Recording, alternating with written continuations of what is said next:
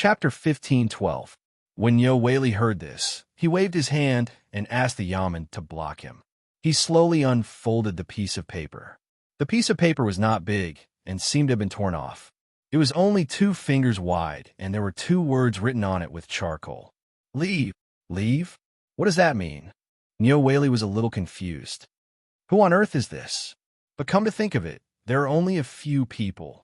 It's impossible for it to be Blossom. I heard that he came out of the mansion and went straight back to the mountain. Then this, could it be someone from the palace? At the thought of this, Yo Whaley's expression changed greatly. Is there something else going on here? For example, is this intentional? At the thought of this, Yo Whaley instantly connected everything that had happened in the city that day in detail. He really had some idea of what was going on. That is to say, what happened here might really have been done by someone on purpose. This underground palace is such a big thing. In the palace, there are so many spies from the Ministry of Personnel, Ministry of Justice, Supreme Court, and so on. How could they not know that there is such a big place here? If they don't know, it can only be said that this person's identity is no longer something that Yo Whaley can touch. This is a tricky thing. Looking at those people who had been wandering around, Yo Whaley couldn't help but feel a chill when he thought of it. Could it be that among these people, he thought of an extremely horrible thing? That is, these people seemed to be spies. At this moment, he finally figured out why someone would give him the note. It was obviously because someone wanted to give face to Zhang Feng, or his appearance had affected someone's plan. Cold sweat. In an instant, sweat oozed out of Yo Whaley's forehead with a swish. It was said that in Chang'an City, even if one spat, one could hit a person that one could not afford to offend. Ever since he had some business with Zhang Feng, he had become more and more arrogant. Yo Whaley's courage was a little high.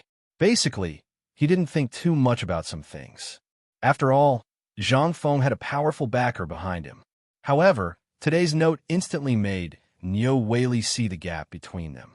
Although Zhang Feng was only a 5th-rank official in name at this time, and although he said that he was the Chancellor and Viscount, Yo Whaley thought that this title was just a casual remark made by the Emperor.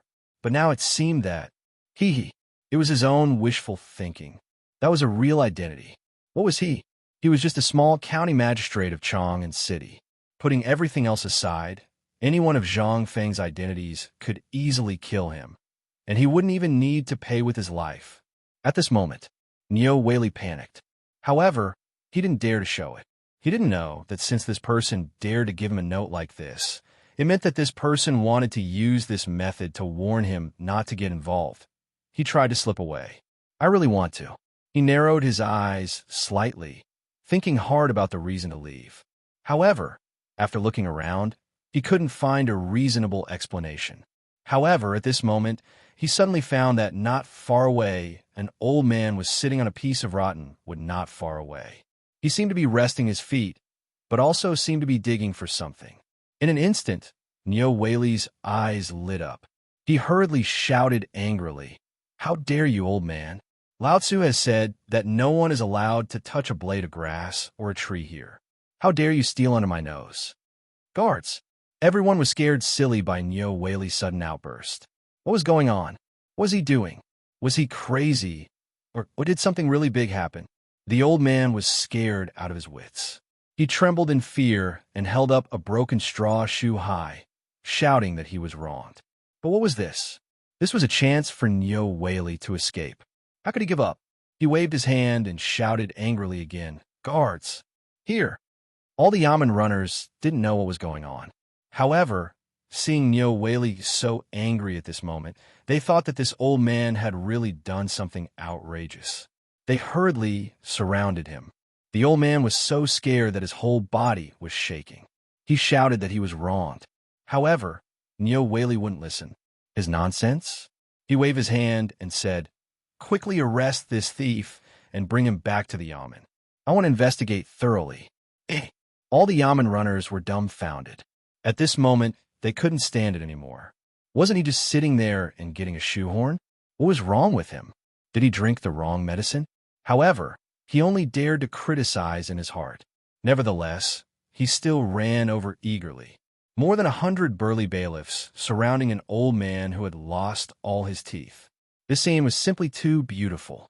Neo Whaley rolled up the sleeves of his official uniform and waved his hand. Guards, escort him back to the Yamen. All the Yamen runners were dumbfounded. He came in a hurry with an imposing manner. Now he was in a hurry to go back. What was he going to do? The private advisor's mouth was wide open, and the folding fan in his hand was about to fall to the ground. He was stunned by Neo Whaley's magnificent feat and was directly petrified. What the F***CK is going on here? Just as the private advisor was in a daze, Neo Whaley had already gotten into the sedan chair. However, when he saw this, he was also anxious. He hurriedly lifted his robe and hurriedly pulled the private advisor, saying, "If not now, when should we go?" Chapter 15:13. After Neo Whaley left, everyone was stunned for a moment, and then they all flocked to the house that had been turned over like a mountain or river. At this time, no one could tell that this was a house. Appearance? The people were crazy, especially after people exclaimed one after another, picking up a piece of glittering gold ingot or a jar of copper coins from the ground. Then, the enthusiasm here was finally completely ignited. Everyone, as if on steroids, began to crazily turn over the ground with their buttocks sticking out. What they didn't notice was that these people who dug up good things were directly piling up a big hill where the small house was located without leaving a trace. At the same time, in the Imperial Palace, Li Shimin, Wei Zheng, and the others stopped all the things in their hands. In the Imperial study, the little eunuchs directly lined up like butterflies and directly sent pieces of paper into the Imperial study. The table of Li Shimin, Wei Zheng, and the others had already been piled up with piles of paper. Looking at the piles of notes, Lin Yiqian thought. Li Shimin's head was about to explode. In just more than 2 hours, a total of more than a few hundred people were found to be involved in this matter in Chang'an. Among them, dozens of people were found to have committed suicide. There were also more than 50 people who had fled. There were even some who had directly clashed with the spies for the sake of this matter, resulting in countless casualties at this time. There were already dozens of officials kneeling outside the Imperial study, waiting for an audience. But Li Shimin only had one answer. That was to kneel. Among the hundreds of people, at least half of the officials involved had been involved, and the other half occupied almost all the industries in Chang'an City.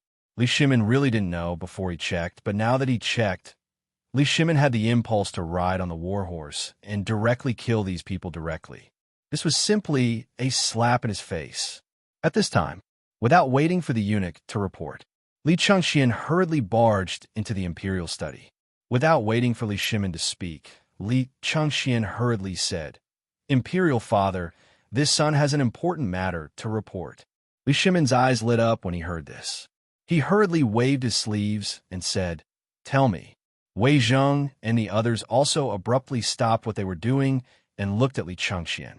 At this moment, Li Chengxian said, "The answer Feng Zi gave me just now was to bide our time." What? Li Shimin heard this. He instantly frowned. Although this matter didn't seem like much, after thinking about it carefully, it really couldn't wait any longer. I reckon that before tomorrow's morning court, basically all the civil and military officials of Hassan will come here kneel, right? At this time, Li Shimin was already taking a huge risk to forcefully investigate the case. If this were to continue, if it was possible, Li Shimin would not have sent someone to the mountain to ask Zhang Feng. This matter was simply too big. Li Shimin hadn't thought of this before, but after investigating, he instantly understood why Zhang Feng was so hesitant to say this matter at that time. This matter had already damaged the reputation of the royal family. If this spread out, it would be like slapping Li Shimin's face. However, if he didn't investigate, all the clues would be cut off. This was extremely passive for Li Shimin. What if this was really a test like Zhang Feng said? And what if this underground palace wasn't discovered? If it was really as Zhang Feng said, there'd be a big gift for him? Then this big gift. The more Li Shimin thought about it, the angrier he became. He waved his hand and said, "Continue." As he spoke, Li Shimin's entire body trembled as he lit a cigarette. However, the smoke had already been blackened by the wick of the oil lamp. But at this moment, how could Li Shimin care so much? He suppressed his trembling hand and calmed himself down. The more he investigated this matter, the more he felt how terrible it was. This Tunghua Gate had been directly taken over without anyone noticing. What about the gate of the imperial city? What about the other city gates? In an instant, Li Shimin didn't have a trace of security. At this time, Li Changxian continued. Feng Zi described Chang and city as a fishing ground. He meant that this was the first head-on confrontation with that person, and this Chang and city was a chessboard. Now, those who were fished out and investigated were all small shrimps. The real big fish had been watching from behind, and these small shrimps were those who were sent out by those people to test. Hearing this, Wei Zheng instantly exclaimed, "Your Highness, did Feng Zi really say this himself?" Li Chengqian nodded with a solemn expression. At that time, Dugo was also there. He can testify. This time, Wei Zheng's expression suddenly changed. He also felt more and more terrified of this matter. This was the first head-on confrontation. What about Ba Shui's rescue in Chang'an City? What about all the previous incidents? Was everything at that time just a test? This time, was it really a game? But this was Chang'an City, where the face of the Tang dynasty was located. At this time, using Chang'an City as the battlefield was already a big taboo. What on earth did this person want to do? Fang Xianling, Du Ruhui, and others also looked serious at this time. Fishing, they had all fallen into it before, so they naturally knew some of the tricks involved. But this time, Feng Zi actually described the whole turmoil in Chang and as a fishing ground. The bait must be the underground palace, which was the face of the imperial family. This bait was really a bit too big. It was so big that no one dared to talk nonsense at this time. But they didn't know what to do at this time. They couldn't help but look at Zhang Feng and ask in unison, "Your Highness, Feng Zi, do you have anything else to say?" Chapter 15:14. Li Shimin couldn't suppress the anger in his heart. He was about to speak.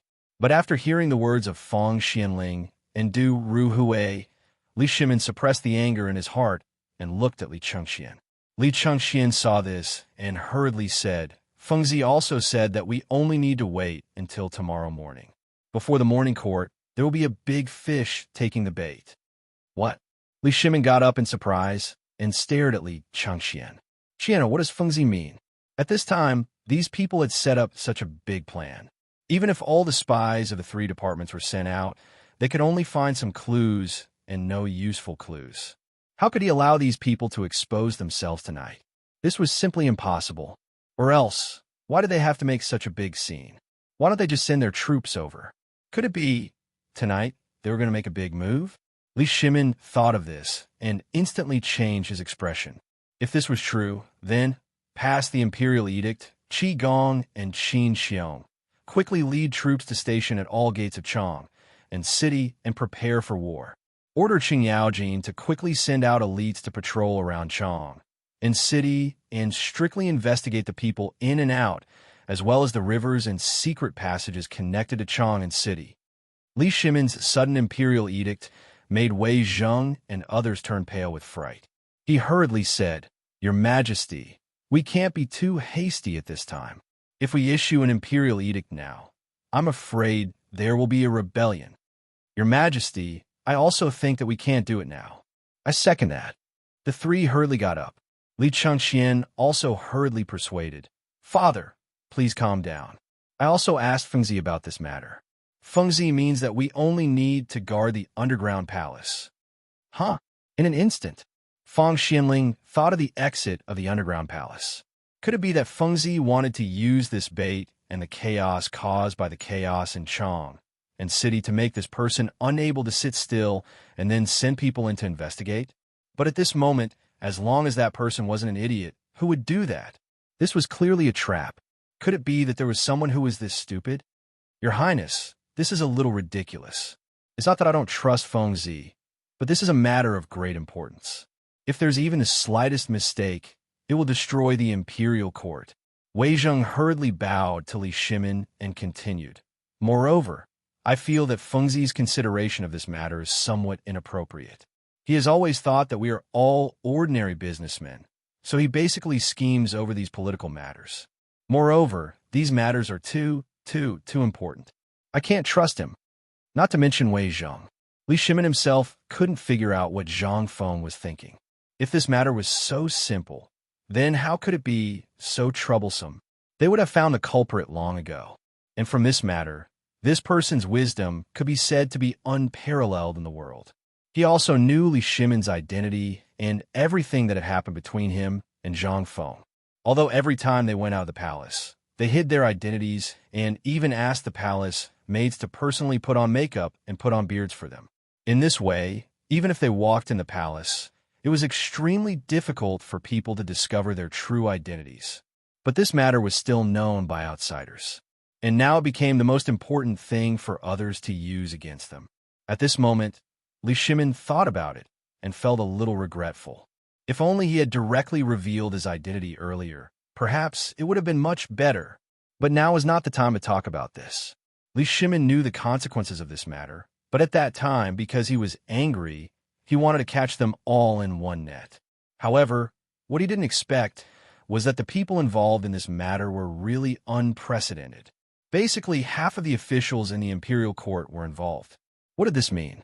Even before the incident at Xuanwu Gate, this was not to be outdone. At this time, Li Shimin felt a deep and heavy pressure, as well as waves of suffocation. Everyone's faces that he trusted flashed through his mind like a revolving lantern, but he still couldn't find a useful one, or rather, a suspicious one. But suddenly, a person's shadow inexplicably leaped out. "Qianer," Li Chengxian hurriedly said, "your son is here. Where is Duke of Chun?" Wei Zheng and the others instantly frowned. Could it be the emperor was suspecting? Li Chengxian began to panic. He hurriedly said, replying to Imperial Father, early yesterday morning, Duke of Chun left Chang and city for Luozhou. Luozhou? Li Shimin narrowed his eyes. Duke of Chun has been in the Eastern Palace this entire time. Did anything strange happen? Li Chengxian had also sensed that something was wrong, and he hastily gave a detailed report of Ho Junji's movements. He wanted to find out what the Crown Prince had been studying and what he was up to. This was all very normal. After all, this was the Crown Prince's father-in-law, so there was nothing wrong with asking.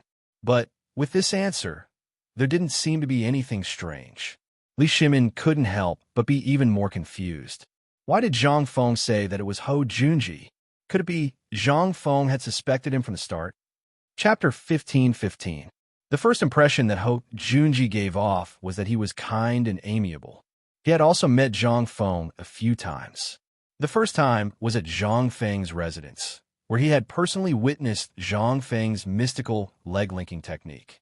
Then, during the opening ceremony, he had gone up the mountain to see Zhang Feng's White Deer College.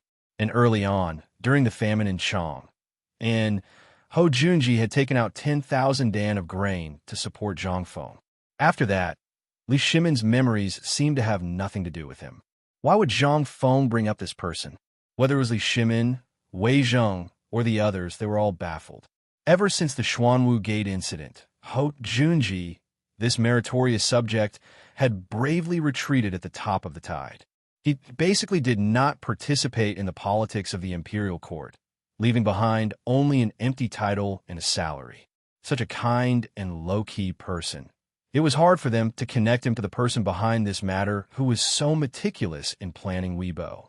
This was simply impossible, absolutely impossible. Li Shimin took in a deep breath and slumped against the soft couch of the dragon throne. Rubbing his forehead, he asked, "Is there any mystery behind that secret passage? Also, Fengzi, what other plans do you have? Tell us in full." "As your majesty commands." Li Chengxian hurriedly told Wang Chong all of Zhang Feng's plans. For a moment, the entire imperial study fell silent, but at this moment, it was so quiet that it was somewhat frightening. The human heart. Yet another contest of the human heart. At this moment, Li Shimin and the others finally understood why Zhang Feng had said that this was a battlefield. At this time, Chang and city was more like a fish pond, and Zhang Feng and that person were like two fishermen playing a game of chess in this pond. Li Shimin felt a wave of helplessness just thinking about it. How resourceful must one be to be able to play such a high-level game? Although Li Shimin was very envious, it was already too late for him to learn this. However, Li Shimin had already secretly made up his mind. From now on, he would be busy every day to learn the art of manipulating people's hearts. What was the difference between this and the emperor technique that Master Yuan had mentioned? There was no difference at all. Li Shimin waved his hand and said, "I'm a little tired of this matter. Let's just do as Zhang Feng said. I'll believe Feng Zi this once. Perhaps Zhang Feng is right." Hearing this, Wei Zheng hurriedly got up and said, "Your Majesty, you must not do this. No matter whether you win or lose in the game, this is tantamount to hurting the face of our Tang dynasty." This matter, Li Shimin got up dejectedly, waved his hand, and said with a wry smile, "At the beginning, Feng Zi didn't mention this matter. I asked Feng Zi 3 times before Feng Zi told me. The underground palace is indeed a backup plan left by someone. If it's not Feng Zi, I think tonight's Chong and city seems to be more chaotic than it is now. And this clue also stopped here. Who gave me and Feng Zi this difficult question? Do you want to slap your own face? Or do you want to let them go?" But Wei Zheng hurriedly wanted to speak again, but he was stopped by Li Shimin with a wave of his hand. He said, "I know what you want to say, but think about it. This person dared to build an underground palace in that place. What does this mean? This means that this person already knows my temperament very well. If I'm still the same as before, then I'll lose this time. In the future, I'll never be able to sleep well. The gold in the underground palace was left to me by him, or it was given to Feng Zi by Lu. This is a multiple choice question he left me. If I really choose to lose face, I'm bound to lose more. You're all right. This is a test and also a game. If I don't even have the courage to play the game, then this underground palace will be my grave. So, since Feng Zi wants to play the game, so what if I lose face? At least, I won't let down the people of the Tang dynasty. So, even if my reputation is ruined in the end, so what?" Li Shimin's words. It was deeply shocking in Wei Zheng's mind. It was indeed as the emperor said. This palace was completely built according to the model of the political announcement hall. That was to say, this person knew the affairs of the imperial court very well. To say the least, this person had a deep understanding of the ministers and the emperor's temperament. He must also know that once this was known, even if the emperor intended to do this, he would definitely stand up to stop him. At the thought of this, Wei Zheng's face suddenly changed.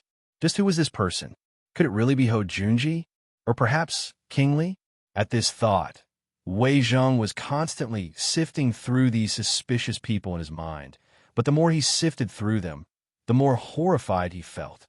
Unexpectedly, anyone who was suspicious was no longer suspicious at this moment.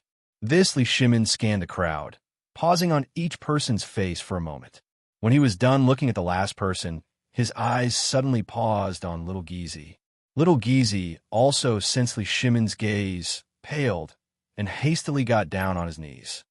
"Your Majesty, this servant, get up. We didn't say anything about you." Li Shimin sighed and waved his hand. "The decree from before remains unchanged. Everything will continue as before. I fear that something unexpected might happen. Qian, quickly return to the mountain and take a group of golden guards with you. We want to know the important information from Feng Zi as soon as possible. No matter how late it is, anyone with the crown prince's token will be allowed to enter the imperial palace tonight. Your son obeys the decree." Chapter 15:16. It was night. The sky was like a piece of black silk, clear and deep. If one stared at it for a long time, there would be a kind of fear and loneliness, as if being swallowed by the darkness. Zhang Feng was lying on the balcony on the 2nd floor. The recliner under him creaked. Other than that, there was no sound on the mountain. In the past, this time on the mountain was the busiest time after the students left school. In addition, the villa area and the student dormitory were basically close to each other. Once something happened, it would spread throughout the dormitory area. But tonight, everything seemed so quiet and strange. It seemed that everyone knew that something big would happen tonight. They had shut their mouths early, including the sound of insects on the mountain. It was so quiet. It was rare for Zhang Feng to calm down. He recalled everything from the Qian Wanli incident to now. He even kept thinking about the figure he saw by chance when he was in Lantian. It was as if there was a pair of eyes staring at him from every angle.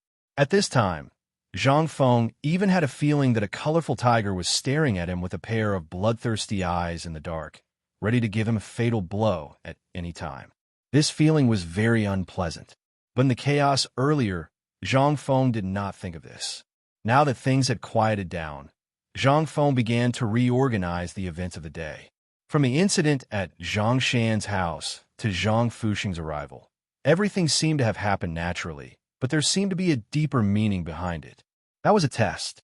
Why did these things happen here today?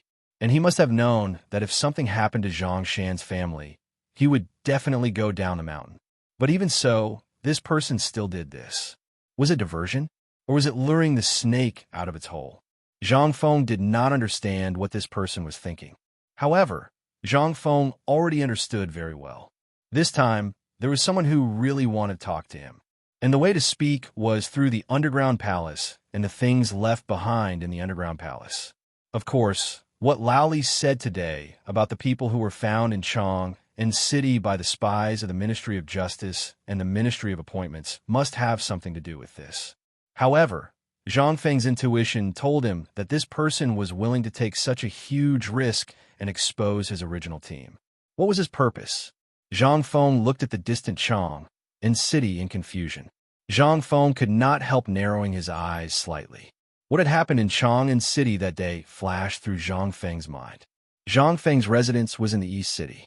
Although it was not far from Tunghuimen in a straight line, it was still at least a mile away.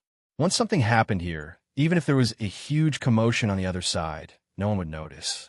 Then what was the purpose of this person's plan? Could it be that he really only wanted him to leave his head and tail alone? Previously, Zhang Feng did not seriously think about what happened today. Now that he thought about it, Zhang Feng suddenly thought of a possibility. That was, at that time, the people in the underground palace had not left yet. They were waiting. If he did not go there, it was very likely that they would not leave either. That was to say, these people also left in a hurry? Then, Zhang Feng's eyes could not help but flicker. Previously, when Zhang Feng told Lao Li that there might be people going to the underground palace tonight, it was only because of Zhang Feng's control of people's minds. He was sure that these people would definitely be greedy. But now that he thought about it, Zhang Feng was even more certain that there would be a big fish taking the bait. As for what kind of big fish it would be, Zhang Feng did not know for the time being and did not want to know. Because he knew one thing, that was, the more he knew, the faster he would die. Thinking of this, Zhang Feng got up and shouted downstairs. Old Ma Xinliang, who had been waiting outside the courtyard of Zhang Feng's villa, immediately came out of the shadows and looked at Zhang Feng and saluted. Courtyard, come up. Hearing this, Ma Xinliang was a little hesitant. After all, the two deans' wives were on the second floor. If he went up now, Ma Xinliang was also a ruthless person. Since the incident with Qian Wanli last time, his reputation had been praised in the academy. He had also heard about the incident at the foot of the mountain today, and naturally knew that it was the doing of the dean. Gritting his teeth, Ma Xinliang stabbed the Mo sword in his hand into the ground, climbed up the window, and climbed to the balcony of the second floor in a few steps. As soon as he went upstairs, Zhang Feng patted Ma Xinliang, who was squatting beside him, on the shoulder and said, Old Ma, go look for Du Dabing immediately. It would be best if he could finally gone. Then, spread the news. While speaking, Zhang Feng whispered a few words in Ma Xinliang's ear. Ma Xinliang's face changed instantly when he heard this. Dean, do we need to? Zhang Feng waved his hand and gestured for him to keep quiet. This matter can't be made public. Just tell them as I said, and they will know what to do. Hearing this, Ma Xinliang gritted his teeth and hurriedly jumped down from the balcony of the second floor. At this time, he had forgotten that he was on the second floor. He only knew that tonight in Chang and City, a person of high status was destined to fall. Chapter 15-17. Fengzi. Not long after Ma Xinliang left, the old scholar hurried over with a lantern in his hand. Hearing this, Zhang Feng hurriedly asked Gao, can I open the door, and then hurried downstairs. In the living room, The old scholar looked gravely at Zhang Feng, who had just come downstairs, and asked, I just saw Ma Xin Liang go over. Did you find out something big again? Zhang Feng nodded and went through the events of the day in detail. Hearing this, the old scholar stroked his beard and nodded. I know the general situation of this matter, but I always feel that this person is somewhat familiar. You'd better take it easy and don't go too far. Otherwise, you'll be driven to desperation. Also, after today, you're not allowed to go down the mountain. Zhang Feng couldn't help but be stunned. What's the matter? The old scholar said with a serious expression. Do you still want your academy? Let's not talk about anything else. Look at the academy. Although it's running, everyone's thinking is basically wondering what the dean did today to shock the world, or wondering what you were doing. Think about it. What will happen if this goes on? Let's not talk about other things first. Now, just based on what old man found out, some students are privately betting on whether you'll go on a killing spree because of what happened today. The old scholar looked at Zhang Feng earnestly and said, I know and understand what happened to Qian Wanli, but that place is not something we can get involved in. Our focus is on the academy. Think about it. If one day you touch the emperor's reverse scale, do you think the emperor will let you go? Let's not talk about this first. Even if the emperor won't do that, what if it's someone else? That mysterious person is driven to desperation by you, and he'll give you. Have you thought about us? Have you thought about the students of the academy? To be honest, have you thought about your 3 women? Have you thought about it? You're having fun, but they're scared and on edge. Zhang Feng's expression changed when he heard this. He solemnly nodded his head and said, Old scholar, I understand. Once this matter is over, I will devote all my attention to my research. But as you can see, it was someone else who was playing tricks on me. I just wanted to protect the people I wanted to protect. The old scholar waved his hand to interrupt Zhang Feng. In fact, he also understood that all of this was due to external factors. Zhang Feng was only passively receiving the attack. But this time, using the whole Chang and city as the gambling point, the danger was obvious. If he failed, it would be fatal for Zhang Feng. Putting aside the others, just the officials themselves would not let Zhang Feng off so easily. The entire academy, as well as the reputation that Zhang Feng had built up, would collapse in an instant. As for Zhang Feng's family, what will happen? These old guys said that it was okay. At worst, they could go back and write letters to others. But what about his 3 women? Especially Yu and Jing Shu. The old scholar was experienced. Of course, he knew that the 2 women had consummated their marriage with Zhang Feng. That meant they had sex. At this time, the old scholar didn't want to come at first. After discussing this matter with Yu Shirenan and others, he met Ma Xin Liang on the way back. After asking, he knew that Zhang Feng was going to make trouble again. So he hurried to find Zhang Feng. He wanted to tell Zhang Feng everything clearly so that Zhang Feng wouldn't do something out of line in the end. If that happened, it would be too late for regrets. But in the face of these questions, Zhang Feng also suddenly woke up from his stupor. The old scholar was right. At this time, it was time to think about his family. What happened at Zhang Shan's house today was already a wake-up call. What if it wasn't what happened today, but someone came to assassinate him? What would the consequences be? Zhang Feng had thought about this since Qian Wanli's death, but he had been busy and forgot about such an important matter. Hearing the old scholar's earnest words, Zhang Feng nodded seriously and said, Old scholar, don't worry. I have my own plans. After tonight's matter is settled, I will deal with the matters on the mountain. I will not care about this matter anymore. The old scholar heard this and shook his head speechlessly. He knew that Zhang Feng was soft-hearted. With just a few words of flattery, Zhang Feng would definitely run over to work as a coolie for others. But what could he do? What could he say? He could only take it that Zhang Feng had really changed his mind. After all, he had said something serious tonight. Forget it, forget it. I've already told you the severity of the matter. As for how you want to go, that's up to you. If you don't want your woman to be bullied, then you'd better settle down and live your life peacefully. Zhang Feng nodded his head repeatedly. I know. Zhang Feng nodded his head repeatedly. The old scholar was so angry that he glared at Zhang Feng fiercely, shook his head and sighed, and left. Zhang Feng naturally wouldn't wait for someone to come to his house and mess with him. Someone had already come to his house to bully him. If he shrank back now, wouldn't he become a joke? Would he, Zhang Feng, still be a man? Zhang Feng wasn't that kind of person. Since the person had jumped out, if Zhang Feng didn't mercilessly chop off his legs, how could he, Zhang Feng, face himself? Tonight was an opportunity. Zhang Feng wanted to see who this Lord Ma was. Chapter 15:18. Yu Qigong had been holding back all day. It could be said that Yu Qigong and Cheng Yaojin couldn't sit still after hearing that something had happened to Zhang Feng's father-in-law. However, they didn't dare to leave the barracks without permission because of the emperor's order. After enduring for a day, the emperor's imperial edict finally arrived in the evening. However, Cheng Yaojin was dumbfounded when he heard the edict. The emperor's edict was for him to take a stroll outside the city. What was the meaning of this? What the hell? Yu Qigong smiled and clenched his fists. Instantly, there was a burst of sound like beans being fried. Brother, I'm leaving first. Tonight, let's see who can catch this big fish first. Cheng Yaojin looked at Yu Qigong, who was putting on his armor, and gnashed his teeth in anger. However, this was the emperor's order. What could he do? Although they didn't go out, they still knew everything that had happened in the city today. Therefore, they had already guessed this arrangement. However, they never thought that the emperor would wait until now and use such a method. Old Yuqi, wait a moment. Cheng Yaojin waved his hand and dismissed everyone in the barracks.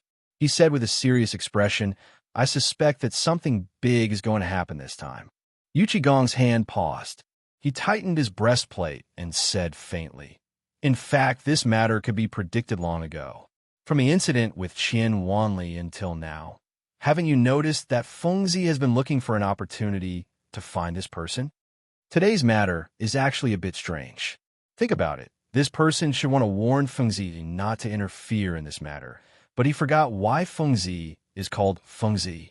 Because once this guy goes crazy, I think both of us will be scared. Cheng Yaojin's expression couldn't help but change. The emperor has sent us out now. Do you think this matter was really a bit strange? It could also be seen that this was entirely Fengzi's idea and not the emperor's. The emperor would never do such a thing that would damage the reputation of the imperial family. The emperor's strategists wouldn't dare to do so either. Then there was only one person left. That was Zhang Feng. At this time, only he could think of such a way to do such an earth-shattering thing.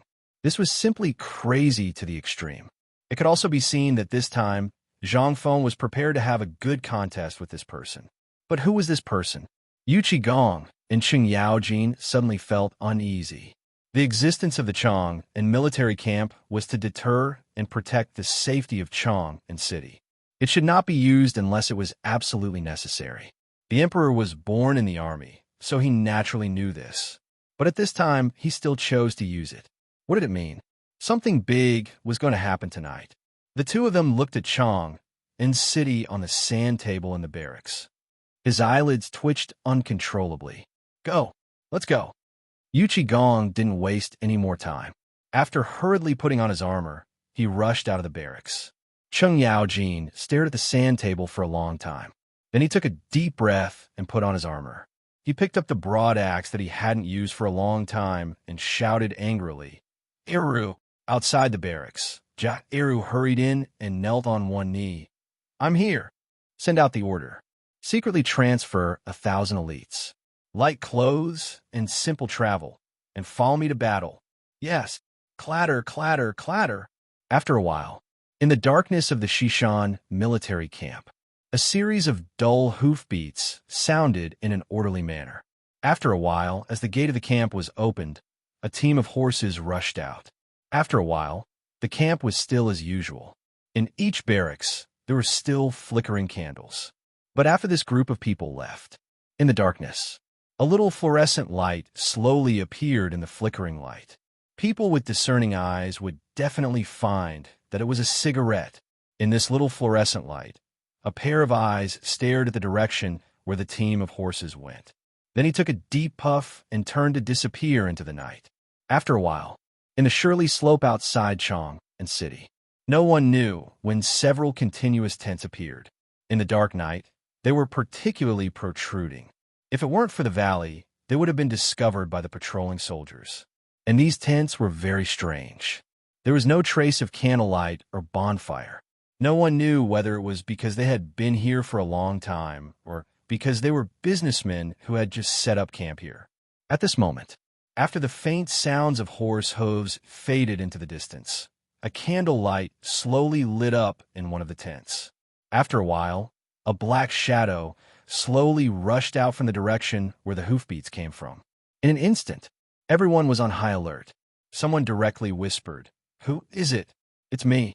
A hoarse voice came, and everyone relaxed. That person didn't stop at all. He went directly to the tent where the candlelight was burning, knelt down on one knee, and shouted, "My lord, Yu Qigong and Cheng Yaojin are on the move." "Well, I know," the man in black asked hesitantly. "Then tonight's action," the voice in the tent said slowly. "Let's wait and see. It's not easy to meet an opponent. Old man wants to see what tricks this kid will play tonight." Looking through the shadow, this person was actually brewing tea in the tent. Chapter 15:19. The man was a little hesitant, but since the old man said so, he could only nod and prepare to leave. At this time, the man in the tent asked, "Did someone really transport a lot of gold in the city today?" "I don't know the specifics, but we saw it from afar.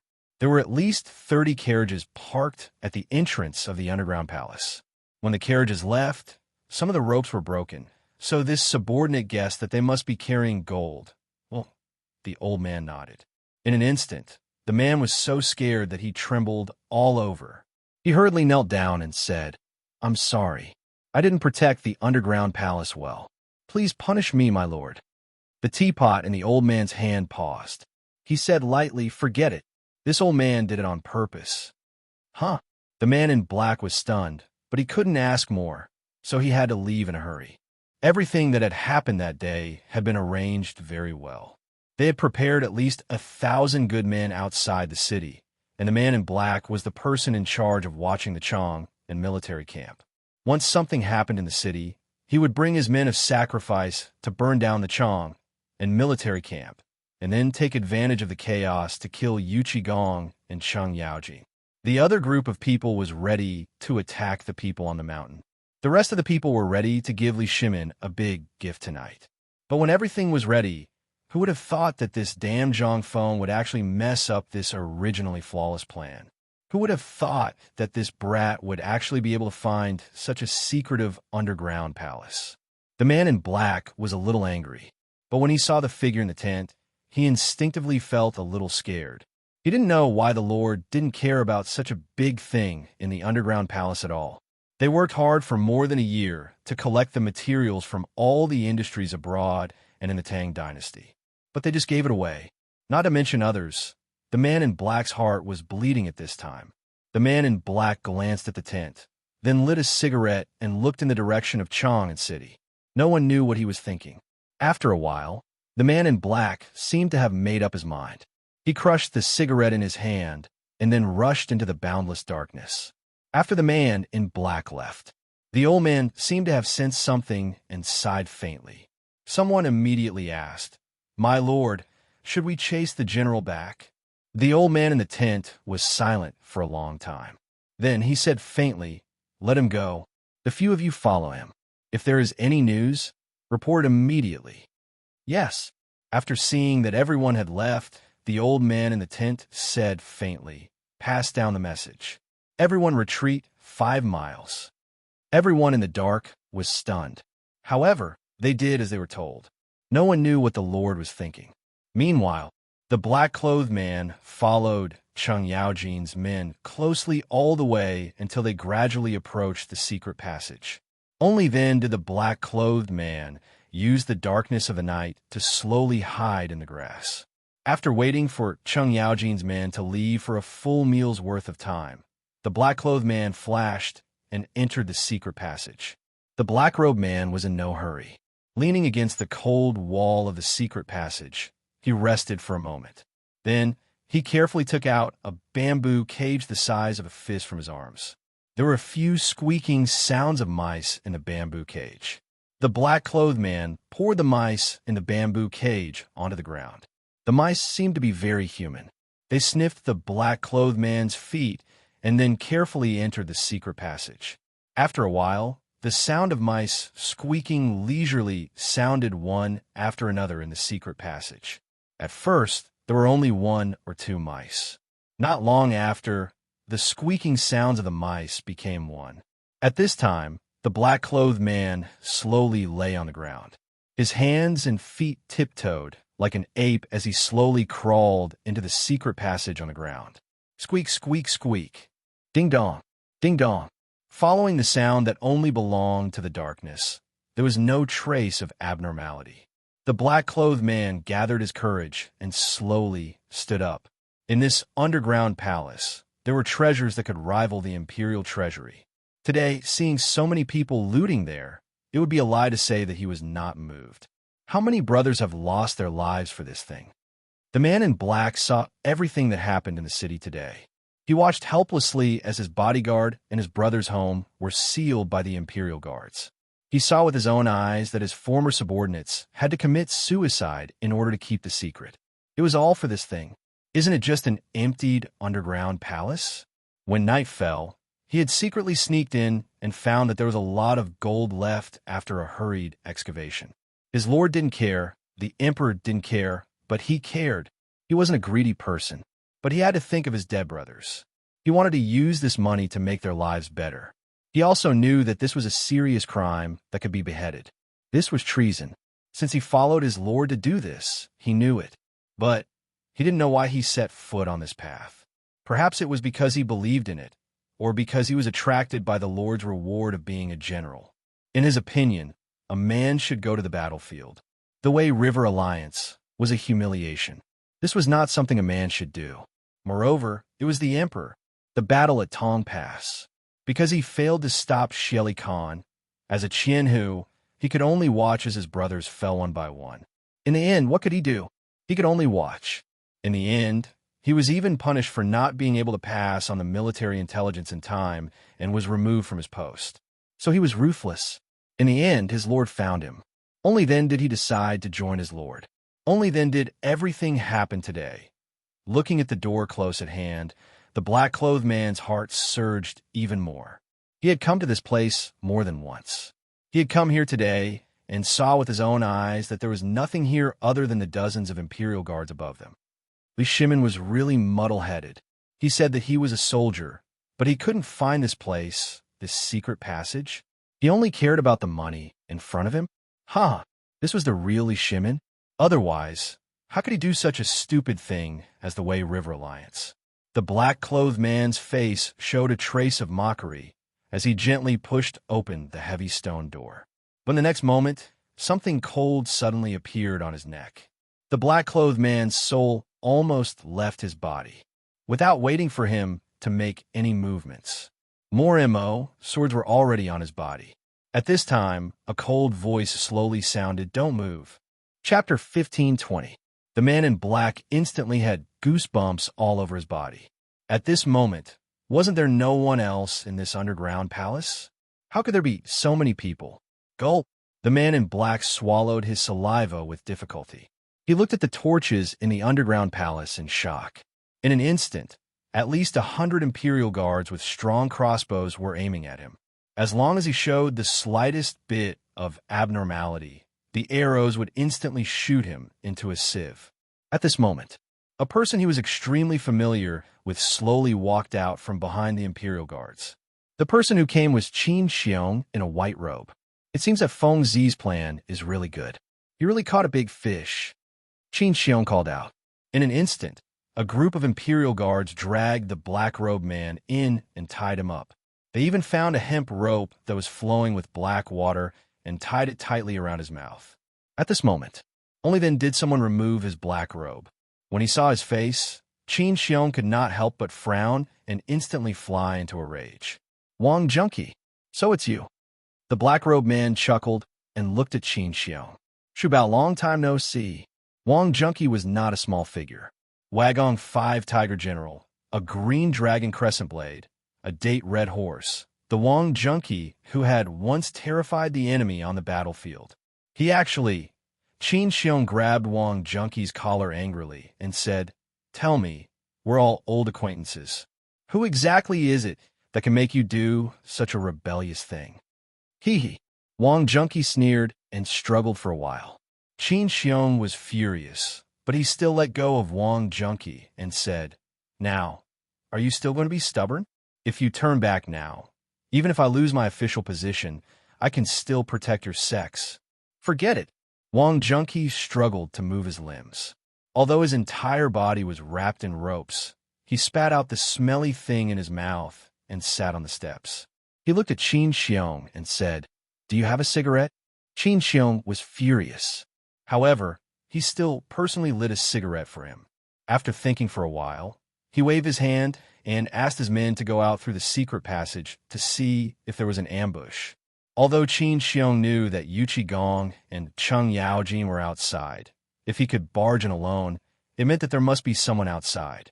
Moreover, who was Wang Junqi? Even the people behind him would not allow him to trespass into this place alone. If that person was really as capable as he had guessed. Wang Junqi took the cigarette and enjoyed it. He didn't stop the Imperial Guards. After he finished smoking, he said, "You don't have to do this. It was my idea to come here today." "Then, tell me, what are your plans?" Qin Xiong asked relentlessly. Wang Junqi chuckled and said, "You don't have to ask about this. The reason I'm here today is to get some gold back. After all, you know that back at Tong Pass, almost all of our brothers were wiped out in that battle. But the outcome was that I didn't deliver the news in time, and the imperial city of Chong was in danger." "Ha!" Wang Junqi smiled bitterly. Instantly, a hint of anger appeared in his eyes. If not for his incompetence, would the Tang dynasty have suffered such humiliation? If he had chosen to retreat to Luozhou, would the entire Tang dynasty have been humiliated? My brothers would not have died in vain. Shut up. Qin Xiong shouted angrily. His Majesty made his own decision. It was good to retreat to Luozhou, but have you thought about what would happen to the Tang dynasty if His Majesty retreated? Would the people of Chong and city be able to withstand the butcher's knife of Xieli? You don't think about anything but your hatred. Have you ever thought about who His Majesty would vent his humiliation on? Qin Xiong was a man of few words, but Wang Junqi really provoked him today. He had fantasized for a long time in his heart and thought about who would be fooled. However, he never thought that the one who would be fooled would be Wang Junqi. Today's plan. He was supposed to be the one. He should be stationed in the imperial city. However, a secret order ordered his soldiers to stay in the imperial city, and His Majesty personally ordered him to stay here unexpectedly. Back then, Qin Xiong was a little pretentious to Wang Junqi, and their friendship was not shallow. Today, he never thought that it would be Wang Junqi, and even now, Wang Junqi was still brooding over the matter of the Wei River Alliance. Qin Xiong sighed and didn't say anything more. After calming down, he said, "Old Wang, can you stop being so stubborn? You just need to tell me the person behind this. I guarantee with my head that His Majesty will not make things difficult for you." Wang Junqi smiled bitterly and said, "Forget it. You and I both know that since I chose this path, I've already thought about the ending. By the way, let me tell you, I personally found someone to dig this underground palace. Since I've lost, I have nothing to say. You can kill me or torture me as you wish." Chapter 1521. At night, the people in the underground palace were still lying in ambush. But Wang Junqi had been secretly escorted back to the palace to await the emperor's execution. But the first step was to pry open his mouth. In the imperial study. At this time, Li Shimin still didn't feel sleepy at all. He didn't even have the slightest intention to read the memorials. They were all piled up to Fang Xianling and Du Ruhui. In the imperial study, Zhang Sun Wuji, Fang Xianling, Du Ruhui, and Wei Zheng were all busy. Ever since the underground palace incident in Chong and was leaked, the secret letters have been sent out in an endless stream. At this time, in addition to cigarette butts under everyone's feet, there were waste papers all over the floor. Cigarettes were the only source of support for them. Until now, they finally understood why Zhang Feng admired this thing so much. This thing was really a divine thing to refresh the mind, and cigarettes had become the standard of all the officials in the entire Tang dynasty. without cigarettes, not to mention others, even they would feel a little degrading. The first thing to do when going to work was a cup of tea and a cigarette, whether to smoke or not depended on the person. In a moment, the whole room was full of smoke. But what was this? This was a new trend. It was good stuff. At this time, Xiao Gizi walked into the imperial study in a panic. He was carelessly knocked by the threshold and fell down instantly. Xiao Gizi was so scared that he hurriedly exclaimed, "Your Majesty, the big fish took the bait." Wow! In an instant, whether it was Li Shimin or Wei Zheng and the others instantly raised their heads from the pile of small pieces of paper. "What did you say?" "Who?" Li Shimin suddenly asked. "It's..." Xiao Gizi looked at Wei Zheng hesitantly. But when he turned to look at Li Shimin, he trembled and hurriedly said, "It's General Wang Junqi." Buzz! Li Shimin's head instantly exploded. Wang Junqi? How could it be Wang Junqi? This was simply impossible. "Tell me in detail," Li Shimin said with a wave of his sleeve. He couldn't believe that Wang Junqi was the one they caught tonight. This person was a direct subordinate of the military, but because of the incident at Tongguan, he had been recuperating at home. If not for hearing this name today, Li Shimin would have almost forgotten about this person. Back then, it was he who was stationed at Tong Pass. Because the civil officials in the court had been holding on to the fact that he had delayed reporting military intelligence, almost half of the civil officials were impeaching him. Under the pressure, Li Shimin had no choice but to punish him and order him to recuperate at home. But at this time, Li Shimin did not expect that this Wang Junqi would actually walk on such a path. The faces of Wei Zheng, Zhang Sun Wuji, and the others also changed greatly at this time. They did not dare to say anything. They all knew the weight of this Wang Junqi in the army. But at this moment, what does his appearance mean? And it was at this time. The secret passage in this place was only known to those people. That was to say, Wang Junqi had already... Thinking of this, Wei Zheng and the others did not dare to say anything. If they said anything wrong at this time, what awaited them was the emperor's anger. Li Shimin was trembling all over at this time. He staggered a step, put his hands on the desk, and pointed at Xiao Gizi with a trembling finger. "Where is he?" "Your Majesty, General Qin is personally escorting him to the imperial study." "Send him in. I want to see him immediately." "Yes, Your Majesty." Li Shimin smoked one cigarette after another in the time it took to eat a meal. His face was so cold that it was about to drip water. Wei Zheng and the others did not dare to disturb or make a sound. At this time, the emperor had already fallen into extreme anger. Anyone who made a sound at this time was courting death. Amidst a flurry of footsteps and the clashing of armor, Li Shimin's eyes stared deeply at the door of the imperial study. Qin Xiong's white robe slowly appeared outside the imperial study and reported, "I, Qin Xiong, escort the suspect to see you. Come in." Li Shimin waved his sleeve and ordered. Looking at Wang Junqi behind Qin Xiong, Wei Zheng and the others hurriedly stood up in horror. This person was one of the 5 tiger generals of Wagong. Who didn't know at that time? Who didn't know? But because of the Wei River Alliance and the defeat at Tong Pass, this person actually, as soon as they entered the imperial study, Qin Xiong explained the situation briefly and then stood to the side. Li Shimin looked at Wang Junqi. It could be said that Wang Junqi had been looking at him since he saw him. Wang Junko also looked at Li Shimin proudly. Li Shimin and Li Shimin looked at each other. "Your Highness Duke of Qin." It was Wang Junqi who spoke. But Qin Xiong's face suddenly changed, and he shouted angrily, "How dare you call him His Majesty?" Li Shimin took a deep breath and slowly walked down from the dragon throne. He walked to Wang Junqi and said in a low voice, "General Wang, we were old friends when we were in Wagong. Today, as long as you tell me everything you know, I don't think I will hurt you. I will guarantee that you and your family will not have to worry about food and clothing for the rest of your life. What do you think? I know that you were harmed by a thief. You also know my temper. As long as you tell me who the thief is, I will immediately write you a decree that I will not hurt you in the future.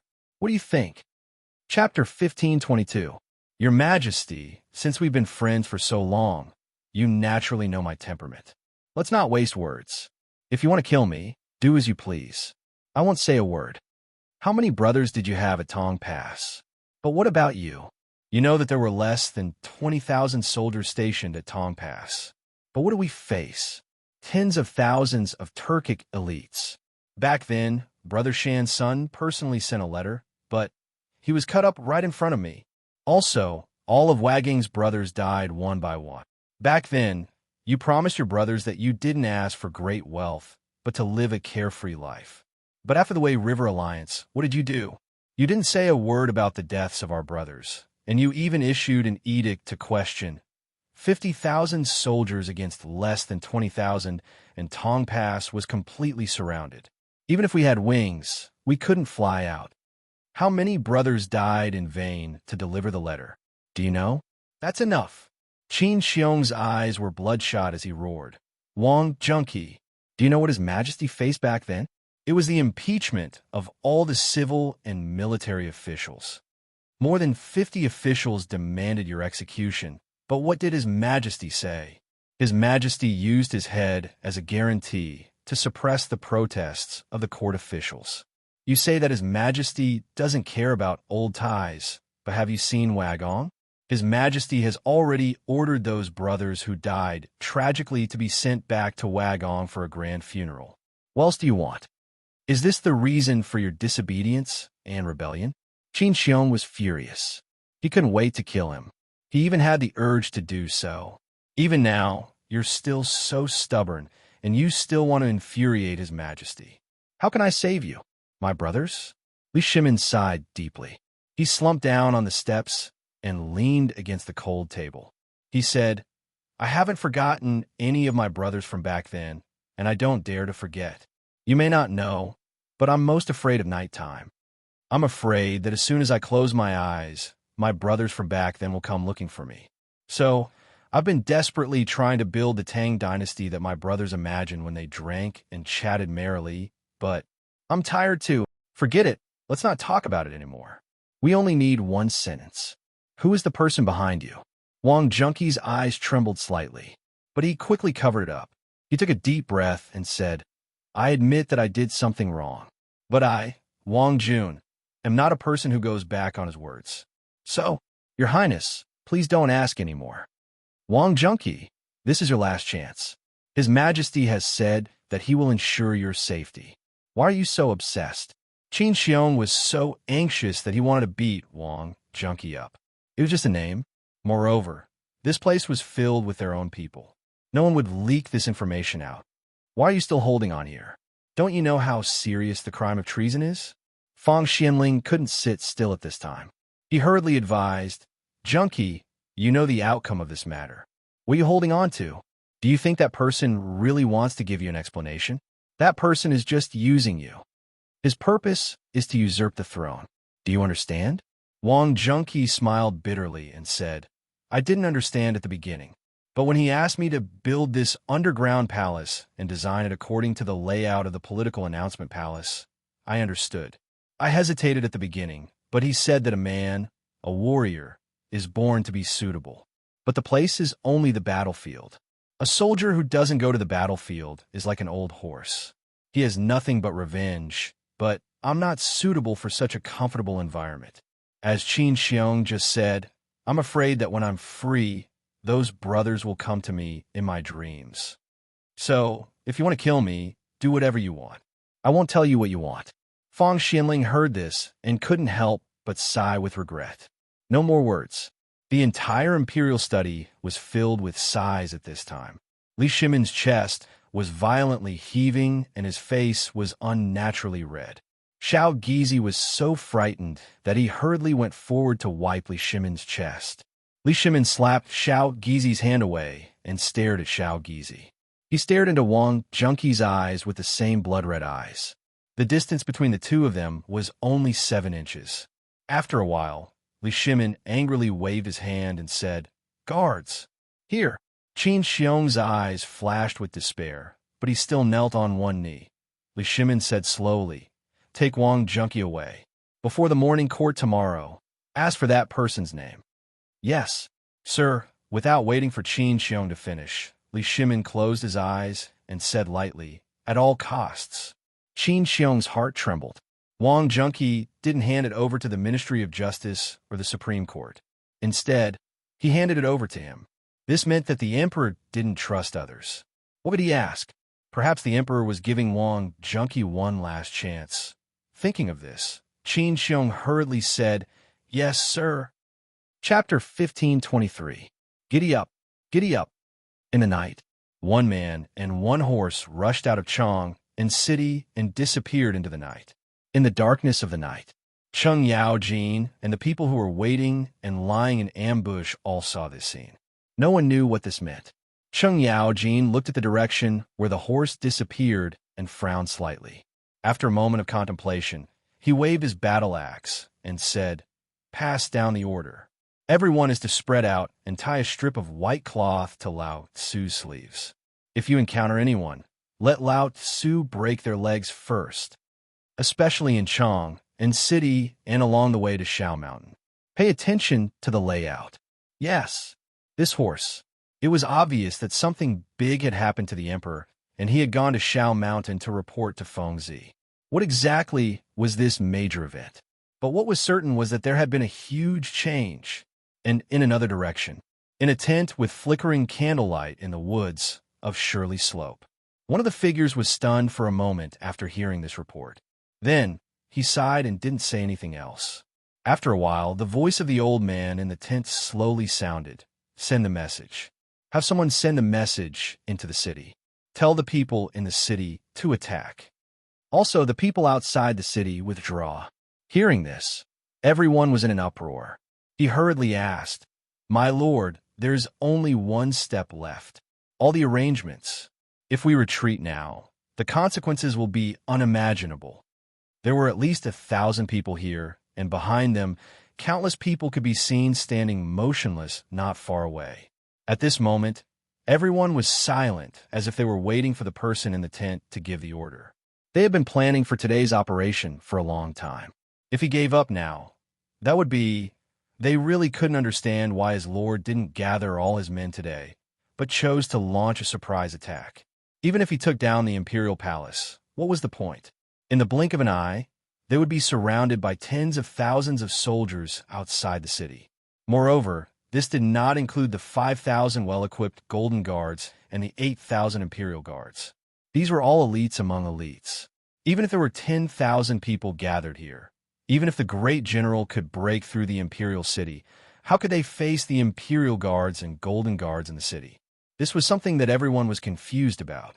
If they knew that everything that happened today was just a test, and that the mysterious man had no intention of attacking the palace, then what would they think?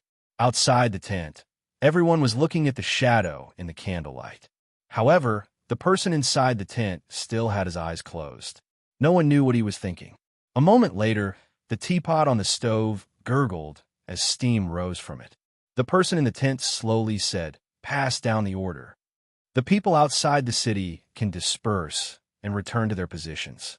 Without old man's orders, no one is allowed to act on their own. Even more so, no one is allowed to reveal tonight's operation." Everyone was stunned. After an entire night of preparation and even sacrificing some of the soldiers in the city, they gave up just like that? The mysterious person in the tent did not say anything. However, when he heard the rustling outside the tent, he knew that everyone was filled with dissatisfaction and doubt. He could only calmly say, "Something happened to the great general. There's an ambush in the city tonight." What?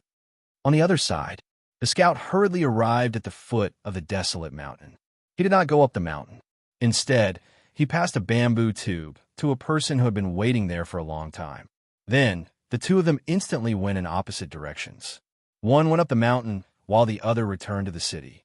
The moment the two of them separated, a group of soldiers once again went into hiding as if nothing had happened here. That person urged his horse to gallop towards the entrance of White Deer College. After passing the tube to a person at the entrance of White Deer College, he turned back. At the entrance of the college was the small wooden hut that Zhang Feng was in previously. When Li Chengxian, who was drinking tea, heard this, he hurriedly stood up and rushed to the door. The secret memorial from the messenger appeared in Li Chengxian's hands. Li Changxian did not have time to think. He quickly opened it. There were only a few words. The big fish took the bait. The big fish was Wang Junqi. When Li Changxian saw this, his hands trembled and he almost tore the note apart. Wang Junqi. That person was amazing. He was actually able to pull him down. Who exactly was this person? Li Changxian did not have time to think. He hurriedly pulled the note and rushed out of the wooden hut, galloping towards Zhang Feng's location. Today's events in the city instantly became complicated and confusing. They actually managed to lure out the former 5 tiger generals of Wagong Village. What did this mean? Was it someone from the military? Or could it be that someone even more powerful than the military had infiltrated the city? Could it be that something even more terrifying was waiting for them tonight? Li Changxian did not have time to think too much. It was useless to think too much. This was a game of chess. A game of chess. How could he participate in such a game of chess? However, being able to participate in it already made Li Changxian extremely excited. What was this? This was a real battlefield. Using the people's hearts as expectations and using a city as a battlefield.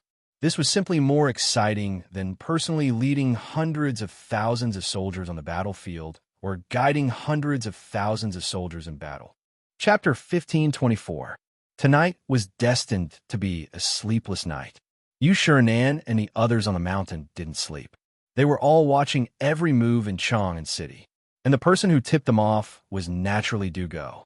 Zhang Feng naturally didn't feel sleepy. He was also a little excited and looking forward to such a wonderful battle. Although he didn't like it, Zhang Feng was still looking forward to the result since he could meet such an opponent. Although he didn't know what the result would be if they failed tonight. But Zhang Feng's intuition told him that tonight's plan wouldn't fail. After all, he had played the simulated battlefield game countless times.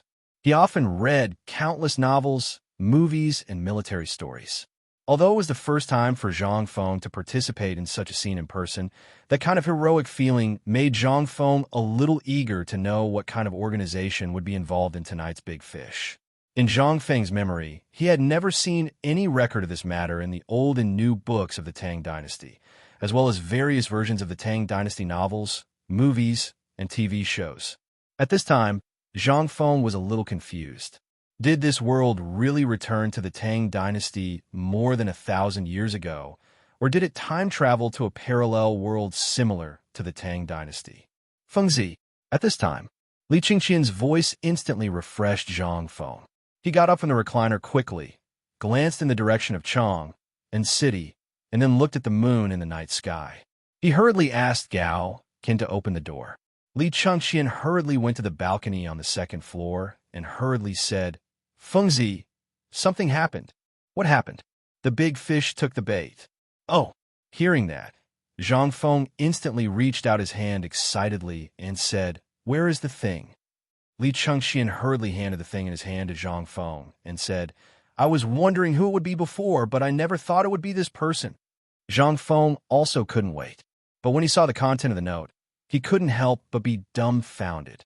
Stunned, he asked, Is your information accurate? Li Changxian nodded solemnly. If nothing happened to the person who came, then this news must be accurate. Zhang Feng sucked in a breath of cold air.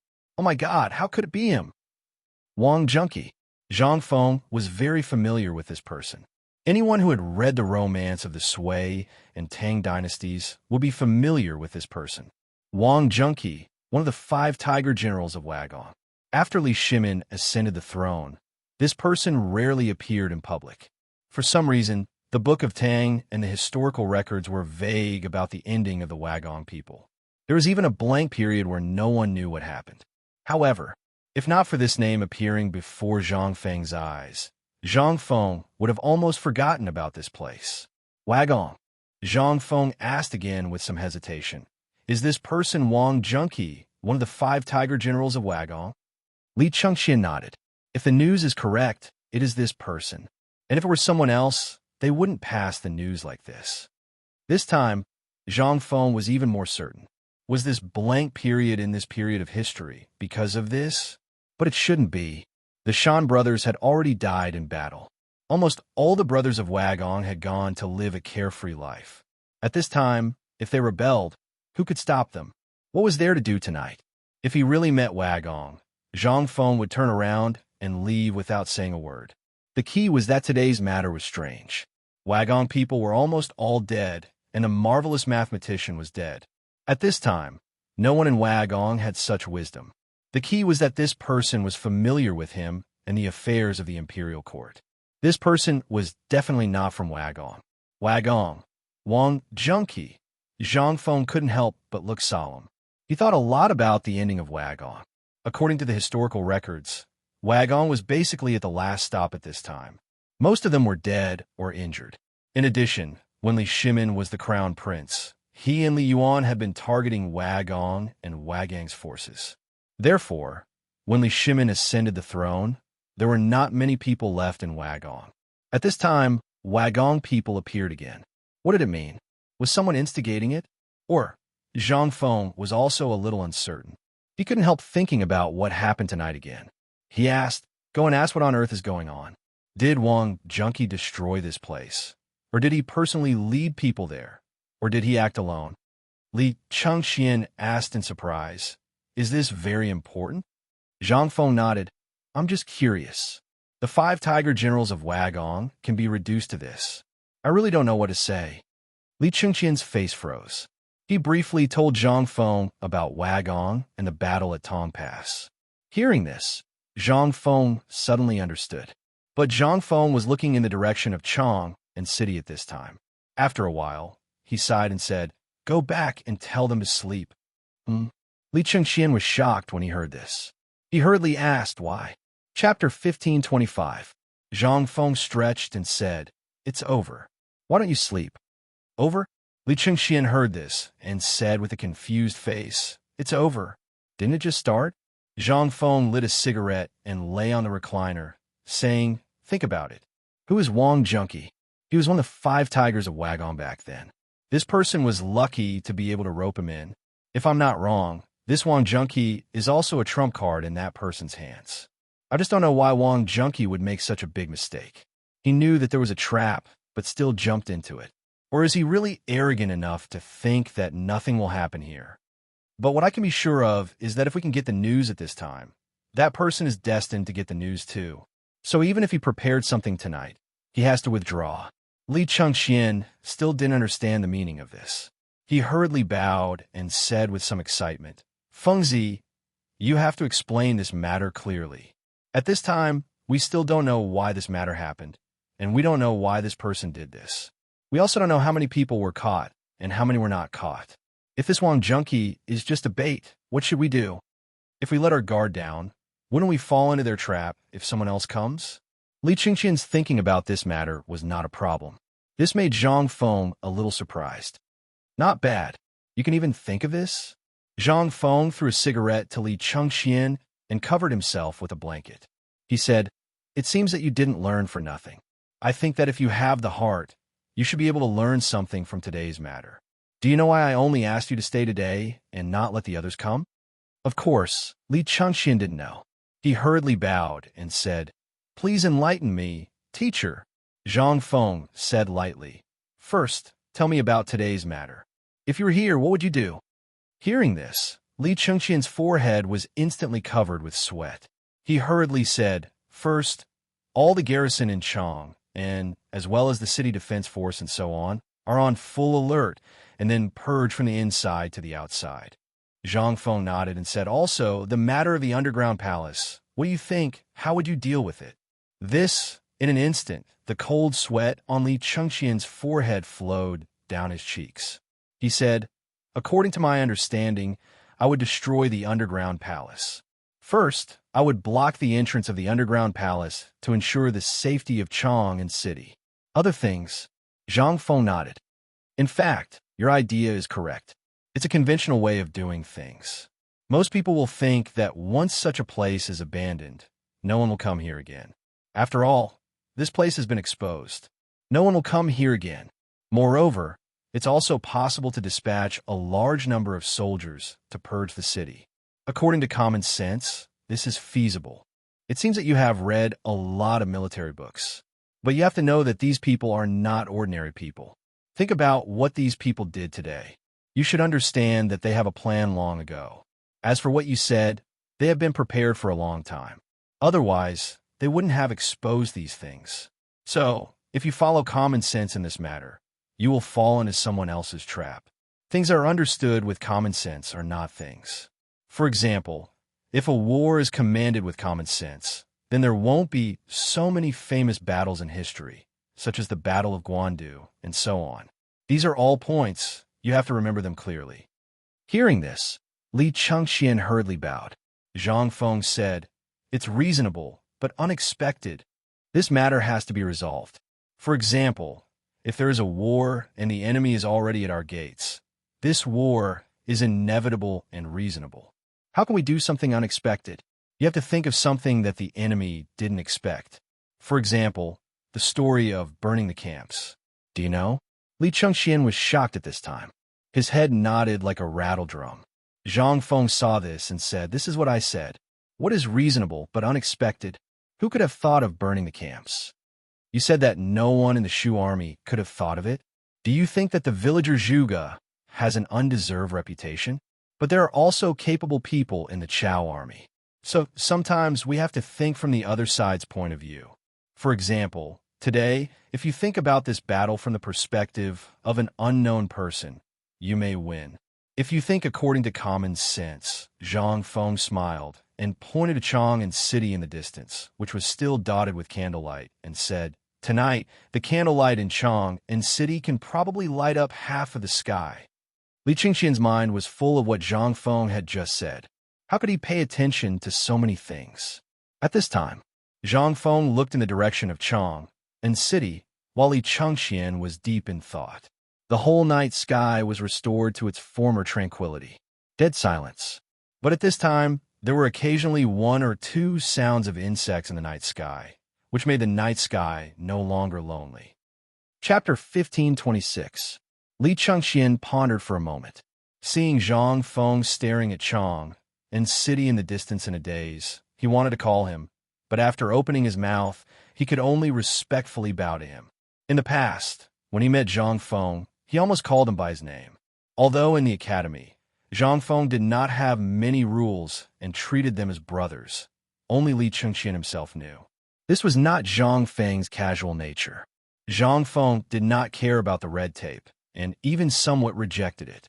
Zhang Feng did not emphasize this matter in the academy, but as the crown prince, how could Li Chengxian forget it?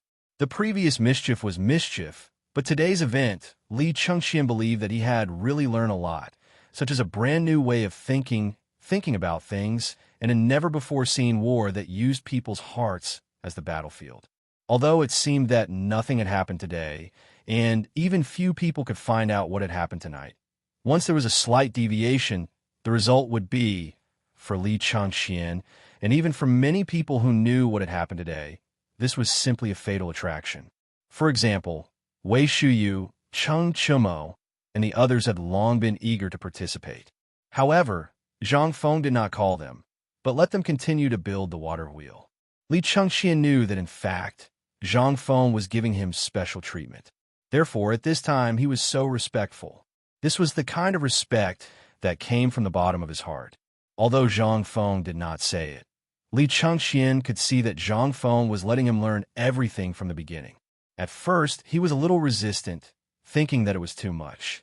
But gradually, he found that it seemed that Zhang Feng deliberately wanted him to familiarize himself with the principles, instead of letting him compare with Cheng Chumo and the others. For example, last time, also in this villa, Zhang Feng talked about this when he was with his father. It was also last time that he was enlightened. Although he did have some understanding last time, it was not so clear. Only this time did he see something clearly. For example, the battlefield was a fishing ground. Tonight, although Li Chengxian still couldn't understand whether this victory was a little sudden or not, or if it wasn't as spectacular as he had imagined, he couldn't help but be overjoyed after learning of this matter and the answer to Zhang Feng's victory. Li Chengxian did not dare to delay. After leaving Zhang Feng's villa, he prepared to deliver the news to the palace. However, before he could get far, he was blocked by Yu Shirenan and the others' doormen. It's so late. Where are you going? Ouyang Sun asked hurriedly as soon as he entered the room. Li Chengxian hurriedly bowed to everyone and then said, "Just now, Feng Zi said that the matter in the city has been settled." What? When they heard this, they could not help but feel a little surprised. Li Gang couldn't help but ask in surprise, "Tell me, didn't you say that tonight is extremely dangerous in the city? Did he really catch a big fish in the underground palace?" Li Chengxian nodded and smiled bitterly. "That's right. I'm sure all of you know this person. He is one of the 5 tiger generals of Wagong, Wang Junqi." When they heard this, their faces instantly changed. Wang Junqi, although they had been holding Zhang Feng's psychology textbook and reading it over and over again, they still did not know if there was any record of this kind of thing in the textbook. The psychology textbook was divided into 3 volumes. 2 of the volumes cited countless classic things to explain, and only one of the volumes described the ways of psychology in detail. But even so, they firmly believed that the Chang'an city tonight was destined to be different from what Zhang Feng had imagined. Zhang Feng's actions were just superfluous, an abandoned place that had been discovered. How could the enemy be so stupid as to take the initiative to take the bait again? This was simply illogical. But what about the reality now?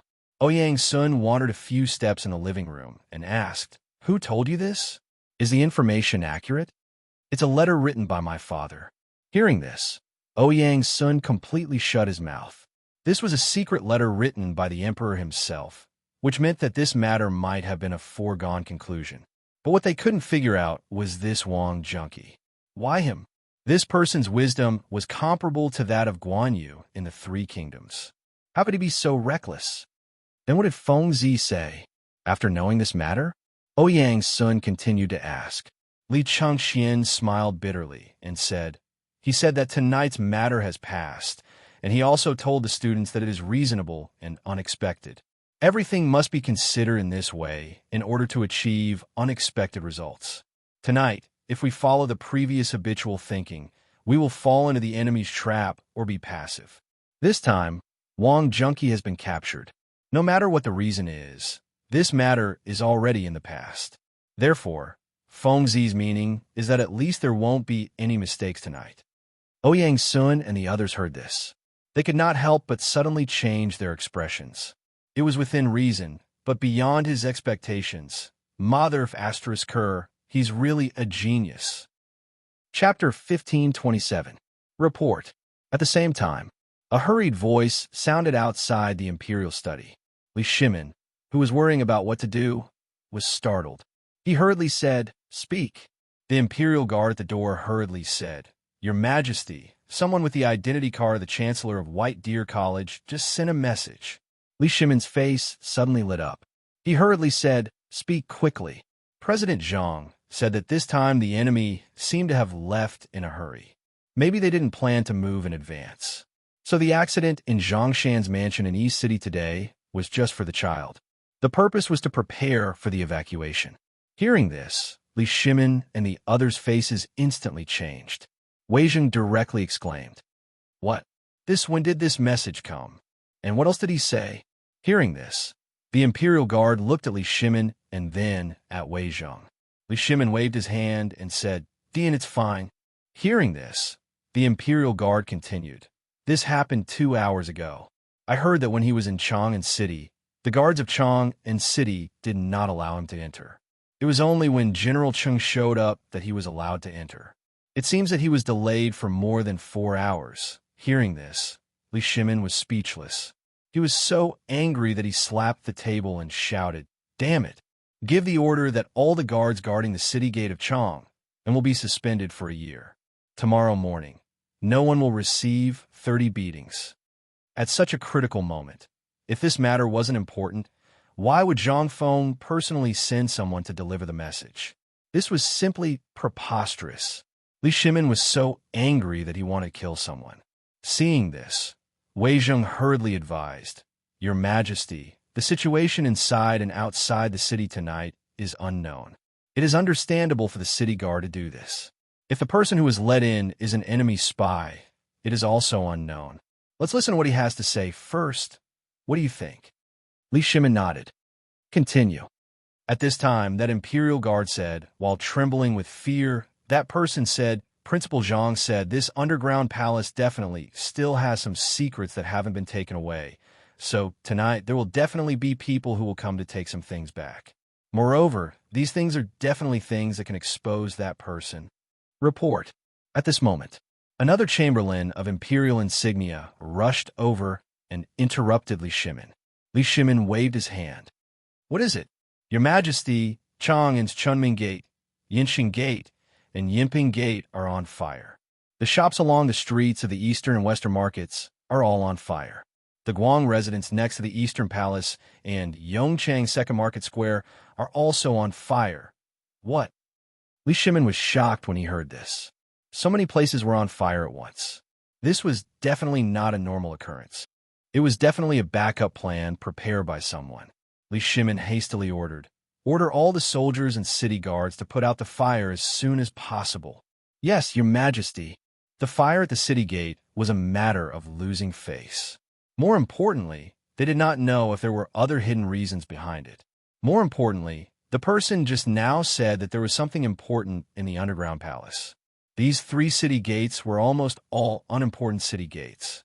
Even in such a situation tonight, the troops deployed by Li Shimin were only a few hundred. Most of the soldiers were concentrated at the few important city gates. But who would have thought that this person would actually choose to attack these city gates that were not used in a normal day? These city gates were almost all used by the people in the city for farming, cattle, and lambs. Usually, only people who poured night incense would go in and out a few times. These city gates were more or less forgotten by Li Shimin already. But now, all of the city gates that he had set up were fine. Only this place had a problem. Also, it was the eastern and western markets. This place was an important commercial area of Chang and city. It was a big deal if this place was on fire. Li Shimin had no choice but to put out the fire. As for the Guang residence and Yongchang's second market, these places were closest to the Eastern Palace. At this moment, these places didn't seem to be connected at all. But Li Shimin, who was looking at the map, suddenly realized the importance of these places. If he didn't put out the fire, it would definitely cause irreparable losses. More importantly, Li Shimin's face had been slapped so hard that it sounded like a slap.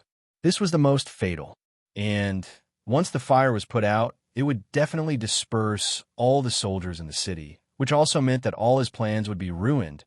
What exactly were these people trying to do? Li Shimin's face was terrifyingly gloomy. At this moment, he was staring at a few places on the map, but his eyes were fixed on Yongjia Lane in the city. This was the main point. If Fengzi's guess was right, then what this person wanted to do was nothing more than to create an opportunity for them like what happened at Zhang Shan's residence today. When he thought of this, Li Shimin pulled out the sword hanging on the pillar of the imperial study and shouted angrily, Come, follow me out of the palace. I want to see what kind of trouble this thief is trying to cause tonight. Chapter 1528. At this moment, it was already past midnight. Almost all the lanterns in Chang and city were extinguished, and all the people seemed to have fallen asleep.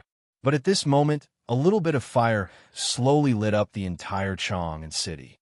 First, it was a little bit, then a cluster, and then half the sky was completely red.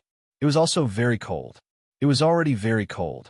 But at this moment, the people sleeping near the East Market suddenly seemed to feel as if it had become hot. In the East Market, at this moment, the East River Restaurant, Chang'an Hotel, and dozens of other shops were burning at this moment, instantly waking up the people who lived there. Everyone looked at this fire and couldn't help but be stunned. They jumped on the streets and shouted desperately, Fire! Help! Put out the fire! Help! The first one to arrive was not the city guard, but the night watchman. Seeing this, the night watchman didn't care about his work. He held the gong high and hit it desperately. Bang, bang, bang. Bang, bang, bang. Fire. Everyone get up. Put out the fire. In an instant, the people who were sleeping in a daze were awakened by the harsh and disturbing sound of the gong.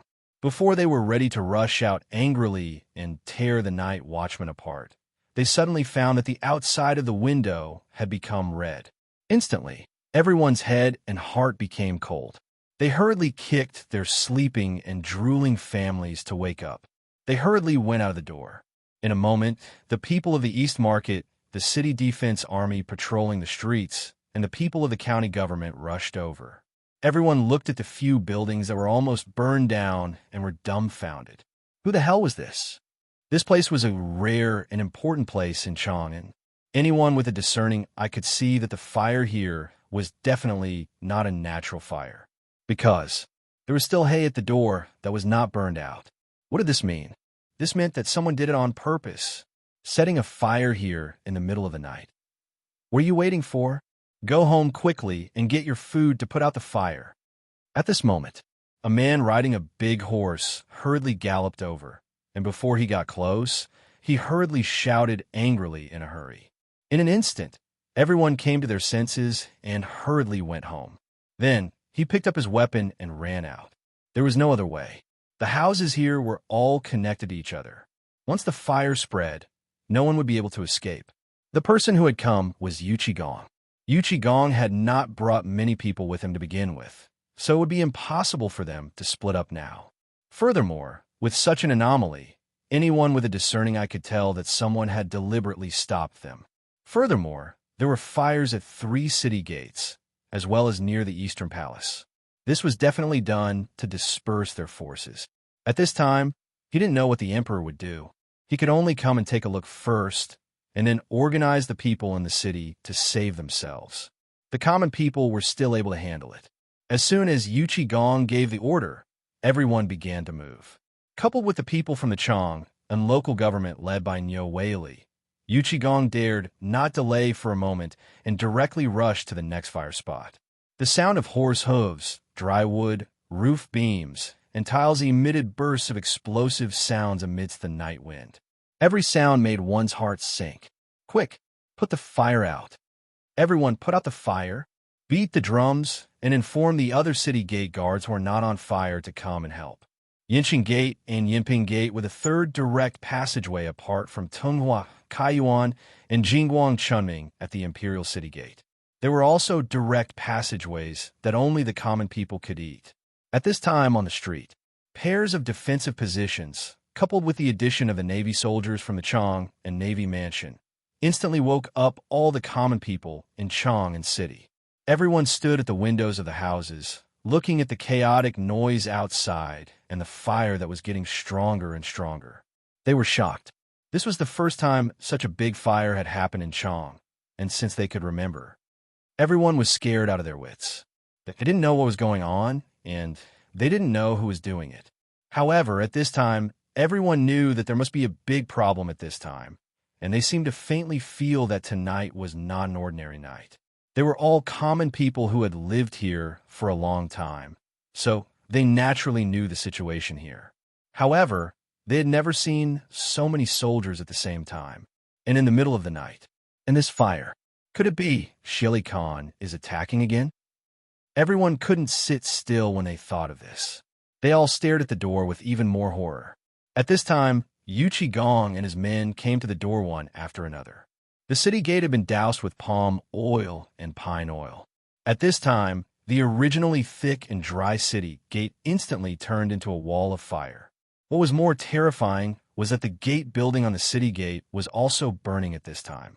Although this place was relatively close to the moat outside the city, it was necessary to open the city gate to put out the fire. Opening the city gate seemed to be... Yu Qigong's eyebrows twitched fiercely. The anger in his heart was also burning fiercely. He shouted angrily, "Everyone, listen to my order. Quickly go to the common people's houses to borrow water. Guard the city gate with your lives. Don't."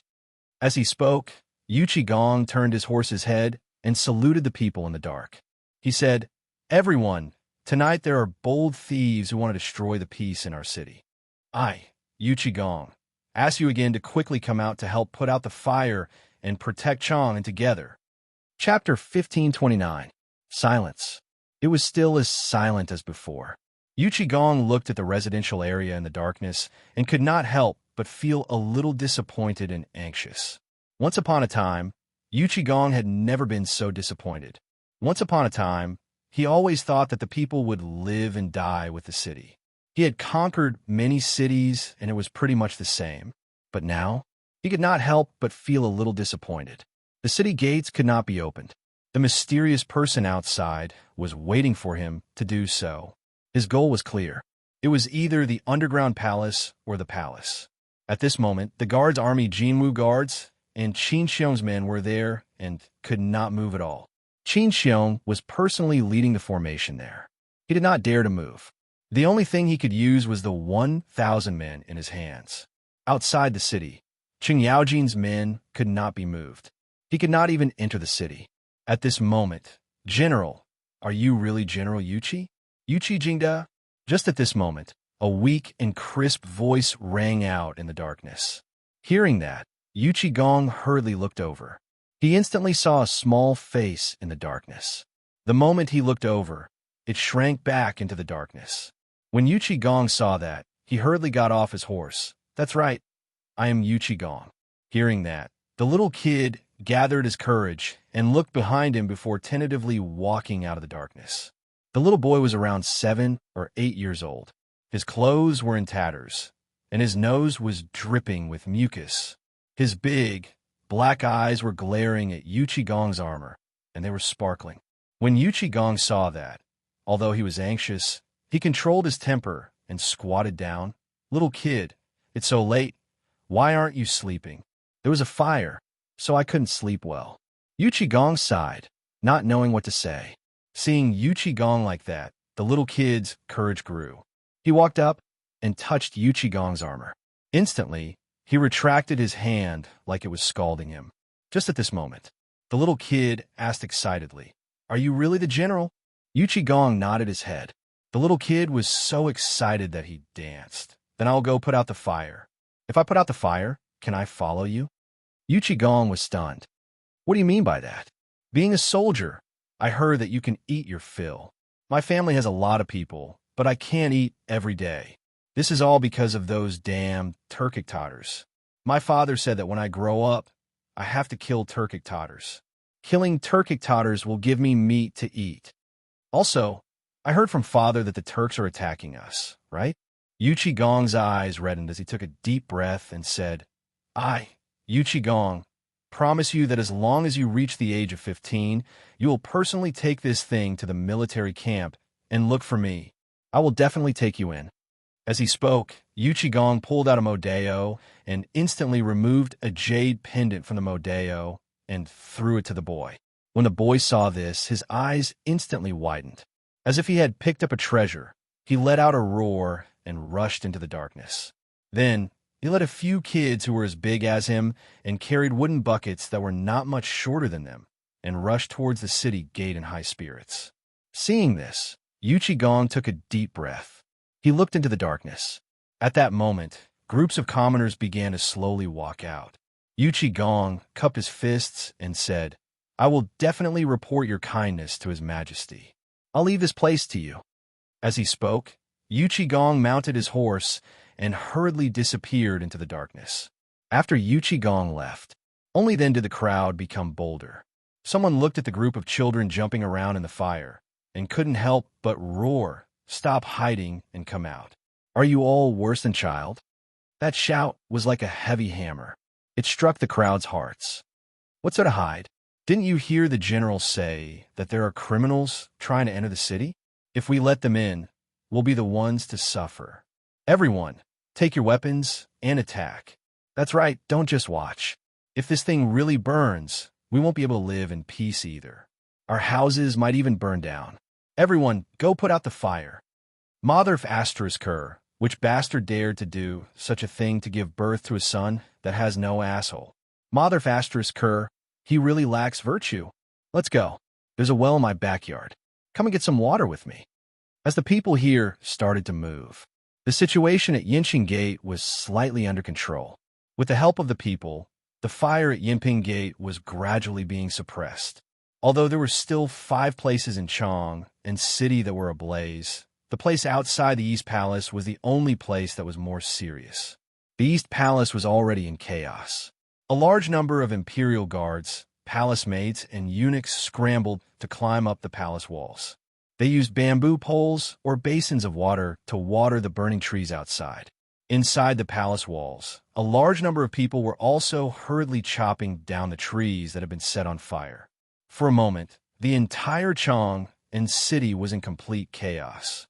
At that moment, Li Changxian had just arrived at the illustrious Virtue Gate. Looking at the fire in Chang and city in the night sky, Li Changxian's heart skipped a beat. It's over. He was still too late. Chapter 1530.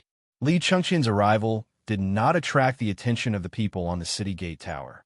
After a lot of twists and turns, Li Changxian was able to enter the city gate.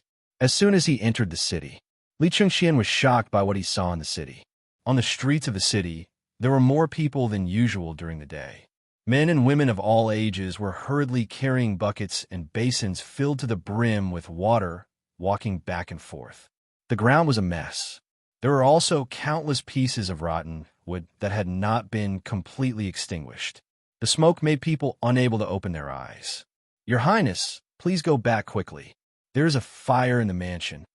At this moment, an imperial guard came in a hurry from Yinchen Gate. After seeing Li Changxian, he hurried forward to report. Li Changxian's face changed instantly. He asked, "What's going on?" "Your Highness, don't you know?" The imperial guard looked at Li Changxian and the guard behind him in surprise. He said, "An hour ago, someone set fire in Chang and city at the same time. Yinxing, Yinping, Chunming, and Guangzhai, the east and the west were all on fire at the same time." "What?" Li Changxian's face changed instantly. He did not care about anything else. He hurriedly waved his horse whip and rushed in the direction of the imperial city. Zhang Feng just said that this matter was over, but there might be some small tricks. At that time, Li Changxian did not pay attention to it. But now, after hearing the imperial guard's words, he instantly understood what Zhang Feng meant. This was more than just a small trick. They wanted to mess up the whole Chang and city so that they could profit from it. What exactly were these people thinking? Didn't Zhang Feng say that this matter was over and nothing would happen outside the city tonight? Li Changxian's head was like a mass of paste at this moment. He had been thinking. This matter was similar to what Zhang Feng just said. He wondered how many similarities there were. But after thinking for a long time, he finally thought of one thing. That was, the people tonight were destined to be prepared. However, because something happened to Wang Junkie's people, the layout inside and outside the city completely failed. At this moment, Li Changxian thought about it from his own point of view. Instantly, all the hair on Li Changxian's body stood up. Now that the people outside the city have left, what will happen to the people inside the city? They must have known that something had happened outside the city, so they wanted to use this method to mix in with the chaos and get out of the city.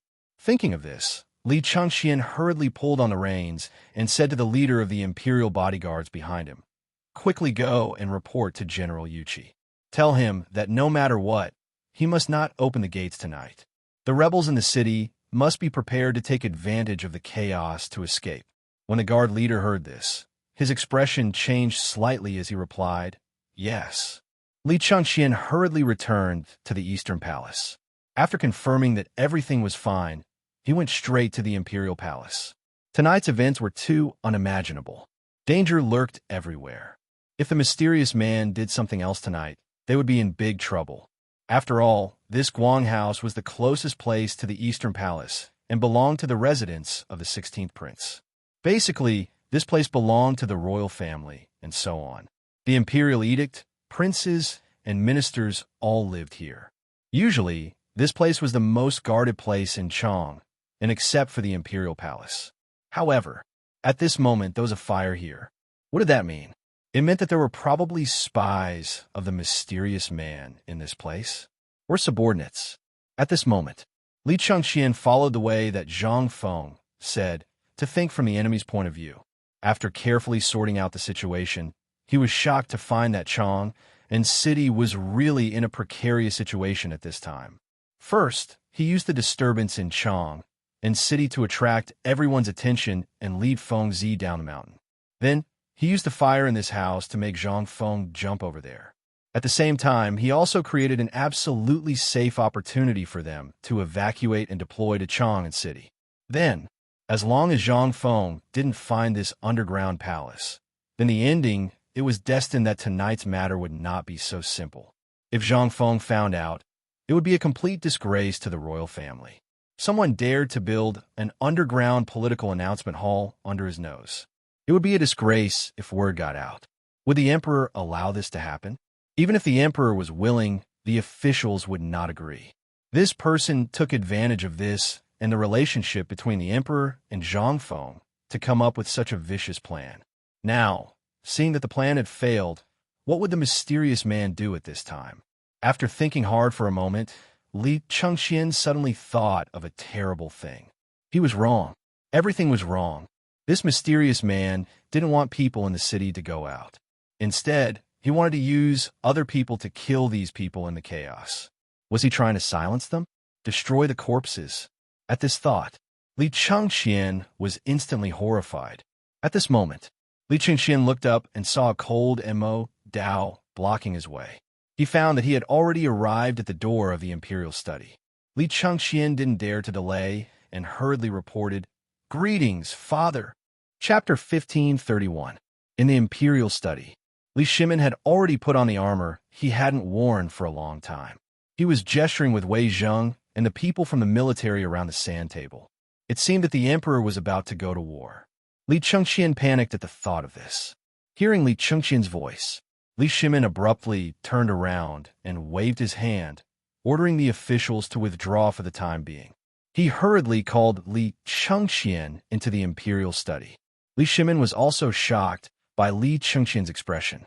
Li Shimin asked as soon as Li Chengxian entered, "Is there anything wrong with the Eastern Palace?" "Father, there's nothing wrong with the Eastern Palace, but the situation in Chang'an." Li Shimin gestured for Li Chengxian to keep quiet, then motioned for Li Chengxian to enter the rear hall. Behind the imperial study was where Li Shimin rested. It was a room slightly smaller than the imperial study. There was nothing inside except for some daily necessities. At this time, Li Shimin asked, "Did Fengzi send any message?" "Fengzi said that we've already won." Li Shimin frowned and asked, "Then what's with the fire in the city? If we've won, what about the incident in the city?" For the first time, Li Shimin doubted Zhang Feng's judgment. He had thought that the matter was over, but before he could catch his breath, he heard Fengzi speculating that there was a big secret in the underground palace.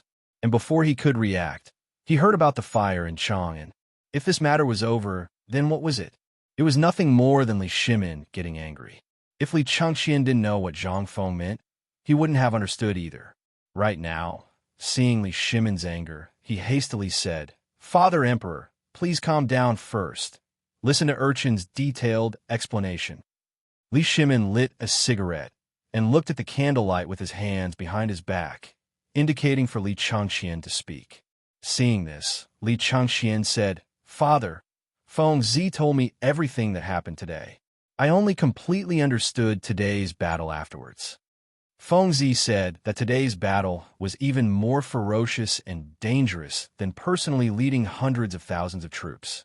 He said that we have to think from another perspective. He also said that today, he actually only used one move, which was reasonable and unexpected. He also asked me to say that if I were to go, Li Chengxian repeated Zhang Feng's words and added his own understanding of the situation. Li Shimin calmed down as he listened. Listening carefully to Li Shimin's words, Li Shimin's mind slowly recalled everything that had happened today. In an instant, it was as if the whole of Chang'an had come alive. Everything that had happened today appeared in his mind, and the general plan of the entire Chang'an city. It was a wonderful feeling. It was also very unclear, especially when Li Chengxian said that he had to think from another perspective. Zhang Feng had said this sentence countless times, but every time Li Shimin encountered something, especially an emergency, he could not think of it. At this time, listening to Li Chengxian's words, all the things that he did not understand before suddenly became clear. However, Li Shimin still frowned and asked, "What do these things have to do with the fire in Chang'an City now?" Hearing this, Li Chengxian felt an unprecedented feeling from his father for the first time, which was to face him head-on. Yes, it was to face him head-on. Li Chengxian's character was a bit of a procrastinator and a little timid. However, Today's matter had his own different opinions, which made Li Shimin feel a little surprised. Li Changxian said, "In fact, we have to start from what Fengzi said was reasonable and unexpected. Everything that happened today was actually planned by the mysterious person. For example, what kind of reaction would we have when we found the underground palace? He had already thought about it thoroughly. What would happen if we didn't find the underground palace? He had already planned everything that we could think of. Although I haven't been to the underground palace, since he could imitate the political announcement hall, he must have known about you, Prime Minister Wei, Fengzi, and the others. He must be very familiar with them. Therefore, he had already thought of everything that you could think of. However, I guess that this Wang Junqi seems to be an accident. It seems that for some reason, or because he was blinded by money, or because he really came to find some secrets, he was exposed." Fengzi thought about it from Wang Junqi's perspective. He said that this person used to be one of the 5 tiger generals. To be able to get him, he must have promised something extraordinary. Perhaps it was a high position and generous salary, or something else. However, he was bound to be a tiger general in the hands of that person. The loss of this person was bound to make the mysterious person suffer a heavy blow. Therefore, tonight's matter has already been exposed. In order to hide his identity, this person set fire in Chang'an City. Li Shimin asked with some surprise, "Could it be that you're talking about those people in the city preparing to escape?" Li Changxian nodded, then shook his head and said bitterly, "At the beginning, I also guessed so. However, when I thought of what Zhang Feng said was reasonable and unexpected, I had a bolder idea." Chapter 1532. Tonight at this time, Li Changxian's words had already filled Li Shimin's head with a roar. Who would have thought? There would be so many twists and turns. Most importantly, although what Li Changxian said at this moment seemed inconceivable, if one thought about it carefully, they would be able to understand it thoroughly. Furthermore, they would be able to connect everything that happened tonight with everything that happened during the day. Even those people caught by the spies when the fire broke out last night. Thinking at this time, Li Shimin could understand a little. At this time, Li Changxian was so excited that some of his lips were trembling. He dared to guarantee that this was the most words he had spoken in front of Li Shimin in the 17 years since he was born. Moreover, it was the first time that his father treated him so seriously and asked him something. After all, in Li Changxian's eyes, Li Shimin was an insurmountable mountain. Many times, Li Changxian could only look up to him. How could he talk about politics with his father so freely like today? Li Shimin also saw Li Changxian's excitement. He motioned Li Changxian to sit beside him and lit a cigarette for him. He said, "Speak slowly. There are only the 2 of us here." "Thank you, father." Li Changxian hurriedly got up and took the cigarette with both hands. However, he was reluctant to smoke. He said, "Father, I guess that the people in the city do want to leave the city. Therefore, someone secretly leaked the information and let them set fire to these 5 places. Father, you see, these 5 places basically cover the north, south, east, and west of Chang'an City. As long as there are troops in the city, no matter how many there are, once these places are on fire at the same time, they are bound to be the first to be alarmed. Therefore, the safest and best way to leave the city in the chaos is to blend in with the people who are putting out the fire. Even if there are people who know each other, they will not recognize each other under the cover of the night." Hearing this, Li Shimin nodded. However, at this time, Li Changxian sighed and said, "But, father, if you think so, you are very wrong." Hearing this, Li Shimin's hand, which was about to smoke, trembled. He squinted his eyes in confusion and asked, "What's wrong?" Li Changxian said in horror, "Father, have you ever thought about it? Everyone knows that there are 3 generals stationed in Chang'an City. Once something happens, they will definitely find the 3 generals as soon as possible. How can they not see this?" When Li Shimin heard this, he asked in surprise, "Then what you mean is that the 3 city gates caught fire? This was all done on purpose? Are they not planning to leave the city?" "No." Li Changxian's stingy expression became even more solemn.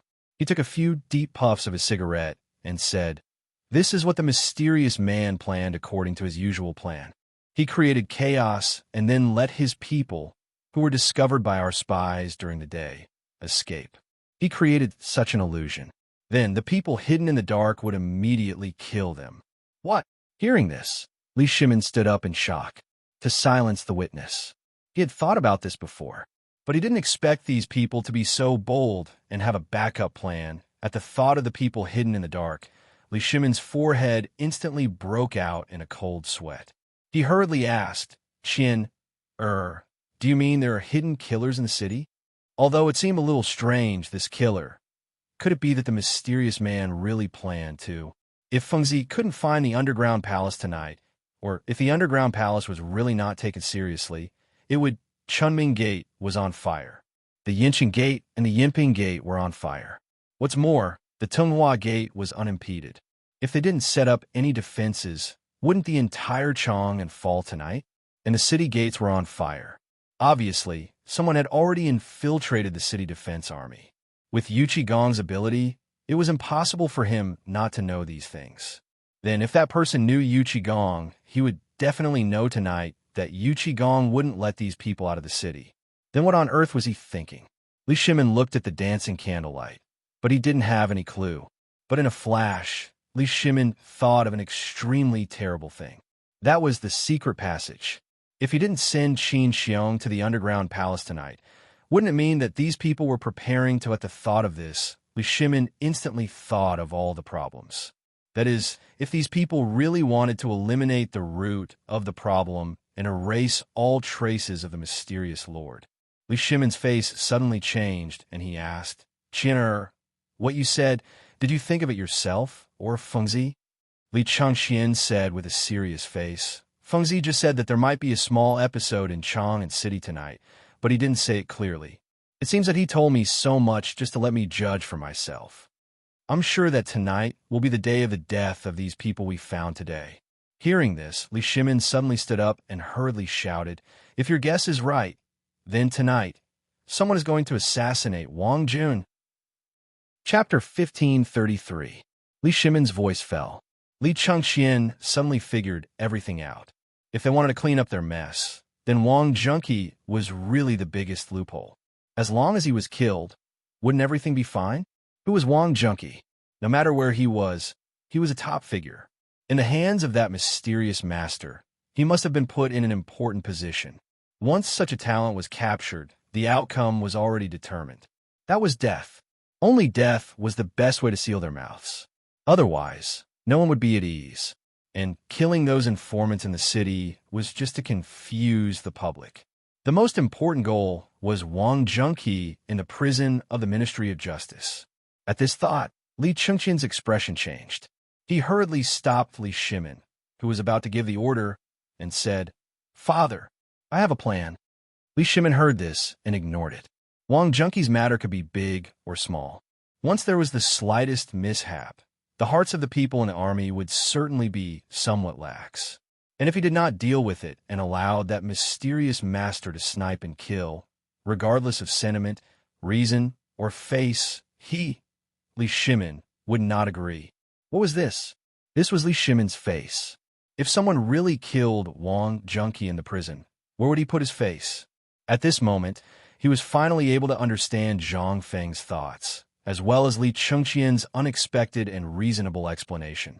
This was simply, if he really thought along Li Chengqian's thoughts and strengthened the defenses of Chang, and went to capture those suspicious people who were discovered today, then wouldn't he have already fallen into the other party's trap? If Li Chengqian's words didn't wake him up, at this moment, Li Shimin felt a lingering fear just thinking about it. But he also felt gratified. How could Li Shimin not be relieved that Li Chengqian could think of so many things at this moment? In the past, Li Shimin had always been timid and indecisive. As the crown prince, Li Shimin really hated him for failing to live up to his expectations. He had even seen memorials from the ministers that wanted to remove the crown prince. The main reason was that the crown prince's actions had made the ministers dissatisfied. From the looks of it, he had really learned some skills from Zhang Feng. Moreover, it was a subtle influence. Li Shimin, on the other hand, was not in a hurry. He smiled gently and said, "Tell me what you think. We also want to see how much you have learned during this period of time." Hearing this, Li Chengqian hurriedly bowed and said, "Imperial Father, actually, you've already thought of this point. Li Shimin's face stiffened. He looked at Li Chengxian with some annoyance. Why did this kid learn this from Feng Zi instead of anything else? If I had thought of it, why have asked you? However, Li Shimin could not lose his temper. He asked faintly, "Tell me, consider my test." Seeing this, Li Chengxian hurriedly said, "Imperial Father, this son thought that since these people could think of such a method, they must have already made arrangements in the imperial prison. Therefore, this son thought that why don't we use the method in the underground palace to make arrangements in the imperial prison, and then wait for their arrival. At the same time, we will first transfer this Wang junkie and replace him with a fake?" Li Shimin's eyes instantly lit up. He really had a new level of respect for Li Chengxian. He did not expect that he could think of such a plan that even he had not thought of. Li Shimin patted Li Chengxian's shoulder with some gratification. "Not bad, my family's Qian has grown up. You have handled this matter well. Then, we will leave this matter to you. In the morning court tomorrow, there will definitely be ministers who will make a move because of today's matter. We will leave all of this to you." For the first time, Li Chengxian's breathing became hurried. He was so excited that his face was flushed red. He hurriedly bowed and said, "This son obeys the decree." Li Shimin yawned and said, "All right, we will not care about tonight. You go and take care of everything." After Li Chengxian left, without knowing when, Empress Zhongsun appeared at the door of the imperial study, holding a large white frame in her hand. Seeing Li Shimin like this, Zhongsun Wugo smiled faintly and said, "Qian has grown up. This time, he can finally share some of the pressure with you." Li Shimin laughed and said, "This is all thanks to Feng Zi. This kid really has a way. We were really worried that Qian would not be able to take on big responsibilities because of his personality. Today, it seems that Qian has really grown up. He did well in this matter. Of course, if it was not for Feng Zi's intention, he would not have grown so much. However, we feel that Qian still needs some training." Zhongsun Wugo was stunned when she heard this. "Second brother, you mean to let Qian go to the border?" Li Shimin nodded and said, "When this matter is over, we will personally go and see the power of the things Feng Zi made. Then, we will let Qian go to the front line to train." Empress Zhongsun Wugo's face instantly changed when she heard this. If the news of the crown prince going to the border were spread, it would inevitably shake the imperial court and cause unrest. Thinking of this, Empress Zhongsun Wugo turned pale with fright. "Second brother, isn't this a bit abrupt? Even if you agree, the ministers in the imperial court will definitely not agree.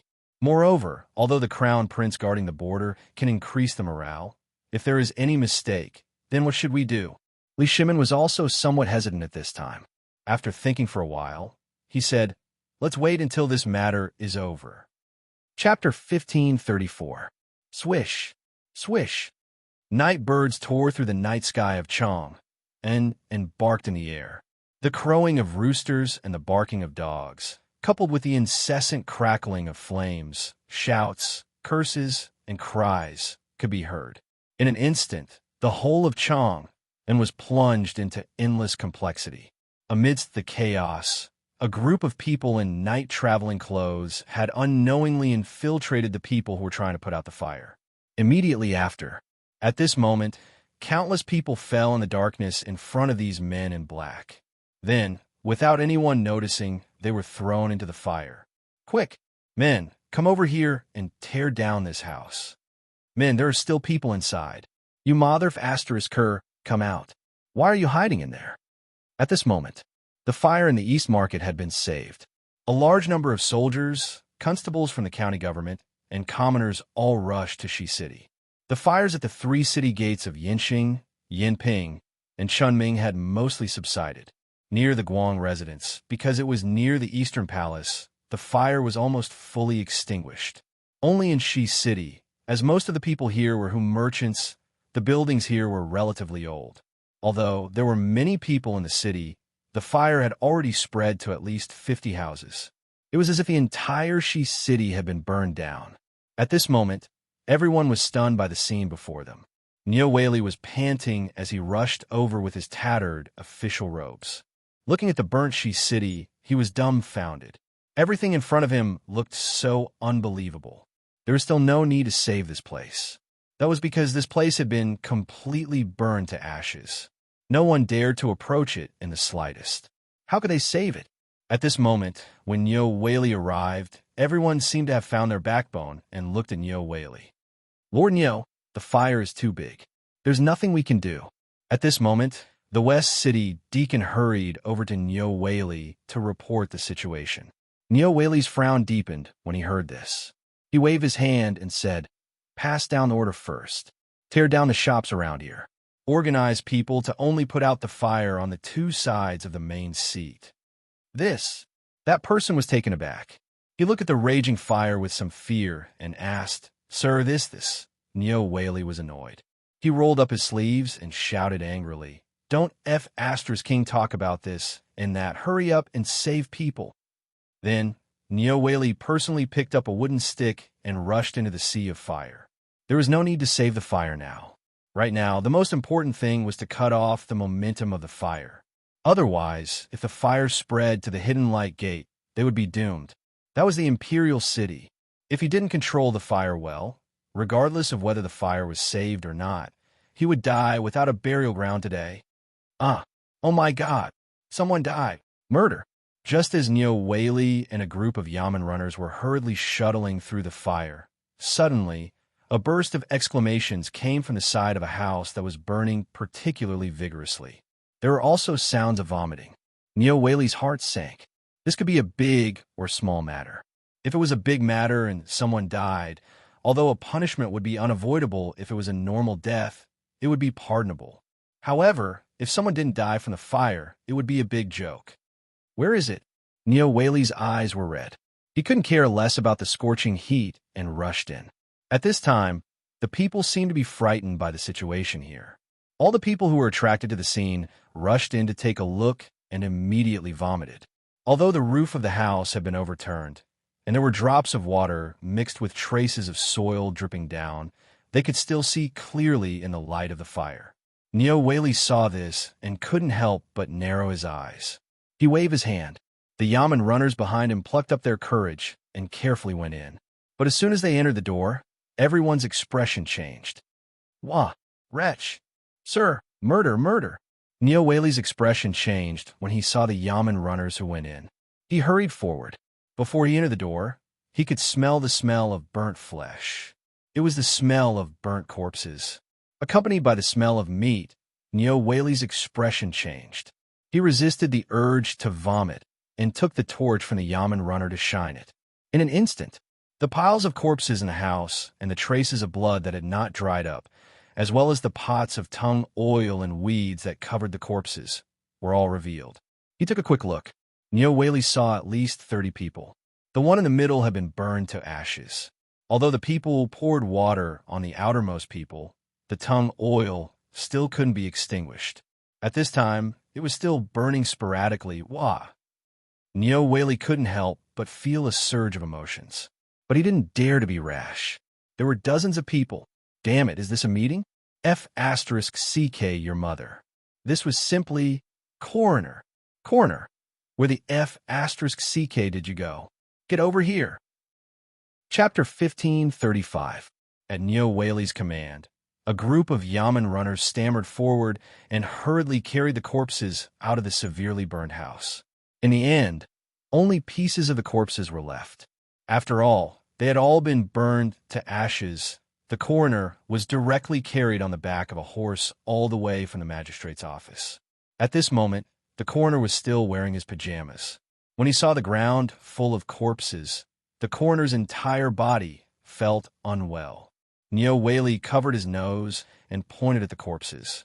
"Hurry up and find out how these people died." At this moment, the commoners had already scattered to put out the fire.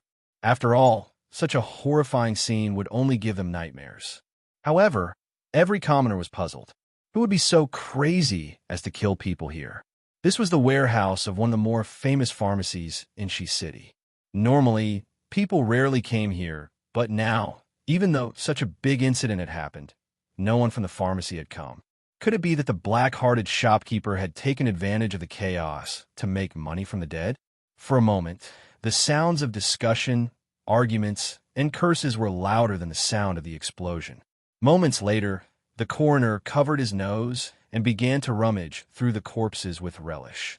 Neo Whaley, as well as the bailiffs, couldn't help but wonder if the coroner had some sort of bad habit. After a while, the coroner carried an arm and hurried over to Neo Whaley, who was sitting on the side and vomiting. When Neo Whaley, his advisor, and the Yaman runners saw this, they started vomiting again. Neo Whaley pointed at the coroner with a trembling hand and shouted, "Stop right there, you mother of asterisk cur. Throw that thing away for Lao Tzu and talk to Lao Tzu properly. My lord, this humble one has carefully examined these people. They died from knife wounds. Almost all of them were killed from the back, neck, or heart with a single blow. Murder." At this moment, Neo Whaley could no longer care about anything else. Today's fire and that incident were all very strange. Especially Zhang Shan's incident. Wasn't already like this when it came out? What exactly was here? Neo Whaley covered his nose with one hand and asked with narrowed eyes, "What is that thing in your hand?" "Sir, look." When the coroner heard this, he hurriedly raised the arm and walked over. Neo Whaley was so frightened that he hurriedly stopped him. "Sir, please tell me. I don't need to see it. Just tell me." Seeing this, the coroner gave up. There's nothing special about this arm, but what's special about it is the only thing that can prove his identity. It's an official's robe. Neo Whaley's expression changed drastically. He hurriedly asked, "Is what you said true? Official robes? Could this person be?" Without thinking too much, Neo Whaley hurriedly went forward to check which arm. His arm had long been charred, but it was only the size of a palm that was intact. There was a trace of burnt hair on it, as if it was the head that was used as a pillow. The government was green. In other words, this person's rank is at least a 5th grade official. Then, can you find any tokens on these people? Neo Whaley hurriedly asked. Lord, you should report this to the Ministry of Justice. I reckon that the people here are all officials, and their ranks are at least higher than yours." Neo Whaley was dumbfounded. Although this eccentric coroner was a little perverted, he was someone he brought over from Lantian. He was a talent. At least in terms of autopsy, he had never made a mistake. It was also because of this that Neo Whaley was dumbfounded. There were some things that he was clear about, but there were also some things that he was just a minor official. How could he get involved in? Even more so, this damn Zhang Feng. If you have any plans, you should tell me in advance. Do you have to torture me to death? Neo Whaley did not think too much. He hurriedly found someone to hide the body nearby and hurried to the Imperial City Gate. He knew that something big would happen in Chong and City tonight, especially this sudden fire. Only a ghost would believe that it was a natural fire. On the other hand, Yu Qigong was like a spinning top, jumping around on his horse in Chong and City. He was completely dumbfounded. Seeing that the fire did not spread to the East Palace, he breathed a sigh of relief. At this moment, he was leaning on the stone lion outside the Vermilion Bird Gate, panting and smoking. At this moment, a general came up to Yu Qigong cautiously and whispered, "General, something happened over there." Yu Qigong waved his hand weakly. "Something happened. Do you think I need you for decoration? You want to do it for Lao Tzu." If it were in the past, he would have slapped him. But tonight, he really did not have any strength left. Seeing this, the brigadier general finally calmed down and said carefully, "General, our men just found 100 scattered corpses in the fire." "What?" This time, Yu Qigong woke up instantly. However, at this moment, suddenly, a horse galloped over and interrupted Yu Qigong. That person seemed to have seen Yu Qigong in his shiny armor and hurriedly shouted from afar, "General, 39 bodies were found in the fire in Gangxi City. They are suspected to be officials from various departments." Buzz. Chapter 1536. Yu Qigong's head was about to explode. Tonight's fire was strange to begin with, and now there were so many corpses, including the corpses of more than 30 officials. Have you investigated the identities of the 100 or so corpses here? Also, tell me, how did these people die? Neo Whaley was trembling all over. More than 100 corpses. Neo Whaley glanced at the place where thick smoke was still rising behind him, and his eyelids twitched. This was the place closest to the imperial palace, and also the harshest place in Chang'an. Yet, so many people had died here. Then who killed them? Suddenly, Neo Whaley thought of something terrifying. The question was, who killed these people? However, he didn't have time to think about it. He quickly recounted what had just happened, and the Brigadier General's account was almost the same as his. Yu Qigong was silent for a moment when he heard this. Then he glanced at the fire in the darkness and said, "All of you go down and secretly investigate all suspicious people, especially those in the fire. If there is anyone suspicious, you can kill them first and report later. If you can capture them alive for Lao Tzu. As long as they can talk and breathe, it's fine." After that, Yu Qigong shouted angrily at the city gates. Old man Yu Qigong opened the gates. As soon as he entered the city gates, Yu Qigong spurred his panting warhorse as if he was flying. He raised the great general's token high up in the air and galloped towards the imperial study. Before Yu Qigong reached the gate of heaven influence, he saw a group of people holding torches high. Among them was a faintly discernible couch. Yu Qigong was stunned and quickly pulled on the reins. Did the emperor come out personally? Yu Qigong's movements and the neighing of the horses attracted the attention of the person on the couch. He hurriedly shouted, "Are you General Yu Qi?" Yu Qigong was stunned. He quickly said, "Greetings, Your Highness. What is the matter?" "Something happened in the city. I'm going to report to the emperor."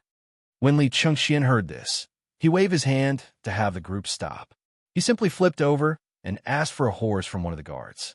He pouted at Yu Qigong and said, "Imperial Father has given me full authority over this matter." "Uncle, what do you mean by something happening outside the city?" Yu Qigong looked in the direction of Taiji Palace with some surprise, then looked at the soft couch that belonged to the emperor. He said, "Chang'an, those people that were discovered by spies earlier today have all been killed, and right at the time of the fire." Hearing this, Li Chengxian nodded, not showing any surprise. Yu Qigong couldn't help but feel displeased. "You brat, why are you putting on airs here?" He hurriedly said, "Your Highness, many of them are court officials. What do you think we should do?" Yu Qigong's voice was a little heavy. Li Chengxian could naturally hear this, but at this moment he was in high spirits, and this was the first time he had received the emperor's affirmation. How could he pay attention to this? He waved his hand faintly and said, "Uncle Yu Qi, let's talk as we walk."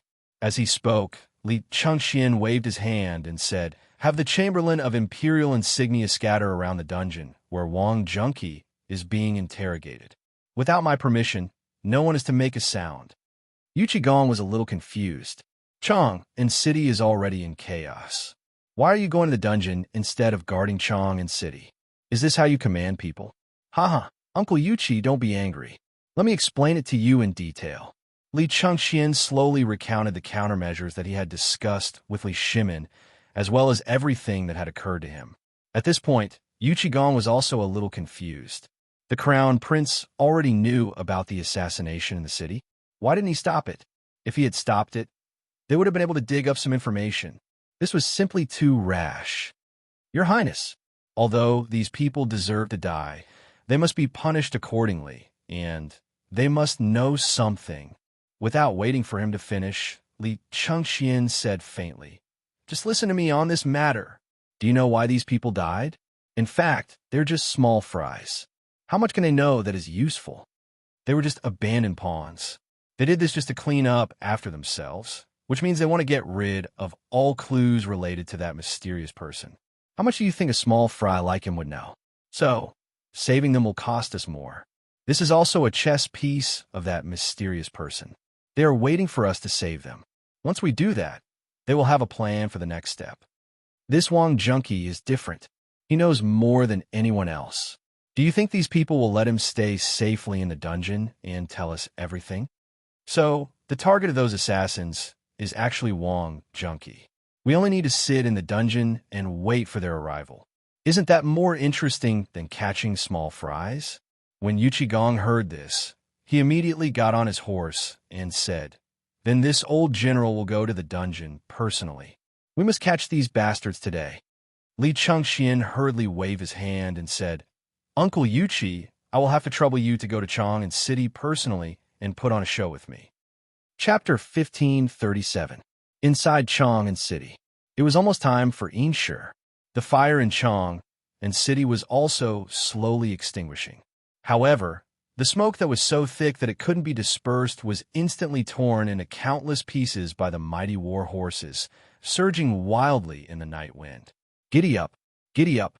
By the order of the Crown Prince, all the people should go home quickly and not wander around the city. The war horses galloped in the city, and countless imperial guards and garrison troops of Chong and joined in. No one knew what they were looking for in the city. The people who had just finished putting out the fire didn't even have time to rest at this time. After hearing the news, everyone was dumbfounded. However, it seemed that in the next moment, everyone thought of those inexplicable corpses at the same time. Then, everyone thought that they had discovered a big secret and hurried back to their homes mysteriously with their families. Those who didn't have a home, or to be precise, those who were burned away, were standing on the street at this time, looking wronged and innocent. All of you, go to the county office quickly. Don't be on the street. Just when everyone was at a loss, Neo Whaley hurriedly rode on a horse on the street and shouted at the top of his voice. At this time, even he had to run away quickly. This was no longer something he could get involved in. What did it mean that the Imperial Guards and the garrison troops of Chong and City were mobilized at the same time? And that general, just now, was Yu Qigong. Even Yu Qigong was mobilized, and he was personally guarding Chong in. What did this mean? Was it necessary to mobilize him for a small fire?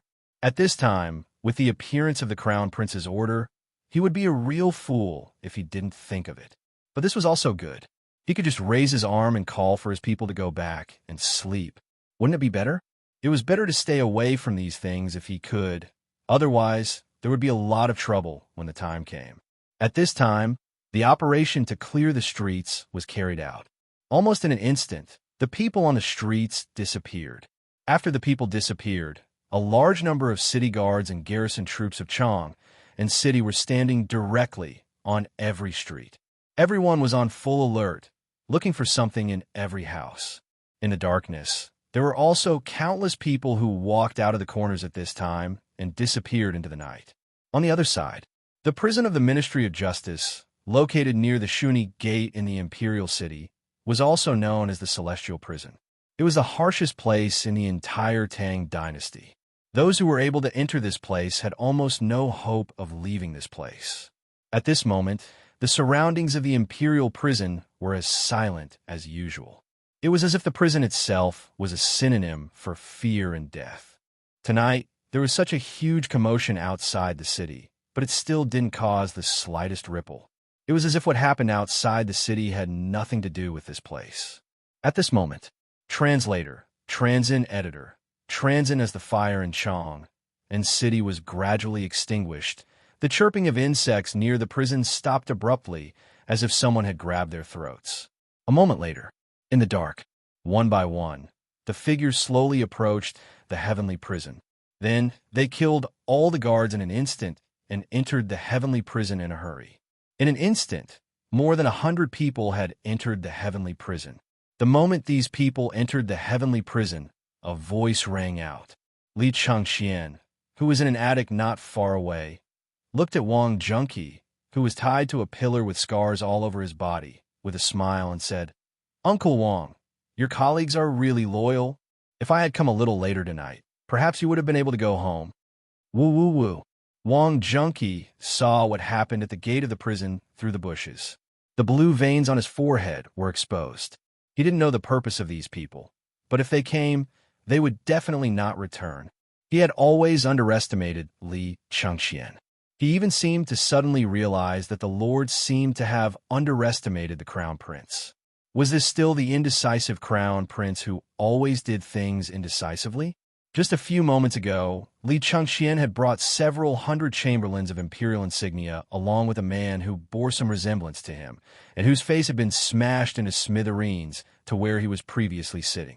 All of the prisoners in the imperial prison had been replaced by the chamberlains of imperial insignia.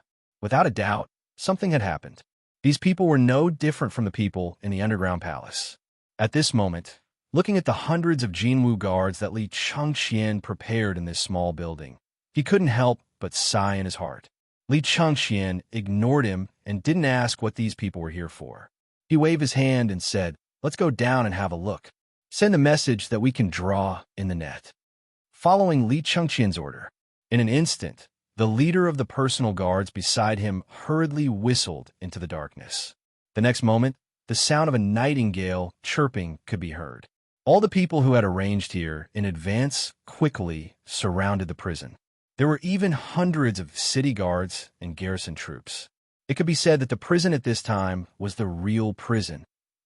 Chapter 1538. At the same time, in the Celestial Prison. The Celestial Prison was almost built under the Imperial City. It was divided into 3 floors. The bottom floor was the most terrifying water dungeon. Almost everyone who went down had never come up. Although the second floor was better, no one would disturb you on weekdays.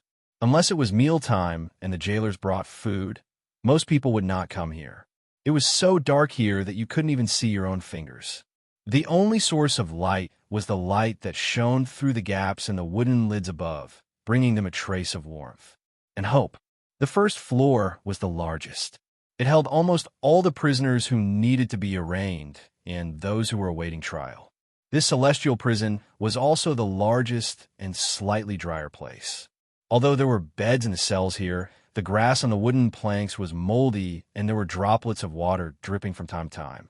In the center of the celestial prison, there was a blood-stained execution platform. At this time, on the execution platform, a man with a drooping head had fainted. He was covered with blood and injuries, which almost turned his gray clothes red. Drops of blood were also dripping from the corners of his mouth. Beside the torture device, a few yamen runners seemed to be tired from the beating. They were drinking wine and chatting about something. In the cells not far away, prisoners were dozing off with numb eyes or snoring loudly in their sleep. At this moment, creak, a slight sound was heard. It instantly woke those guards up. They hurriedly picked up the MO sword in their hands and shouted, "How dare you? Who is it? Who?" Whoosh, whoosh, whoosh, whoosh. But what answered them was a few extremely sharp arrowheads. At this time, under their horrified gazes, the arrowheads were inserted into their hearts or throats or between their eyebrows. This time, the cell exploded. Everyone was awakened at this time, or they were awakened by the people next door. "Look, someone is coming to save us. Wake up! Someone is coming to save us. Great, God has opened his eyes. I can finally get out," along with the exclamations. Everyone saw at least a dozen men in black walking into the prison cell. These people were very cautious. They checked the chains at the door of each cell one by one. Then they observed each prisoner. After making sure that there were no problems, they left. Only then did everyone become more alert. At this moment, a skinny middle-aged man slowly walked into the prison. He was wearing a purple robe with a black mask covering his face. However, he was currently holding a white handkerchief to cover his mouth. He frowned as he looked at the person covered in blood in the middle of the cell. With a wave of his hand, someone immediately stepped forward and shouted, "Great General! Great General? Wake up! We're here to save you." Amidst the shouts, the person trembled and asked in a hoarse voice, "Quick, save me." Hearing this, the middle-aged man frowned slightly. "Turn his face over and wipe it clean." A few of the men in black heard this and hesitated. However, they still hurriedly picked up a bucket of water and poured it over the prisoner's head. In an instant, General Wang screamed and almost fainted again. However, at this moment, he raised his head. The men in black took the opportunity to move his messy hair to the side so that the purple-robed man could see his face clearly. There were 5 scars on General Wang's face. They were the same as the whip scars on his body. After confirming that there was no mistake, the purple-robed man waved his hand in disgust and quickly covered his mouth and nose. "Great General, we're here to send you on your way. Don't blame us for being cruel. You shouldn't have disobeyed His Majesty's orders and acted on your own. You shouldn't have been caught alive." "You," General Wang looked at the man in shock. "You dare to do this? Aren't you afraid that you'll be punished?" "Punished?" The purple-robed man laughed. Do you know how many of our brothers have died because of your recklessness today? Because of your recklessness today, we've wasted a month of planning. Moreover, all of our men in the city have been exposed. Even the people outside the city have been forced to disperse. Do you know what this means? This means that you're no longer important. Your existence has threatened His Majesty. Therefore, His Majesty has asked me to send you on your way. Hearing this, the great general, he saw a black-robed man pulling out a sharp dagger and slowly approaching him. The great general was terrified. He looked at the purple-robed man in panic. When the dagger touched his face, the great general finally collapsed. He shouted, "If you don't come out now, I'll really be dead." Hearing this, in an instant, the purple-robed man's expression changed drastically, and those men in black were also dumbfounded. However, just when they were dumbfounded, in an instant, those prisoners who were already obedient took out the crossbows that they had prepared long ago from the grass and the bedding. They fired in unison. Swish, swish, swish. Chapter 1539. Following a round of shots, the group of men in black were instantly knocked to the ground. But most of them weren't fatal. After all, the Crown Prince's orders were there. He wanted them alive, not a group of dead people. But at this moment, the purple-robed man and the men in black didn't think so. At this moment, all of them were frightened. They covered their wounds and looked around in horror at the people in prison clothes who were quickly walking out of the cell, as well as the strong crossbows in their hands. This thing, apart from the army and the Golden Guards, who else had it? The purple-robed man's expression changed deeply. He knew they wanted to capture them alive. He hurriedly said, "Everyone, follow me and kill." At this moment, the purple-robed man didn't even want his most beloved white handkerchief. He scampered to the door, surrounded by the crowd. But at this moment, the sound of weapons colliding suddenly came from the door of the cell, accompanied by waves of miserable screams. At this moment, the purple-robed man finally had a trace of fear. Under everyone's horrified gazes, a group of people wearing golden copper armor slowly entered the prison. At this moment, everyone was aghast. They saw Li Chengxian in a white robe, gently patting the folding fan in his hand. Surrounded by the Golden Guards, he slowly walked into the underground palace, as if he didn't see this group of people. He walked straight to the purple-robed man and stopped in front of him. "The Crown Prince has arrived. Everyone kneel." The leader of Li Chengxian's guards shouted angrily. At this moment, everyone was completely dumbfounded. Li Chengxian, the Crown Prince, came personally? At this moment, everyone, including the purple-robed man's mind, was racing. They didn't know what to do. Li Chengxian slowly looked at the purple-robed man and waved his hand indifferently. "Take him down. Anyone who dares to resist, die." With an order, Li Chengxian slowly glanced at the purple-robed man and left. Today, Li Chengxian really had never felt so good. At first, Li Chengxian really didn't understand what Zhang Feng was talking about. But when he heard what Zhang Feng said on the academy's balcony, Li Chengxian had a different feeling. It was the feeling of having everything under the heavens under his gaze. It was like the feeling of a monarch overlooking the world. This feeling was incomparably comfortable. And today, he suddenly felt that this kind of thing was actually not difficult at all. This was what puzzled Li Chengxian the most. It clearly looked very, very difficult, so difficult that he had nowhere to start. But in the end, he had really guessed it. Originally, Li Chengxian's heart was in a mess tonight. If he guessed wrong by even the slightest bit, not to mention whether or not he was right to gain Imperial Father's trust, if something happened tonight, it would be an earth-shattering event. Fortunately, he had already planned this beforehand. This was the first time he had gained his father's trust, and he was able to handle this matter perfectly. At the thought of tomorrow morning's court session, if he were to say that he had dealt with today's matter, then all the officials, hurry up and interrogate Wang Junqi and these people. Before dawn, except for Wang Junqi, I don't care if they're dead or alive.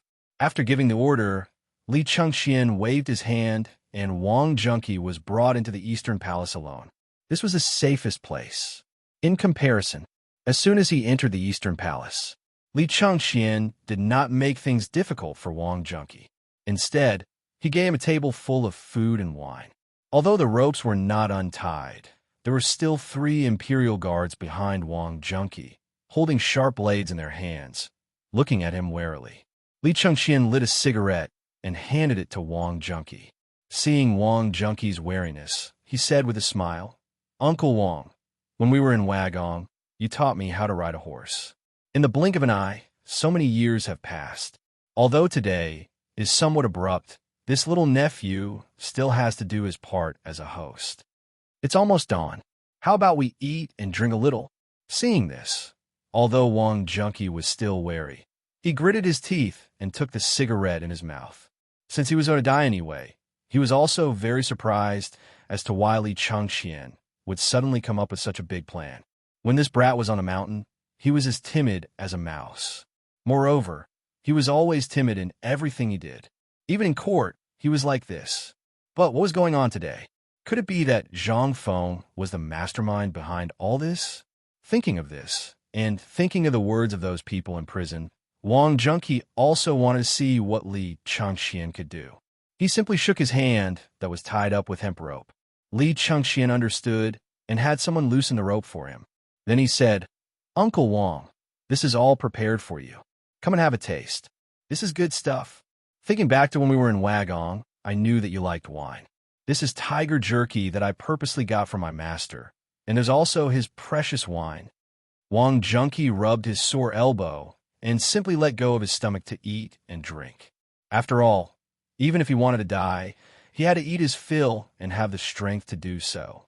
Seeing Wang Junqi like this, Li Chengxian raised his cup and chatted with Wang Junqi. Generally, they chatted about the past on the mountain and in the army. Slowly, Wang Junqi's wariness was lowered. Just at this moment, Li Chengxian changed the topic and sighed. "Uncle Wang, you also don't want to see the world change, right? Thinking back to when you were on the mountain, you always wanted a world of peace. But you see," Wang Junqi was stunned. He slowly put down the wine cup in his hand. Smiling faintly, he said, "Your Highness, if you have any questions, there's no harm in asking." Without waiting for Li Chengxian to be surprised, he continued, "But you know my temper, so I'll have to trouble you to talk less." Chapter 1540. Li Chengxian was not angry. He seemed to have known it. He just invited Wang Junqi to eat and drink and chatted with him. But the only difference was, at this moment, he whispered a few words to the guards who went in and out from time to time. Although Wang Junqi tried his best to listen, he could only hear some vague fragments. At this moment, Wang Junqi's heart could not help but be a mess. He did not know what Li Chengxian was doing, nor did he understand what Li Chengxian was doing at this time. Because even he did not know what Li Chengxian was doing at this time. His lord once asserted that Li Chengxian was not to be feared. He was just a featherless eagle who had not grown up. But now, his lord seemed to have made a mistake. Wang Junqi also felt a little uneasy. Everything that had happened tonight seemed very strange. If one were to say that Zhang Feng had done it, or that he had given instructions, then what would one say about the current situation? After all, that guy did not come at this time. There was no possibility of him being involved in this. Moreover, Li Chengxian was talking about the past. It had nothing to do with the current matter at all, although he would still suddenly ask such a question occasionally. But when he did not answer, he immediately avoided this topic. Was this Li Chengxian? Was this the Li Chengxian of the past? Wang Junqi was stunned. Before today, his lord had clearly calculated all the possibilities of tonight's events. At this time, there was absolutely no mistake. Moreover, it was impossible for the emperor to come to Chang'an City, and the wine they were waiting for, Li Shimin would come in person. However, this matter had long been denied from the start. With that guy around, how could the emperor come? Therefore, there were calculations in all aspects, except for this. Li Chengxian missed out.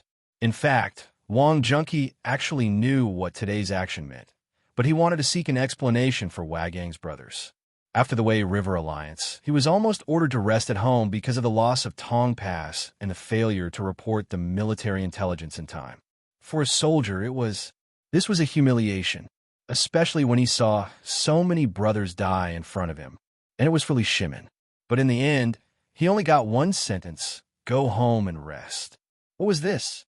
Originally, our brothers could have lived a carefree life But after learning of this matter, we rushed to Tongwan's stronghold without sleeping for 3 days and 3 nights to fight for you. And the result? This is it. Therefore, when the Lord found him, he joined without hesitation. Firstly, he wanted to demand an explanation from his brothers. Secondly, he wanted revenge. And Li Shimon's approach was actually to ask for peace. This was something that Wang Jun couldn't figure out. Was this the same as Highness Duke of Qin who had killed so decisively and valiantly? Was this still the same Duke of Qin who was willing to starve himself for 3 days for the sake of his brother? At this moment, Wang Junqi's heart was bleeding as he looked at Li Chengxian and the Golden Guards who were whispering their reports. He didn't know what had happened in that prison. He didn't want to guess. After all, the Crown Prince had just said that he didn't care if they lived or died. Giggle. Along with the loud and clear crow of a rooster, the eastern horizon slowly turned white. At the same time, the sound of the clock slowly rang. Li Chengxian slowly stood up and stretched. He looked at the eastern horizon and said slowly, "Uncle Wang, we've known each other for so many years. Do you know why I'm saying so much tonight? This is because Imperial Father had already thought of everything. Do you think he didn't know about the appearance of that underground palace and the circulation of large quantities of gold? Imperial Father was just a little hesitant about this person and wanted to give him a chance. Imperial Father was just playing around, but he didn't expect to meet you tonight." As he spoke, Li Chengxian put away the smile on his face. With a grave expression, he waved his hand and dismissed everyone.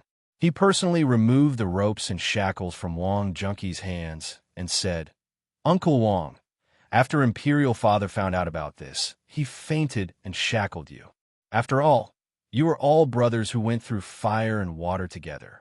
Half of the Tang dynasty belongs to you. Last time at Tongwan, more than 50 civil officials joined together to impeach you. Moreover, you know about the existence of Wagong and the current situation in the imperial court. Last time, Imperial Father withstood the pressure and didn't sleep for 3 consecutive days before forcibly suppressing this matter. It was only to deal with those civil officials that he stripped you of your title and meritorious service. However, Imperial Father was protecting you. Moreover, go and take a look at Wagong. Not a single one of your brothers is missing. They've all returned." Wang Junqi's eyes flickered slightly as he lowered his head. No one knew what he was thinking, but Li Chengxian couldn't help but be overjoyed, because this was exactly what he wanted. What he wanted was for Wang Junqi to lose his composure. In fact, the people in the prison didn't say anything. In the morning, he had arranged for them to come and report false information every once in a while. The purpose was actually for this moment. It was to let Wang Junqi destroy his own psychological defenses. This was the most profound topic in the psychology textbook. In the past, Li Chengxian really didn't know about this.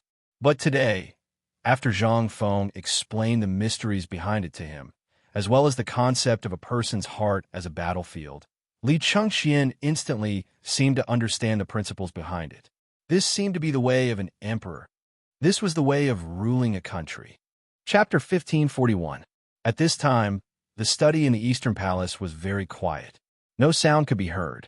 It seemed that the fire last night had frightened all the birds and beasts into hiding. It also seemed that they were all sleepy. At this time, there was not even the sound of birds. The strange air made Wang Junqi break out in a cold sweat all over his body. He didn't know what Li Chengxian was going to do. Suddenly, he could faintly feel that Li Chengxian at this time was even more intimidating than the Emperor's aura. It was like a sharp sword out of the sheath. It was sharp and intimidating. But sometimes, he felt that Li Chengxian was calmer and more patient than Li Shimin. This was what frightened him the most. Li Chengxian was not in a hurry. At this time, he felt more and more that Zhang Feng's pretentious skills were awesome. This was simply not too cool. After waiting for the second time, the clock rang. Li Chengxian sighed and said, "Uncle Wang, in fact, what you're insisting on is nothing more than a joke in other people's eyes. You saw it just now. Those people didn't come to save you, but to shut you up. How long do you think you're going to hold on? Last night, Father said that as long as you can tell us the identity of that person, Father and I will bear any responsibility for you. Moreover, What you did was actually a spy hiding in the enemy's territory. No one will say anything about it. As long as we insist that you were a spy and you tell us the identity of that person, your problem will not be a problem. Your official position will be restored, or anything else will not be a problem. At least, Father's inquiry about you will still be valid, and I will still remember your kindness in the future. At least in my hands, you, Wagang's uncles, and their brothers will not have to worry about food and clothing. What do you think? And when you went to the underground palace today, I guess that you just can't let go of the gold. Are you someone who is short of money? No. You want to take some of the money back and give it to the children of Wagang's uncles. Am I right? Li Chengxian said all that he wanted to say at this time, and it was a direct hit. After saying that, Li Chengxian stretched lazily and said faintly, Uncle Wang, I will go to court first. You should be able to guess the outcome of today's morning court session. If Uncle Wang can think of something before the morning court session, you can have someone send me a message. However, your nephew won't be able to hold on much longer. As he spoke, Li Chengxian slowly prepared to leave. There was no hesitation at all. This time, Wang Jun could not sit still. He hastily stood up, wanted to say something, but hesitated. Only when he saw that Li Chengxian was about to disappear from his sight did he hastily shout, Your Highness! In fact, Li Chengxian was also hissing in his heart. If he didn't make a decision on today's matter, he wouldn't be able to explain himself in the morning assembly. The purple-robed man did explain some things, but he only knew that Wang Junqi was the great general. He had never seen the other faces of the Lord. The only person who had seen his Lord before was the great general. That was Wang Junqi. As for the group of people in black, they were actually people from Chang'an City. They were rich merchants and so on. The purple-robed man was actually the younger brother of the third wife of the supervisor of Taichung Temple, which was the brother-in-law of the supervisor of Taichung Temple. This relationship, even if the imperial guards searched the house of the supervisor of Taichung Temple, they didn't find any clues, let alone the mob. They couldn't find anything at all. Actually, this was something that had happened in the morning. Li Chengxian guessed it.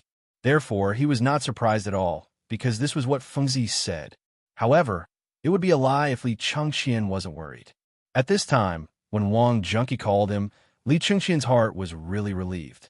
Li Chengxian slowly turned around, looked at Wang Junqi with a smile, and said, Uncle Wang, no one dares to delay the morning court session. If you have anything to say, wait until I come back. How about it? But Wang Junqi didn't feel good. He hurried to the door regardless of the guard's obstruction and waited for Li Chengxian. Seeing Li Chengxian enter, he personally closed the door. Li Chengxian couldn't help but pretend to be surprised and said, Uncle Wang, what are you doing? Your Highness, please withdraw all the people here. I have something to report. Wang Junqi's posture was very low at this time. Li Chengxian couldn't help but be a little surprised. Li Chengxian waved his hand and withdrew all the guards. At this time, Li Chengxian sat down, looked at him, and said, Now you can rest assured. When you came last night, I had withdrawn all the eunuchs and maids from the East Palace. Hearing this, Wang Junqi was relieved. Your Highness the Crown Prince, everything I did before was to seek justice for my dead brothers.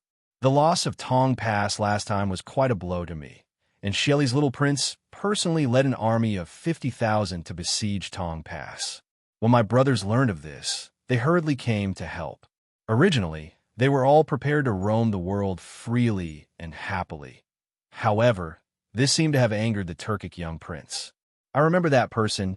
He is called Zamyuk. At that time, he also knew that we were at Tong Pass, so he wanted to kill us and destroy the emperor's morale. That day, many of our brothers didn't die in battle. They fell into a trap when they went to deliver the letter. They were tortured to death in front of our eyes. Who could stand this kind of thing? But after that, what we got was... So, that person found me and asked me to join him. Hearing this, Li Chengxian asked with a slightly serious expression, Who is that person? Chapter 1542.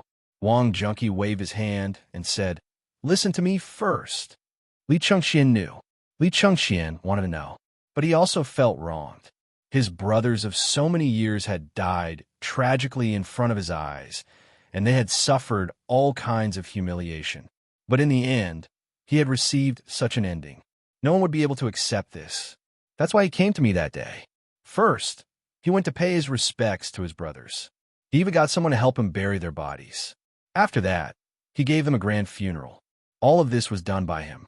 He even got the news of his brother's heirs from somewhere and settled them down. At first, he didn't mention this.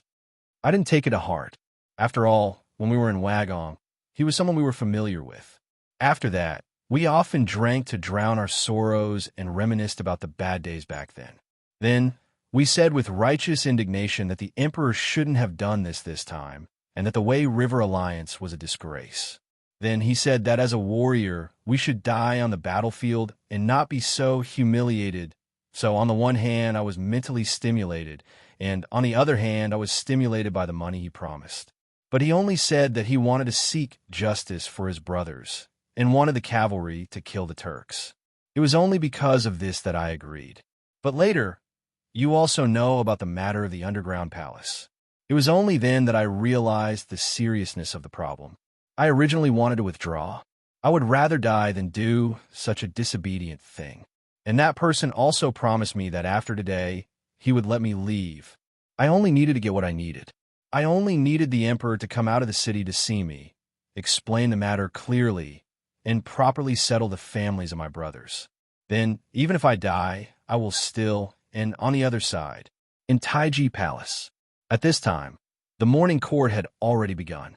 When Li Shimin sat upright on the dragon throne, he glanced at the place where Li Chengxian had been standing. He frowned slightly and exchanged a look with Zhang Sunwuji. Only then did he say indifferently, I know about yesterday's matter. So, I do not want to hear about the matter of the shadow. I want to hear whether the murderer has been found and whether there are clues. As his voice faded, the people in the court who had long been ready to give it a try became obedient again. They looked down and pretended that they did not know anything. Zhang Sunwuji and the others were the same. Li Shimin nodded in satisfaction. But right at this moment, the people from the Ministry of Rights hurriedly reported, Your Majesty, this subject has something to report. Li Shimin waved his hand and said, Speak. Last night, when Chang'an caught fire, we realized that Your Highness the Crown Prince did not appear. I believe that Shao Mountain must have witnessed such a major incident. But until now, there has been no trace of the Crown Prince. We feel that the Crown Prince's actions are not befitting of a Crown Prince. Instantly, the civil officials could only see numerous voices of agreement. Your Majesty, this subject has the ability to beat him up.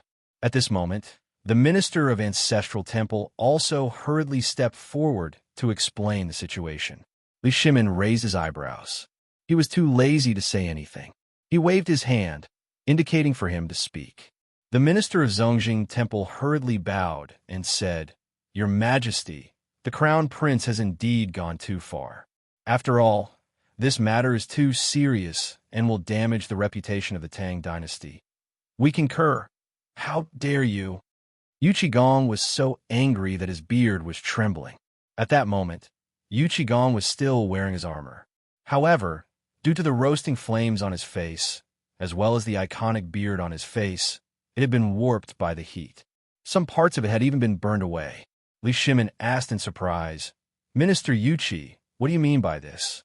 Li Shimin knew best what Yu Qigong had done last night. At this moment, when Yu Qigong heard Li Shimin's words, he instantly understood the Emperor's meaning. He sighed and said, Your Majesty, since the incident in Chang'an City last night, Your Highness the Crown Prince has been commanding everything in Chang'an City with this subject. Otherwise, the fire near the 3 city gates, the 2 cities in the east and west, and the Guang Mansion would not have been quelled so quickly. As he spoke, Yu Qigong said loudly, Your Majesty, this subject has something to report. Li Shimin pretended to be cautious and waved his hand, saying, Minister, please speak. Your Majesty, last night, Your Highness the Crown Prince was with this subject until the morning court. Even when there was a fire outside the East Palace, Your Highness the Crown Prince did not return. It can be seen that Your Highness the Crown Prince loves the people like his own children. However, from the Guang Mansion to this day, this subject has not seen an old man come out, not even a servant. This subject requests to report that this group of old men are benevolent, righteous, and moral all day long, and they love the people like their own children. However, when it comes to the critical moment, you can really see them clearly. Even if they knew that the Crown Prince's East Palace was on the other side of the Guang Mansion, they did not come out to help. It can be seen that you are ambitious. This subject requests your majesty to issue an edict to punish. Hearing this, all the ministers were in an uproar. Their expressions changed greatly in an instant, especially the Taichung Temple official. At this moment, he was completely dumbfounded. He hurriedly said in a panic, not knowing what to do, "Your Majesty, this fool Yu Qigong is slandering us. We clearly organized the servants to put out the fire last night. Otherwise, how could the Guang Mansion be quelled so quickly?" "Haha, you put out the fire? Do you want to go and ask the people in Chong and City last night, as well as those Imperial Guards?" "What do you mean?" "What do I mean? I don't mean anything. The Crown Prince was busy and did not care about his life. You actually hid and only came to impeach the Crown Prince after the fact. Where's your face? You think that the Crown Prince did not come to court and did not put out the fire last night, which is a breach of national etiquette. What about you?" Li Shimin could not stand it anymore. He said angrily, "Enough, shut up. The Crown Prince has arrived." Chapter 1543. Under Li Shimin's command, Li Changshuo's expression changed. The eunuch's announcement instantly made everyone's heart skip a beat, especially the person who just impeached Li Chengxian. His face turned green and red. It was extremely ugly, especially at this time. Li Shimin didn't say anything. He just frowned slightly at Li Chengxian, who was still clean. Seeing Li Chengxian nodding with a heavy face, Li Shimin was a little surprised. Did Wang Junqi tell him? Then, at this time, Li Chengxian respectfully bowed and said, "Your Majesty." "Do you know what time it is now?" Li Shimin asked slightly. Li Chengxian replied indifferently, "Your Majesty, yesterday, a thief secretly built an underground palace in Chong and City. Its size, specifications, and appearance are comparable to the Taiji Palace. Moreover, there are a large number of golden five-clawed dragons carved in gold circling it. Therefore, I have been investigating this case in the city since yesterday." "What?" Li Shimin pretended to be shocked and got up, saying, "Is what you said true?" "Your Majesty, what I said is true." At this time, all the officials couldn't stay calm. Daring to do such a thing in Chong and City, if it wasn't rebellion, what was it? "Your Majesty, I request you to quickly track down this evil thief." A civil official interrupted Li Chengxian's words with righteous indignation. Li Shimin glanced at that person and nodded, saying, "In this case, I'll leave this matter to you. You quickly investigate it. If you can't find a clue in 3 days, I'll hold you responsible." Hearing this, that person instantly felt uncomfortable, as if he had eaten a dead fly. He hurriedly said, "Your Majesty, I think it's better for the Crown Prince to deal with this matter. After all, this matter involves the royal family's face. It's a bit inappropriate for us to deal with it." "Okay, you're just afraid? Who doesn't know how to talk?" Cheng Yaojin glared at that person angrily and scolded directly. But what was rare was that none of the civil officials dared to make a move at this time. If they were to provoke this unreasonable person, then the emperor would hand this matter over to them. Everyone knew that no matter who got their hands on it, it would be a hot potato. At this time, standing out was simply asking for trouble. Furthermore, the year was about to end. This political achievement, Li Shimin didn't say anything and acted as if nothing had happened. He asked, "How's your investigation going?" Li Chengxian hurriedly said, "Yesterday, I, General Yu Qi, Lord Zhang's son, and General Fong went to observe the underground palace together. Furthermore, we successfully captured a person last night." "Who is it?" Li Shimin pretended to be angry and waved his hand. "How dare you build a palace in Chong and City without permission? Prime Minister Wei, how should you deal with this crime?" When Wei Zheng heard this, he hurriedly stood up and said, "Your Majesty, this crime deserves to be punished." Hearing this, Li Shimin nodded and said, "Qianer, tell me, who is this thief?" Hearing this, all the officials pricked up their ears. This matter was too shocking. If it was true, then this person was really a renegade. Would this person be so stupid as to return to which underground palace? After all, Chang'an City was only so big. They knew everything that happened yesterday. But because they were afraid of offending the emperor, all the officials felt that it was better to avoid trouble. The night before yesterday, the house in Chang'an City was on fire. They heard that many mysterious people in black were caught. During the day yesterday, someone made trouble in Eason's snack shop. In the end, it was Zhang Feng who was alarmed. After that, Zhang Feng went to the ruins in person and found something in the ruins. Because of this, even some officials went to the imperial study to ask for an audience with the emperor.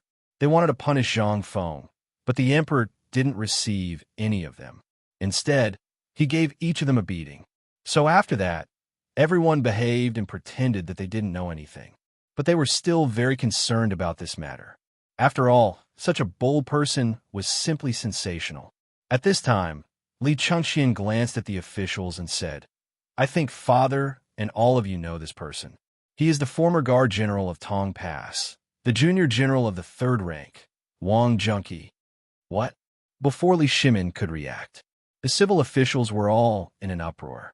They shouted one after another. "Wang Junqi, the Wagong survivor? My God, how could it be him? It should be him.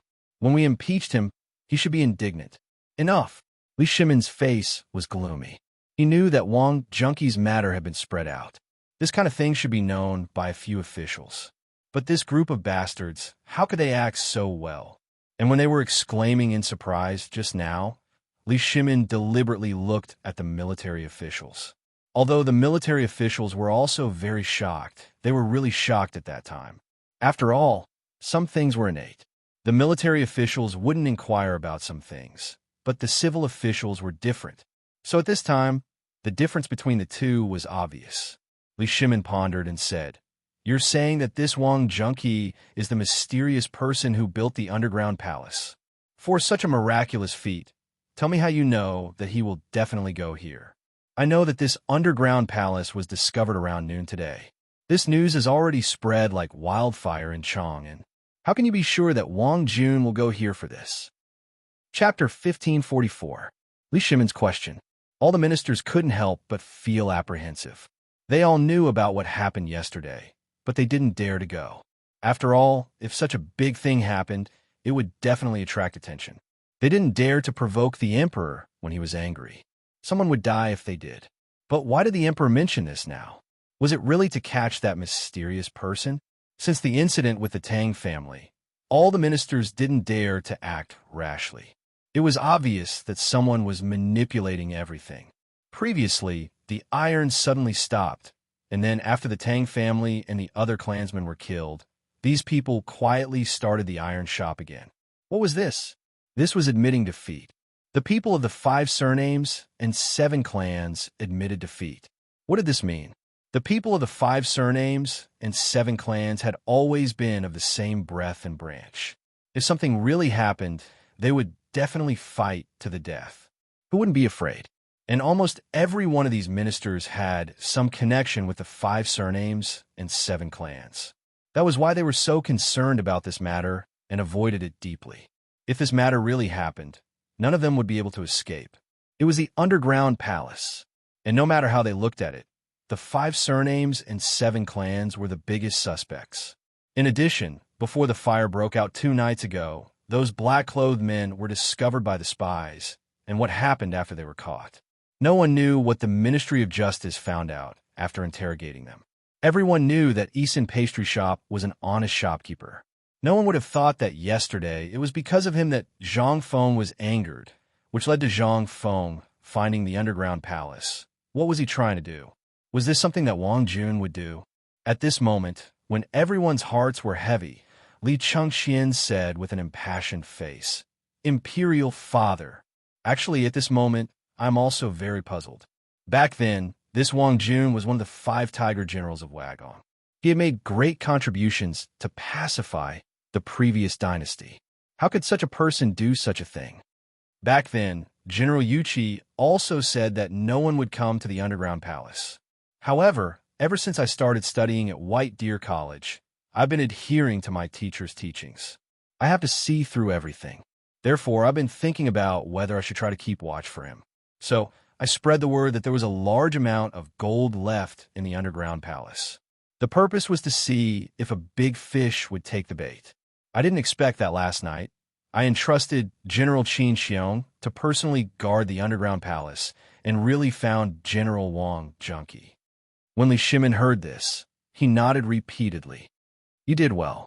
However, how could Wang Jun be that kind of person? Qianer, you can't speak carelessly about this. Li Shimin was very pleased. He had never thought that the crown prince, whom he had been worried about, would grow up overnight. And in today's morning court, he was able to understand some of his secret words. This was a good thing. He had a unique understanding of the overall situation. Although at this moment, Li Chengxian seemed a little immature, but Li Chengxian was only 17 years old. For him to have this kind of effect was already not bad. If this was in someone else's hands, they would have long been at a loss of what to do. Especially last night. Although Li Shimin had handed the matter over to Li Chengxian, this morning, Xiao Gizi had also recounted what Li Chengxian had done last night in Chang'an, especially when Li Chengxian had used psychological warfare at the end to break through Wang Junqi's psychological defenses. After that, even Li Shimin himself felt that it was inconceivable. This was simply a miracle within inconceivable. This was what a crown prince should do. Li Shimin nodded. I heard about this matter early this morning. It was said that last night, there were 5 big fires in the city. Even outside your eastern palace was on fire. What is this about? And what is going on in the prison? When he asked, all the ministers pricked up their ears. Wei Zheng and the others also looked at Li Chengxian with some curiosity. Everything that Li Chengxian had done today had simply given them a big shock. Today's Li Chengxian was simply not the one in the past at all. Replying to father, yesterday's fire was actually just one of those mysterious people's 3 stratagems. Li Shimin pretended to be surprised and asked, tell me, what stratagems are they? First, when Wang Junqi was arrested, I also thought that the matter seemed to have ended here. But who would have thought that there was a great conspiracy behind it? There was a secret passage in the underground palace that led to the outside of the city. At that time, only a few of us knew about it. And these people stayed in the underground palace and never went out, so it was impossible for the secret to be leaked. Those who could enter through the secret passage were only those people. But after Wang Junqi was arrested, the city was on fire. Then in the chaos, someone killed many of my court officials, some merchants, and the common people, about 140 people in total. I've investigated these people and found that they're closely related to this mysterious person. Therefore, I'm sure that these people were killed just to hide a huge secret. So I set up an inescapable net in the prison. Sure enough, I got some results. But fortunately, I got all the answers I wanted. Hearing this, the faces of all the ministers could not help but change wildly. Li Shimin also looked slightly dignified. Who is it? Chapter 1545. At this moment, all the officials pricked up their ears even more. They even wanted to put their mouths close to Li Chengxian's mouth to hear who this person was. To be able to do such a thing, such a person was definitely not an ordinary person. The most important thing was that from the Iron Mine to the Chang'an city, as well as what they faintly guessed at the border, it seemed to be related to this person. Who on earth was this person? After all, those who could be in the imperial court were not fools. Such a big thing would naturally be spread by word of mouth. Moreover, almost all of these matters would go through their hands to handle. Naturally, they would understand some of the twists and turns involved in it. However, this matter was too important. Almost no one dared to be so bold, except for a few extremely rare individuals. Think of Kong Ingda. He was a vivid example. Therefore, when they heard Li Chengxian's words, everyone wanted to know who this person was. Furthermore, this person was so daring and arrogant. Did he grow up to be like Ma Wangya?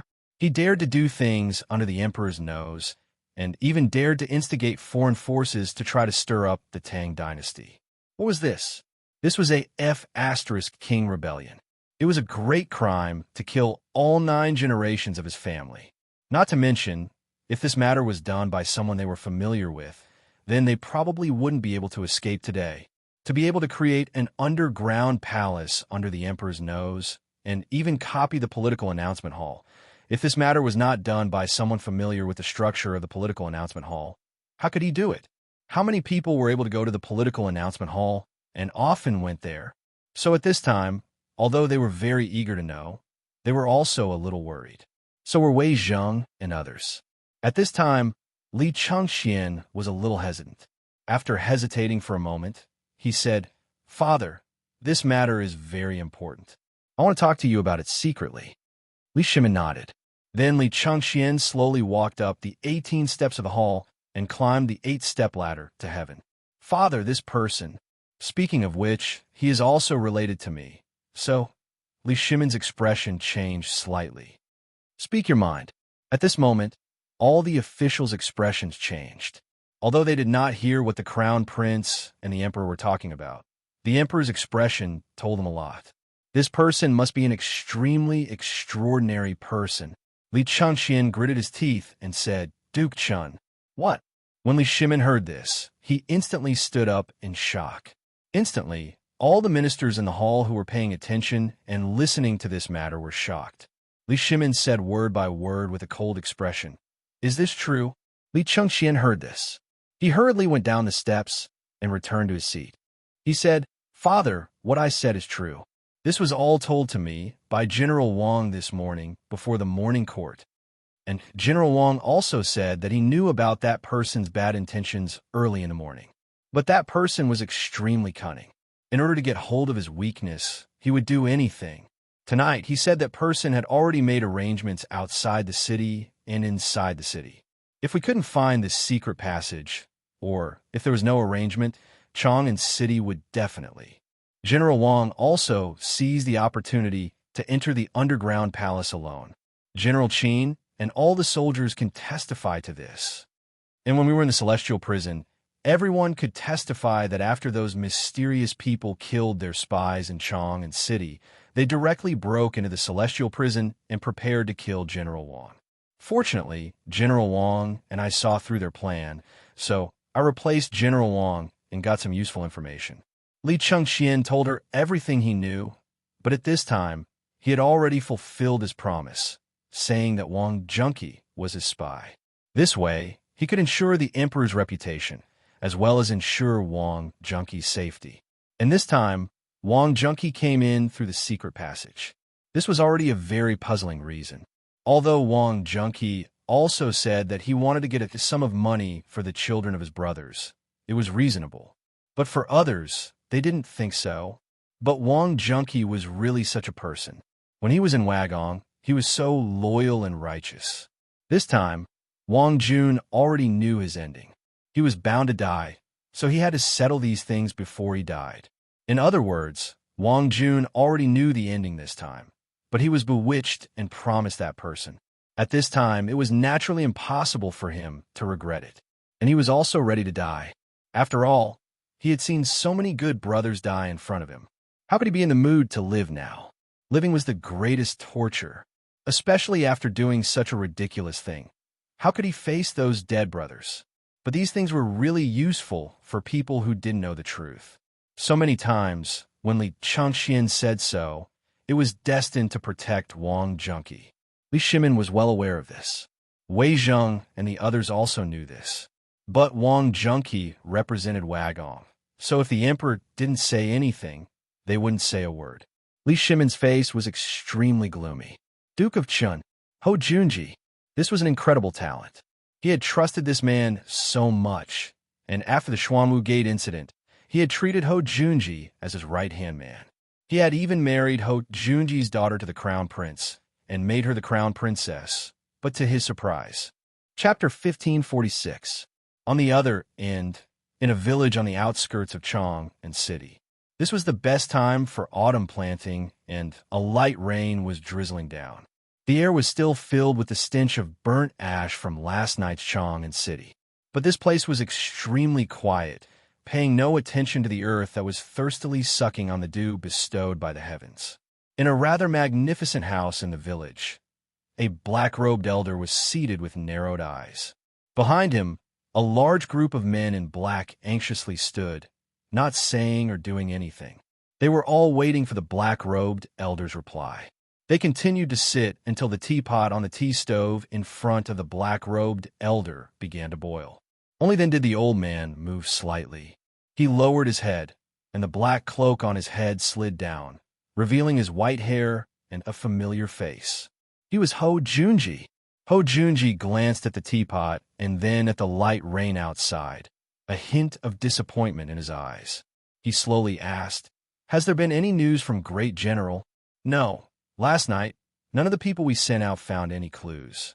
It's the Chin hour today, so the morning court should have already—" "Forget it." Ho Junji somewhat dejectedly sighed.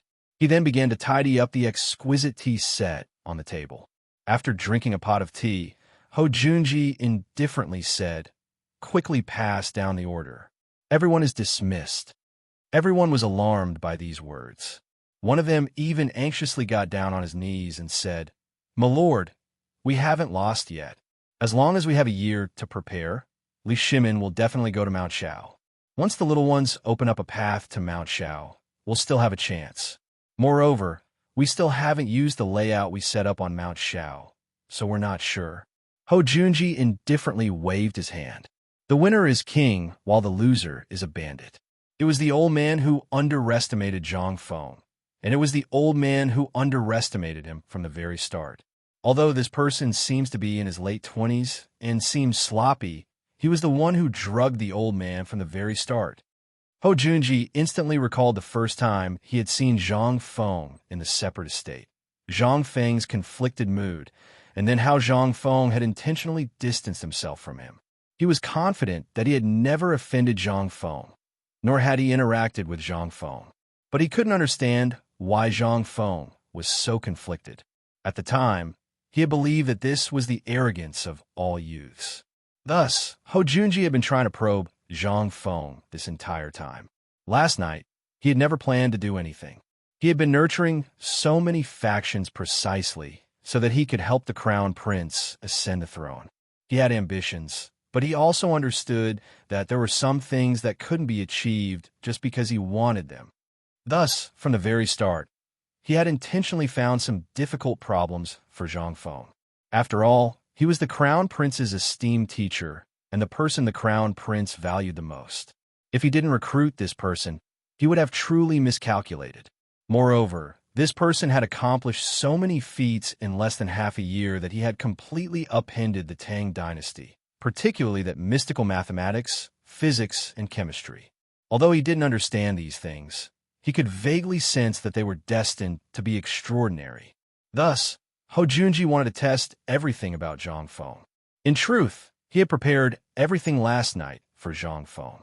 If this Wang junkie did not appear in the middle, then even though last night had failed, he and his plan would not have suffered any losses. That gold and that underground palace had been a test for Zhang Feng. If Zhang Feng could see through everything last night and fight with him, then whether he won or lost, Ho Junji would have spared no expense to bring Zhang Feng to his side. But at this moment, Wang junkie, Ho Junji couldn't help but sigh. He had never imagined that this Li Changxian, who he had always found to be a good puppet crown prince, would actually lose to him. He couldn't understand how Zhang Feng had managed to wake Li Changxian up in just one night. But there was no point in thinking about this now. Regardless of whether Wang junkie had sold him out or not, there was no other choice. He had lost. He had completely lost. Zhang Feng was certain to connect him to this matter. This was fated. Thus, regardless of whether Wang junkie had sold him out or not, today could be considered a failure, and the fact that there was no follow-up to the assassination meant that he was doomed to fail. Ho Junji somewhat sighed as he stood up and turned to the people behind him. The old man has issued one last order for yesterday's matter. Everyone must abide by it. Everything that happened before yesterday must be buried in your stomachs. Everyone must obediently live their lives. Once the old man is fine, the old man will ensure everyone's safety, and we might even have a chance to rise again. But remember, you must bury it in your stomachs. Lord, all of them were choked with sobs. These were all former subordinates of Ho Junji and had always been loyal to him. What did it mean to hear Ho Junji speak like this and have such an expression on his face? It meant that they had failed. Ho Junji turned around and coldly said, "Prepare a horse for the old man. The old man must return to Luozhou as quickly as possible. All of you must remember that without the old man's orders, all of you must obediently live your lives. Understood?" Chapter 1547. In the imperial court, Li Shimin knew that Li Chengqian wanted to protect Wang Junqi. He naturally wouldn't stop him. After all, last night, Li Shimin and the others hadn't been able to figure out why Wang Junqi had come to the underground palace alone. Although the crown prince's words were somewhat trustworthy, they were only for the ears of the officials. Li Shimin had not mentioned Ho Junji's name in the imperial court. It was clear that this matter involved too many people, and if it were leaked, the crown prince's position would be the first to be affected.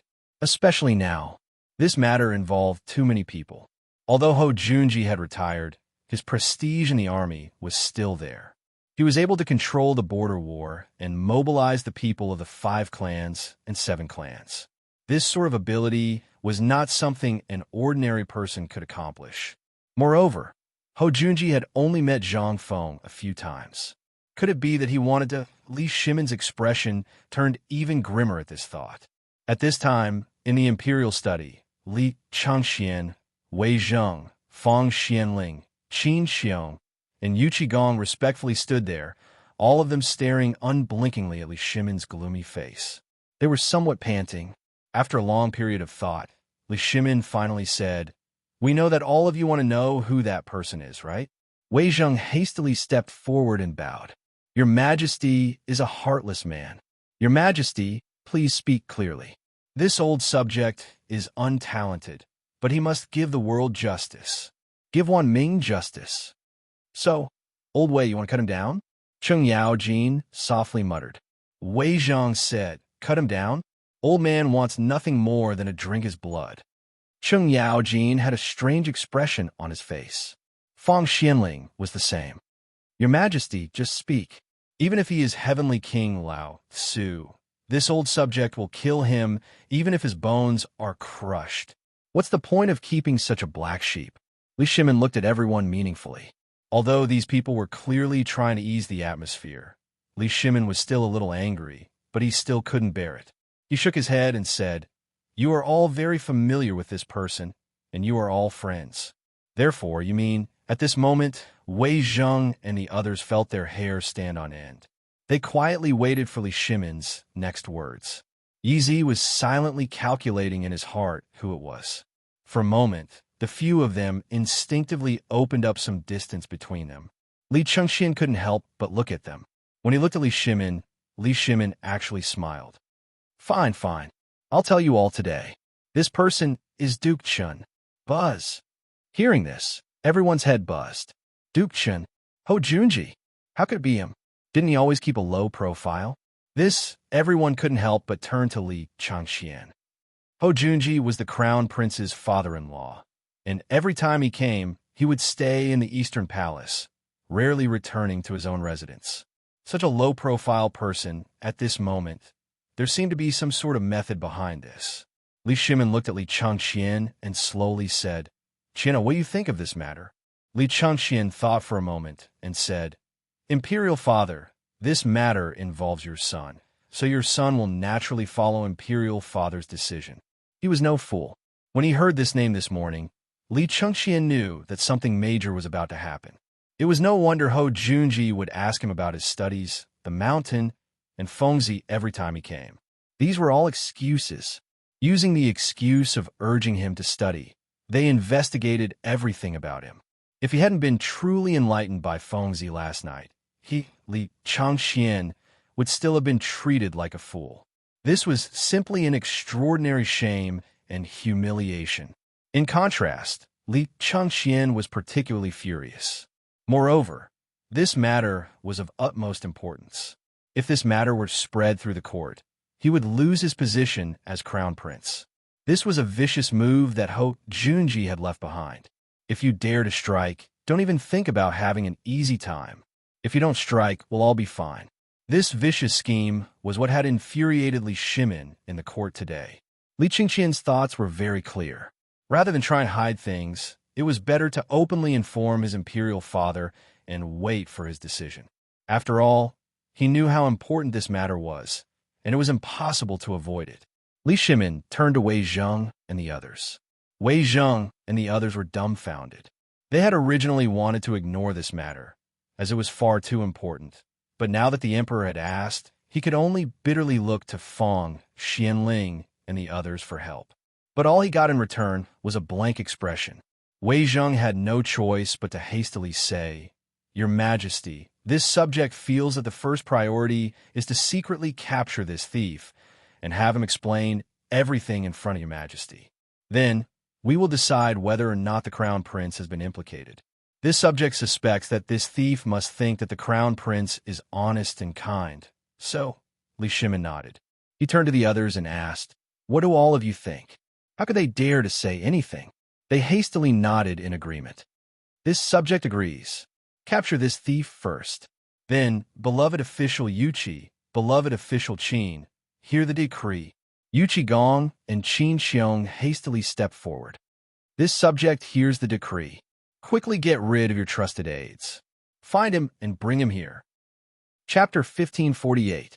Your Majesty, this one will go as well. Cheng Yaojin hastily called out. Everyone present was on good terms with Ho Junji, and none of them wanted to be involved in any sort of trouble. But Cheng Yaojin was different. He had a grudge with Ho Junji, and now that this matter had occurred, Cheng Yaojin was naturally furious. But Li Shimin also knew of this matter, so he had not allowed him to go.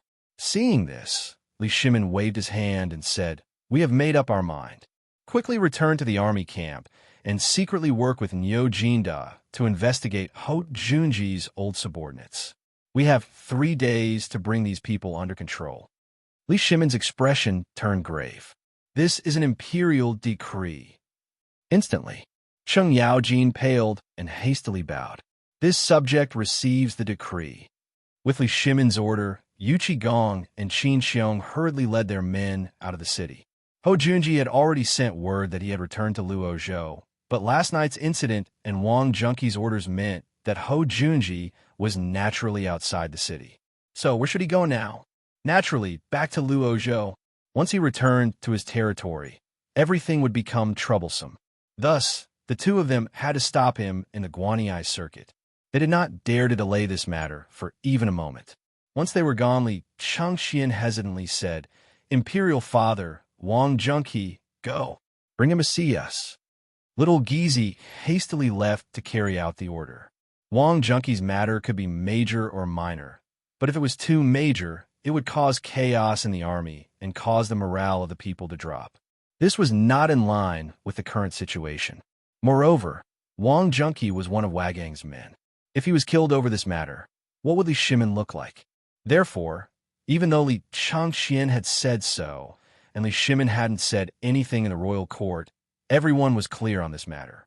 Li Shimin could only feign ignorance. The Eastern Palace was not far from Taiji Palace. In less than the time it took to finish a meal, Wang Junqi, who was dressed in plain clothes, was brought to the imperial study. As soon as he entered the door, Li Shimin waved his hand and dismissed everyone. He looked at him with a complicated expression and said, "Brother Wang, long time no see. You've grown old." When Wang Junqi heard this, he choked and said, "Sinner Wang Junqi greets your majesty." Li Shimin looked at Wang Junqi, walked down from the dragon throne, and slowly helped him sit on a stool at the side.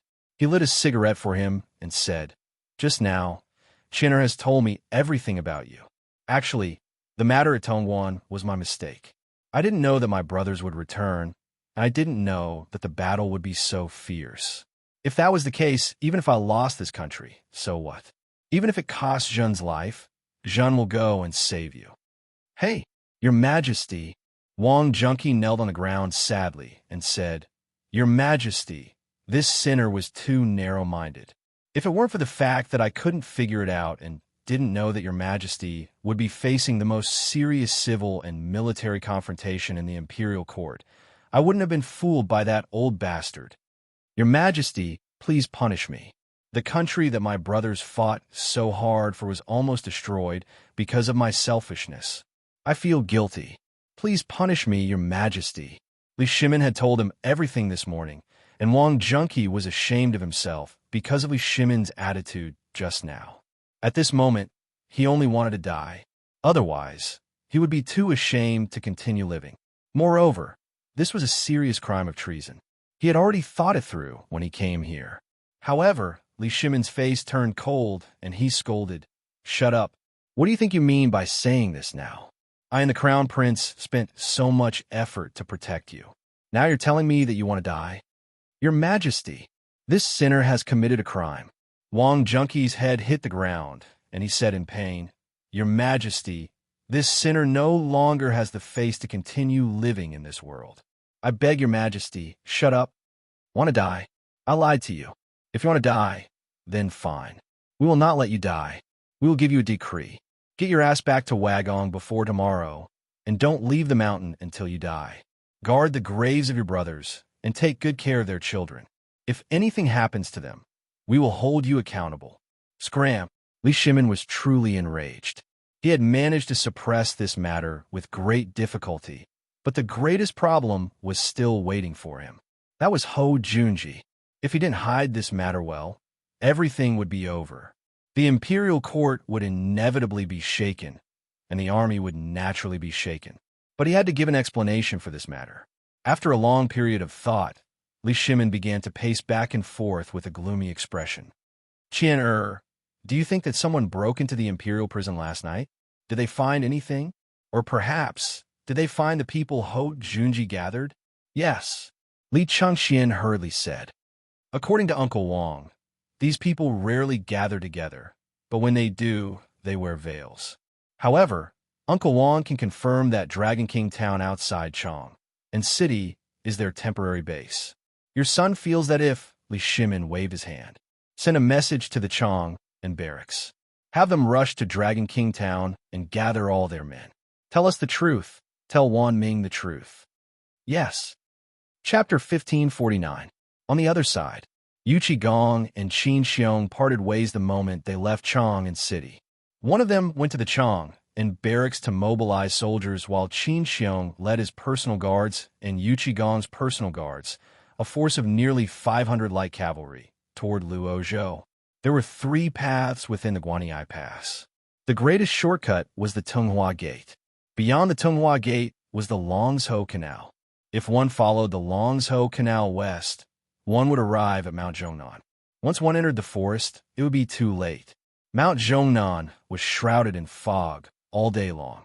More importantly, once one entered, not even an army would be able to find one, much less anything else. Thus, Qin Xiong did nothing along the way. He didn't even bring any essential items or wear any armor. All he sought was speed, after running 2 horses to death. Finally, at the only path into Mount Zhongnan, the Guanyi Pass, he concealed himself. Even so, it still took more than 4 hours. On the other side, Yu Qigong personally led a force of 1,000 men around Chong, and in the name of purging the rebels. They had found all the clues Ho Junji had left behind last night. This time, all the people of Chong and City were in an uproar, and they were furious. Who was it? Who dared to commit murder and arson in Chong and City, building an underground palace? And at this moment, Li Changxian personally led the Chong and garrison to meet up with Yu Qigong and head toward Dragon King Town. At this moment, everyone seemed to understand something. As they watched the massive army head toward Dragon King Town, everyone was stunned. My God, could this Dragon King Town be the nest of that great rebel? All the people watched in shock as the army set off, and they began to discuss in shock at the gate. In an instant, this voice elicited a reaction from the crowd. They couldn't help but start talking at once. Heavens! Dragon King Town? I've heard of this town before. Last time, an old monk said that this town had violated a taboo. Well, now it's true that such a big traitor has appeared. It's really impressive. Fuck, this should have been done long ago. Do you think we'll be able to catch the big fish this time? Of course. The last time I went to Dragon King Town, I was chased out. Lao Tzu was only there to sharpen his knife. Damn it. Hiss. Instantly, everyone sucked in a breath of cold air. He instantly realized that he had encountered such a situation before. Furthermore, it was exactly the same as this. The last time I went there, it was the same. Me too. The last time I went to exchange for some mountain goods, I was also chased out. This is simply a little. Let's go and take a look. Don't just stand here. Let's go and take a look. Along with the uproar of the crowd, everyone knew that the traitor from last night was hiding in Dragon King Town. However, just at this moment, a palanquin slowly appeared at the mouth of the Chan River at the foot of the Zhongnan Mountains. In an instant, the person hidden in the dark suddenly became alert. Qin Xiong's eyes also slightly narrowed as he looked at the palanquin. The palanquin was an ordinary palanquin. There were only a dozen attendants, maids, servants, and a few people in charge of pulling the carriage of goods. At first glance, this seemed to be an ordinary merchant's family. However, at this time, who did not know that something had happened in Chang'an City? Now, there was not a single person to be seen along the way. Even if there was, they were just passing by in a hurry. Last night, the fire in Chang'an City could be clearly seen from 10 miles away, especially here outside the Tonghua Gate. Although it was far from Chang'an City. However, there was no one within a radius of dozens of miles. This group of merchants must have taken the only 3 roads, which was Chang'an City. At this moment, the people of Chang'an City dared to go out of the city. Qin Xiong waved his hand lightly, lying in the grass, and said, Go up and ask what these people are doing. At this moment, when the crowd went out of the city, they had changed into the clothes of ordinary people. At this time, the soldier called a few people and then pretended to be people working in the mountains. When he saw people coming, he hurriedly looked at them in surprise. Guys, look, there are people coming from a city. In an instant, the soldiers disguised as old farmers surrounded the palanquin. The servants around the palanquin were instantly on guard. Their posture seemed to be instinctive, but for a general with sharp eyes, he could guess that there was something fishy about the palanquin as long as those servants reacted in an instant. There must be something fishy about this palanquin. However, although the people around the palanquin returned to their original appearance in an instant, they still could not escape Qin Xiong's eyes.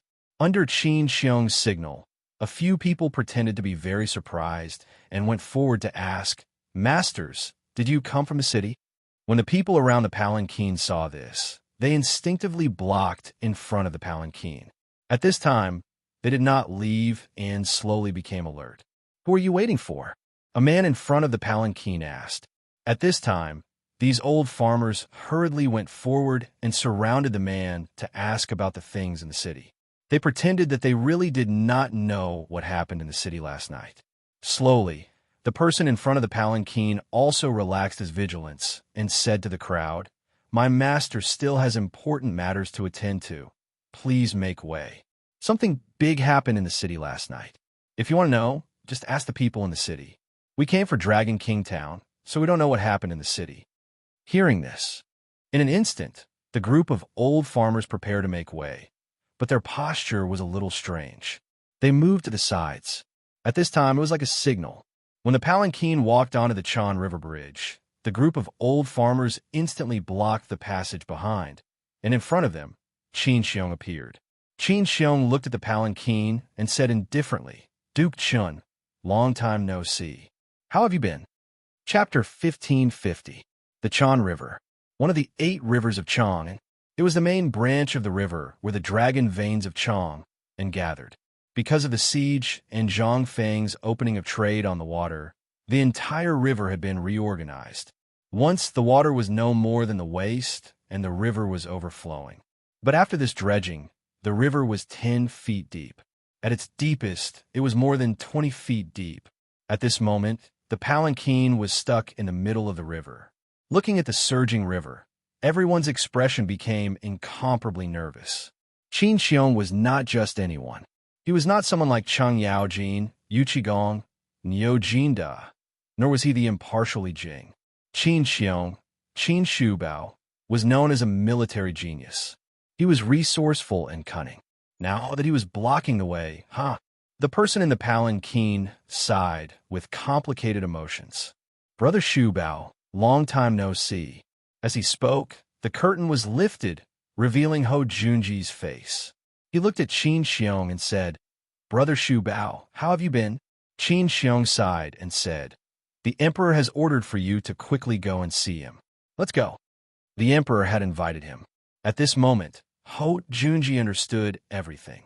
He laughed bitterly and slowly lit a cigarette. He leaned against the pillar of the sedan chair and looked at the rolling Chan River. He seemed to be reminiscing about something and said slowly, "Shu Bao, do you still remember the first time we followed the king of Qin into Chang'an? At that time, we lost all our men, leaving us with less than 3,000. But those days were truly unforgettable." So, before he could finish, Qin Xiong narrowed his eyes and asked warily, "So what do you mean? Are you going to see the emperor, or are you going to defy the decree?" Defy the decree? Ho Junji heartily laughed. Back then, he said that the world was the world of his brothers. But look at how smug he is now. If it weren't for, "Shut up. Come. Invite General Ho back to the palace. Kill anyone who dares to stop him." Yes. Along with the soft command, the sound of metal clashing could be heard all over the mountain. Countless soldiers surged out from around the Chan River. This time, everyone Ho Junji had brought with him was dumbfounded. They were about to enter Mount Zhongnan. Once they entered the mountain, they would be safe. Thus, Ho Junji had scattered countless spies along the way. Then, he brought along a small number of people and pretended to be tourists to cause trouble. But who would have thought that things would turn out like this? Alas. Forget it, forget it. Ho Junji slowly got out of the palanquin, looked at the soldiers on both sides of the bridge, and then turned to Qin Xiong and clasped his fist. "We won't be going to the Imperial Palace. I'm tired. I see that General Qin was waiting for old man today for this very reason, right?" As he spoke, Ho Junji once more looked down at the churning waters of the Chan River, lit a cigarette, and then began to climb up the railing. His retainers and guards wanted to help him up, but he refused. Qin Xiong also stared at Ho Junji. Before this incident, which one of them had not envied Ho Junji's carefree life? But in the end, this was the outcome. How could he not feel that the affairs of the world were unpredictable? Once he entered the palace, he would lose the last shred of face he had left. Thus, while Qin Xiong knew that the imperial order was difficult, this was Ho Junji's final choice. Although he would face the emperor's punishment, he did not dare to. After all, not even the emperor knew how to deal with Ho Junji in the imperial study. Qin Xiong had originally wanted to advise against this, as this matter involved many things, but Ho Junji refused. "Shu Bao, this matter is of great importance. An old man naturally knows of it. Thus, the old man's actions are for the sake of the world. So there's no need to advise him. Perhaps this is the best answer for His Majesty?" Ho Junji turned around and said, "This matter has nothing to do with any of you. Surrender. Old man will go first." After saying this, Ho Junji jumped into the yellow waters of the Chan River. "General, Duke, Master," sorrowful cries rang out. In the end, Ho Junji's matter was buried in the Chan River. Qin Xiong sighed. Once he could no longer see Ho Junji struggling in the water, he waved his hand and said, "Return to the palace." He knew that this was the best outcome for this matter. Duke Qin had accidentally fallen into the Chan River on his way back to Luozhou, and his whereabouts were unknown. This seemed to be what the emperor wanted the most, no? Ho Junji was an astute schemer. If he had jumped into the river, he had naturally thought of many things. After all, if the emperor really did announce this matter to the public, all the people involved would be implicated. Once Ho Junji entered the imperial palace, the interest groups behind him would be implicated as well. This was not something the emperor wanted to see. If such a thing really happened, the Great Tang wouldn't be far from chaos. Was this not the best and most perfect outcome? But when he thought about how to pacify the emperor, Ho Junji felt a headache coming on. This matter was simply Chapter 1551. The Imperial Palace. Li Shimin was worried about Ho Junji. He was so worried that his hair had turned white. In his study, he was so depressed that he couldn't eat or drink. Once Ho Junji returned to Luozhou, not even the emperor would be able to do anything to Ho Junji. After all, Ho Junji was an astute schemer, and he had assuredly set up a trap in Luozhou over the years. Once Ho Junji returned, he would be finished. But what could he do if he was captured? Li Shimin deeply loathed this sort of thing and wanted to ferret out the group behind it. After all, any faction that could affect the military on the border and involve the people of the 5 clans and 7 clans had to be a major faction. An explanation for Ho Junji's meeting? What if it was like last night in the Imperial prison? What would happen then? What if the army and the ceremonial team of the 5 clans and 7 clans learned of this? These were all things that Li Shimin needed to think about. Thus, Li Shimin had made 2 preparations. On the one hand, he would go to Dragon's Head Town to see if he could find a scapegoat.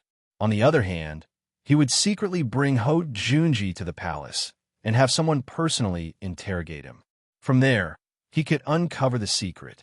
Before Li Shimin could figure it out, he saw a Jinwu guard rushing into the Imperial study. The moment he entered, the Golden Guard hastily said, "Your Majesty, General Qin Xiong requests an audience." Li Shimin slightly frowned. How many people? 1. Summon him. Li Shimin suddenly had a bad premonition. He anxiously paced back and forth in the study. A moment later, Qin Xiong entered the Imperial study. Without waiting for Qin Xiong to bow, Li Shimin gestured for him to keep quiet. He had Xiao Gizi remove the guards around the Imperial study and even the entire Taiji palace. Then he asked, "You've captured him?" Qin Xiong nodded, and then he shook his head. "Your Majesty, he was originally captured by the Chan River, but he jumped into the river, saying that this was the best outcome." Hearing this, Li Shimin was flabbergasted. But there was still a trace of relaxation. Just as Ho Junji had said, it was best for this matter to end here. If he pushed too hard, he was certain to obtain something unexpected. This was what Li Shimin was most afraid of. No one knew who was backing Ho Junji, and those people were also watching. The moment Ho Junji entered the palace, he would be in even greater danger. This danger was something that Li Shimin was least willing to see. Therefore, when he heard Qin Xiong's words, not only was he not angry, he even felt a trace of comfort. "Sai, pass down the order, report this matter, and send people to salvage the bodies along the river. Then give them a grand burial." After some thought, Li Shimin asked again, "The Crown Prince, report." "The Crown Prince has arrived." At this moment, someone hurriedly reported to the Emperor. When Li Shimin heard this, he waved his hand and said, "Announce." When Li Chengxian entered, Li Shimin couldn't help but widen his eyes. Li Chengxian's body was stained with blood, and there was a long wound on his chest. Although it wasn't fatal, what was this? Li Chengxian was the crown prince of the Tang dynasty. Who would dare to harm him? That would undoubtedly be a slap to the imperial clan. Li Shimin's face darkened. "You're just showing us this? Are you here to cry?" Li Shimin was a little angry. Wasn't this Li Chengxian's style? Today he had just praised him, and now he was acting like this? When Li Chengxian heard this, he hurriedly and excitedly said, "Imperial Father, please listen to me first. Just now, when we went to Dragon King Town with great fanfare, we really did encounter obstructions. Even when someone announced this son's name, it was useless. Then, this son entered under the charge of searching for traitors. To my surprise, this son really did run into some traitors. Moreover, these people's clothes and sabers were exactly the same as the people who tried to assassinate Wang Junkie yesterday. In the ensuing battle, this son was wounded by an old man, but it didn't matter. This son has already caught the main culprit. And all of this was done in front of all the spectating commoners. Even if these people weren't the main culprit, the crime of injuring the crown prince was already proven. Thus, now that we have someone to take the blame for, and that Ho Junji, who needed to be executed, is also dead, this matter is over." Li Shimin helped Li Chengxian finish his words. Li Chengxian was taken aback. "Imperial Father, you're saying Ho Junji is dead?" Li Shimin gravely nodded. "He truly is dead. He jumped into the Chan River. Perhaps this is the best outcome." Li Chengxian had a strange expression. This father-in-law of his had always cherished his life. Why was he so careless today? Suddenly, Li Chengxian recalled that Ho Junji had given him a list of his trusted aides in the army. He had also said that he had already sent word to his old subordinates and old friends. If he died, these people would become Li Chengqian's assistants. Li Chengqian opened his mouth, wanting to tell this matter to Li Shimin, but after some thought, he decided against it. Li Shimin also noticed Li Chengqian's strange state and asked, "Qianer, do you have something to say?" "No." Li Shimin glanced at Li Chengqian with a smile that was not a smile. He shook his head and said, "General Qin, pass down the order. Last night, the bandit leader was captured. I'll pass down a message and say that Duke Chun learned of this matter today and turned back halfway to the capital. On the way, he encountered misfortune and fell into the water." Chapter 1552. The matter was over. At this time, what needed to be done was to deal with the aftermath, which was to clean up the mess. That was the most annoying thing. Although it was troublesome and annoying, it still needed to be dealt with at this time.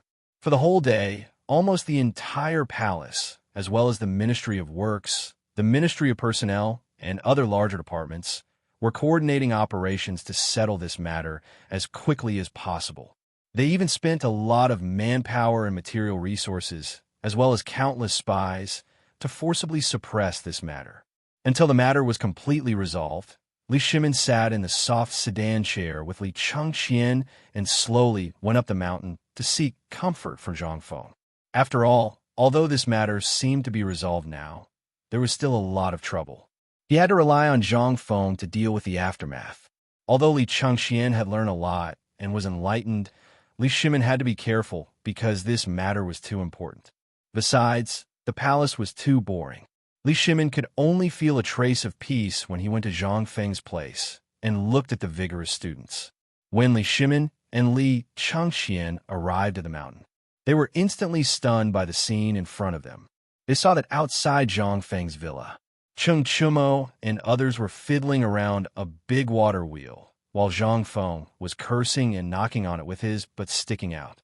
Beside this water wheel, there were countless huge and long water troughs piled up. It seemed that what happened at the foot of the mountain last night did not affect the mountain at all. At the side, Yu Shernan and the others watched with smiles on their faces. They drank their tea and laughed heartily. "What's going on?" Li Shimin was a little confused. Li Chengqian was also very confused. Father, I don't know. When I went down a mountain yesterday, I didn't see them fiddling with this thing. But I heard from Fengzi that they seemed to be making something like a water wheel. It was something that was going to phosphate fertilizer factory. Fengzi once said that as long as we had this thing, we could do a lot of things. Li Shimin's eyes lit up. He hurriedly went up to her. There was no need to rush, but Yu Shernan and the others were scared out of their wits. They hurriedly went up and greeted, "Second Master Li, why are you here? Have you settled everything at the foot of the mountain?" "Fengzi, Second Master is here. Stop nagging." They surrounded Li Shimin and asked him all sorts of questions, but then ignored Li Chengqian. Li Chengqian's face stiffened, but he didn't care. He went to Chen Chumo and asked in surprise, "Is this the thing you guys have been secretly tinkering with for the past 2 days?"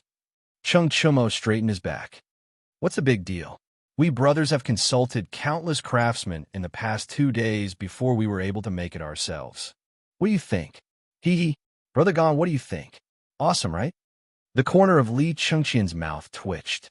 He didn't know how to answer. He could only chuckle and give a thumbs up to cover up his embarrassment. From afar, this thing didn't seem to have any problems. That was the case. If you were to walk in and take a look, this thing was made from a pile of rotten wood. Li Chengqian had naturally seen a water wheel before. Whether it was the Imperial Garden or the Easter Palace's garden, they all had this thing. However, although this thing was a water wheel, the burrs on the wood were simply unshaven. This thing could be used? No wonder Zhang Feng was angry just now. If their father saw this, it would be strange if he didn't beat them to death. Tainyo, you're awesome. To be able to make this thing in 2 days, it's rare and precious. By the way, my son, how did you get this thing? Li Chengqian could only speechlessly praise a few times. Then, without waiting for Ching Chumo to brag, he asked, "By the way, what happened last night? You all know, right?" Cheng Chumo nodded and said, "Yes, but when we were about to go, we met my father outside the city, and he kicked us back.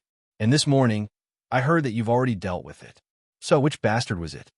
Hearing this, Li Chengqian looked at Li Shimin strangely and said, Go and ask your father. Chung Chumo heard this and instantly cowered. Ask the emperor at this time? Wasn't that courting death? This thing, there was no way to ask. If he asked, he would definitely die. If he didn't want to say, then he naturally had a big secret and identity. How could he ask about it? And on the other side, Zhang Feng wiped his sweat and looked up and down at Li Shimin and said, Lao Li, why do I see that you seem to have a big show yesterday? Li Shimin was stunned. He asked, what do you mean? You didn't sleep last night? Li Shimin shook his head and didn't know what Zhang Feng wanted to ask. Seeing this, Zhang Feng said, last night, the palace was in a mess, but you didn't sleep all night. So you were a thief? Or what? Li Shimin was a little speechless. More than a dozen shops were burned down. Do you think I can sleep? Shouldn't I go and watch? Hearing this, Zhang Feng understood. So that's what happened. Didn't I ask someone to tell you? Moreover, this is an official's matter. If you encounter something like this again, you should stay as far away as possible. Although this matter is over, I'm guessing that the power behind this person will come back again. This time, whoever emerges first will be the first to suffer. While speaking, everyone couldn't help but look at Li Changqian. Li Changqian slowly turned his head as if he felt something. Seeing that they were looking at him with some complicated expressions, he couldn't help but shiver. Chapter 1553. Li Shimin heard this. He hurriedly looked at Yu Shurinan and the others, then hurriedly pulled Zhang Feng and said, Fengzi, this matter is a bit complicated. Let's go inside and talk. Zhang Feng pointed at the waterway with some annoyance. Aren't I busy now? Isn't it the same if we talk here? No. Don't you want to know who was causing trouble here last night? After Li Shimin said this, Zhang Feng's interest was piqued. After all, he didn't even know who it was after a night of fighting. Naturally, he wanted to know who it was. Then, he and the others entered the living room slowly. As soon as they entered the door, Yu Shurinan signaled Ma, Xin Liang, Gao Kan, and Shiva outside the door to guard the surroundings tightly. No one was to disturb them, and of course, they were not to eavesdrop. After everything was ordered, Yu Shurinan turned around and saw that the room was instantly filled with the smell of smoke. He shook his head speechlessly and took out an opium pipe from his belt. Li Shimin's eyes were fixed on it. Yu Shurinan skillfully rolled the pipe and then put it on the oil lamp to burn. In an instant, the choking smoke scattered around like smoke.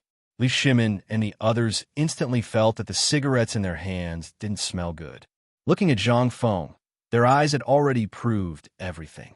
Zhang Feng was a little speechless. This thing is called pipe tobacco. It's no different from this thing. If you want to smoke, don't the tobacco factory have big cigars? Make a smoke that's more powerful than this. Li Shimin coughed and touched his nose. Then he hurriedly changed the topic. Fengzi, the person last night was caught, but in the end, he jumped into the river. What do you think? Hearing this, Zhang Feng nodded and said, jumping into the river is good. Li Shimin hurriedly asked, what's so good about that? Because this person's identity is destined to be extraordinary. If he is really caught, the people behind him will definitely panic. If that happens, do you think our emperor will be able to sit still? I think this might be the best ending. At least for the next 3 months, we can live peacefully. No one will dare to cause trouble. As for what happens after that, I don't know. But Lao Li, who is this person? Li Shimin looked around and said, this person is Duke Chun. What? When Zhang Feng heard this, he instantly lost his composure. In truth, in the Tang dynasty, Zhang Feng truly admired Ho Junji.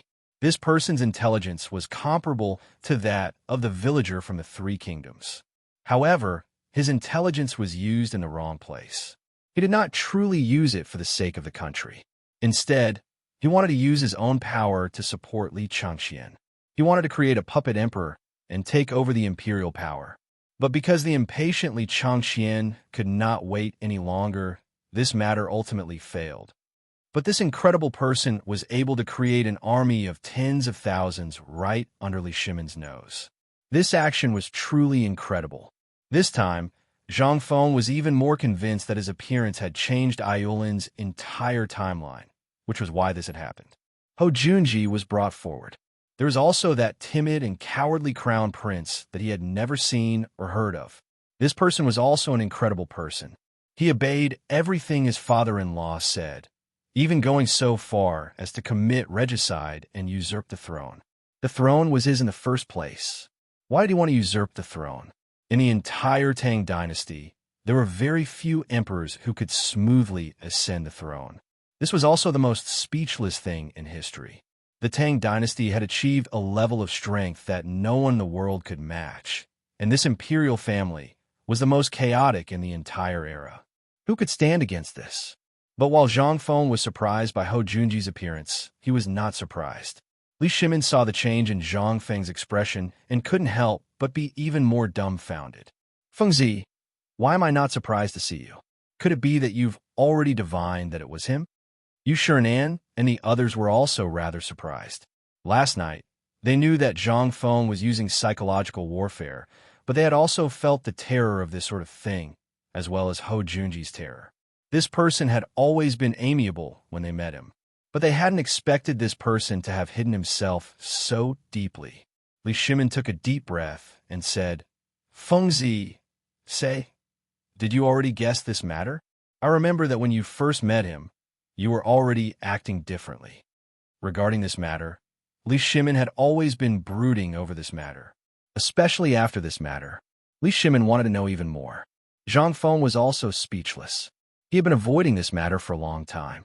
Could it be that you want Lao Tzu to say that Lao Tzu had seen it in the Tang dynasty's history books and records? It would be strange if this matter wasn't dissected within minutes. But he had no choice but to speak of this matter. Zhang Feng pondered for a moment before saying, it's a serious matter. How should I put it? Actually, he's just a misunderstanding. Didn't I say back then that I knew how to judge? The first time I met him, I felt that he was somewhat unusual and he was naturally rebellious. But I have no evidence, and I can't say that he's naturally rebellious the first time I met him, can I? If I say that, how can I still live? He's the Duke of Chun. I was just a young noble back then. With this, the curiosity of Li Shimin and the others was finally quelled. Li Shimin asked uncertainly, then according to what you said, His Majesty won't pursue this matter? Then what about this tale? Zhang Feng was speechless. If His Majesty really wants to see the Tang dynasty fall into chaos, then go ahead and do it. Give him an inch, and he'll take a mile. Let's just forget about this tale. Otherwise, it'll be easy for him to do something desperate. Why don't you make a bet? Tomorrow morning, you'll see if His Majesty will mention this matter again. Chapter 1554. Zhang Feng's words instantly silenced Li Shimin.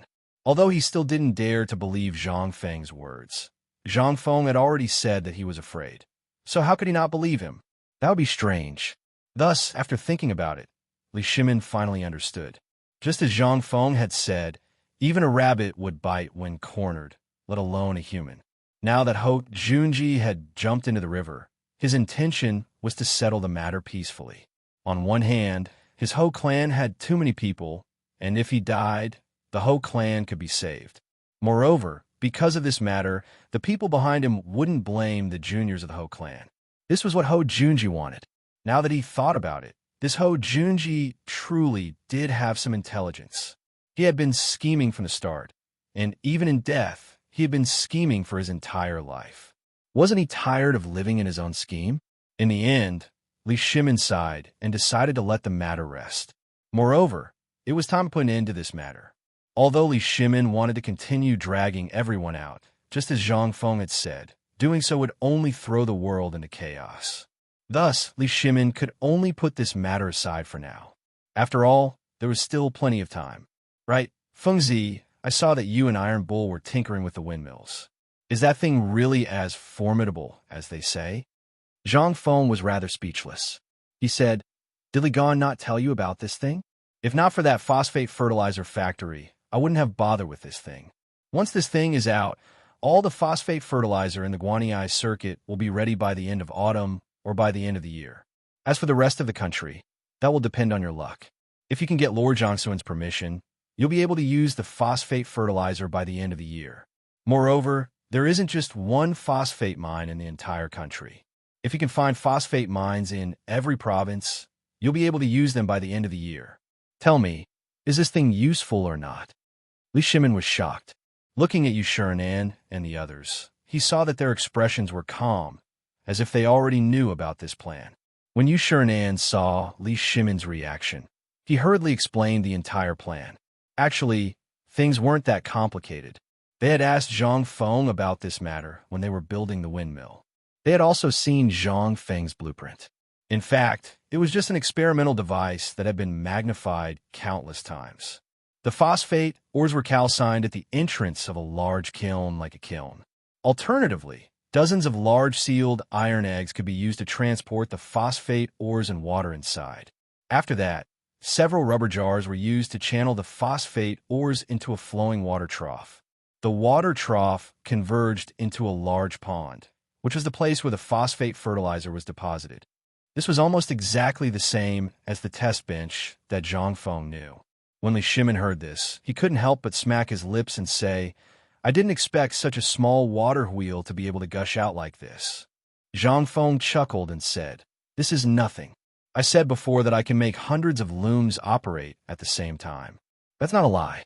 It's powered by water. Do you think I'm joking?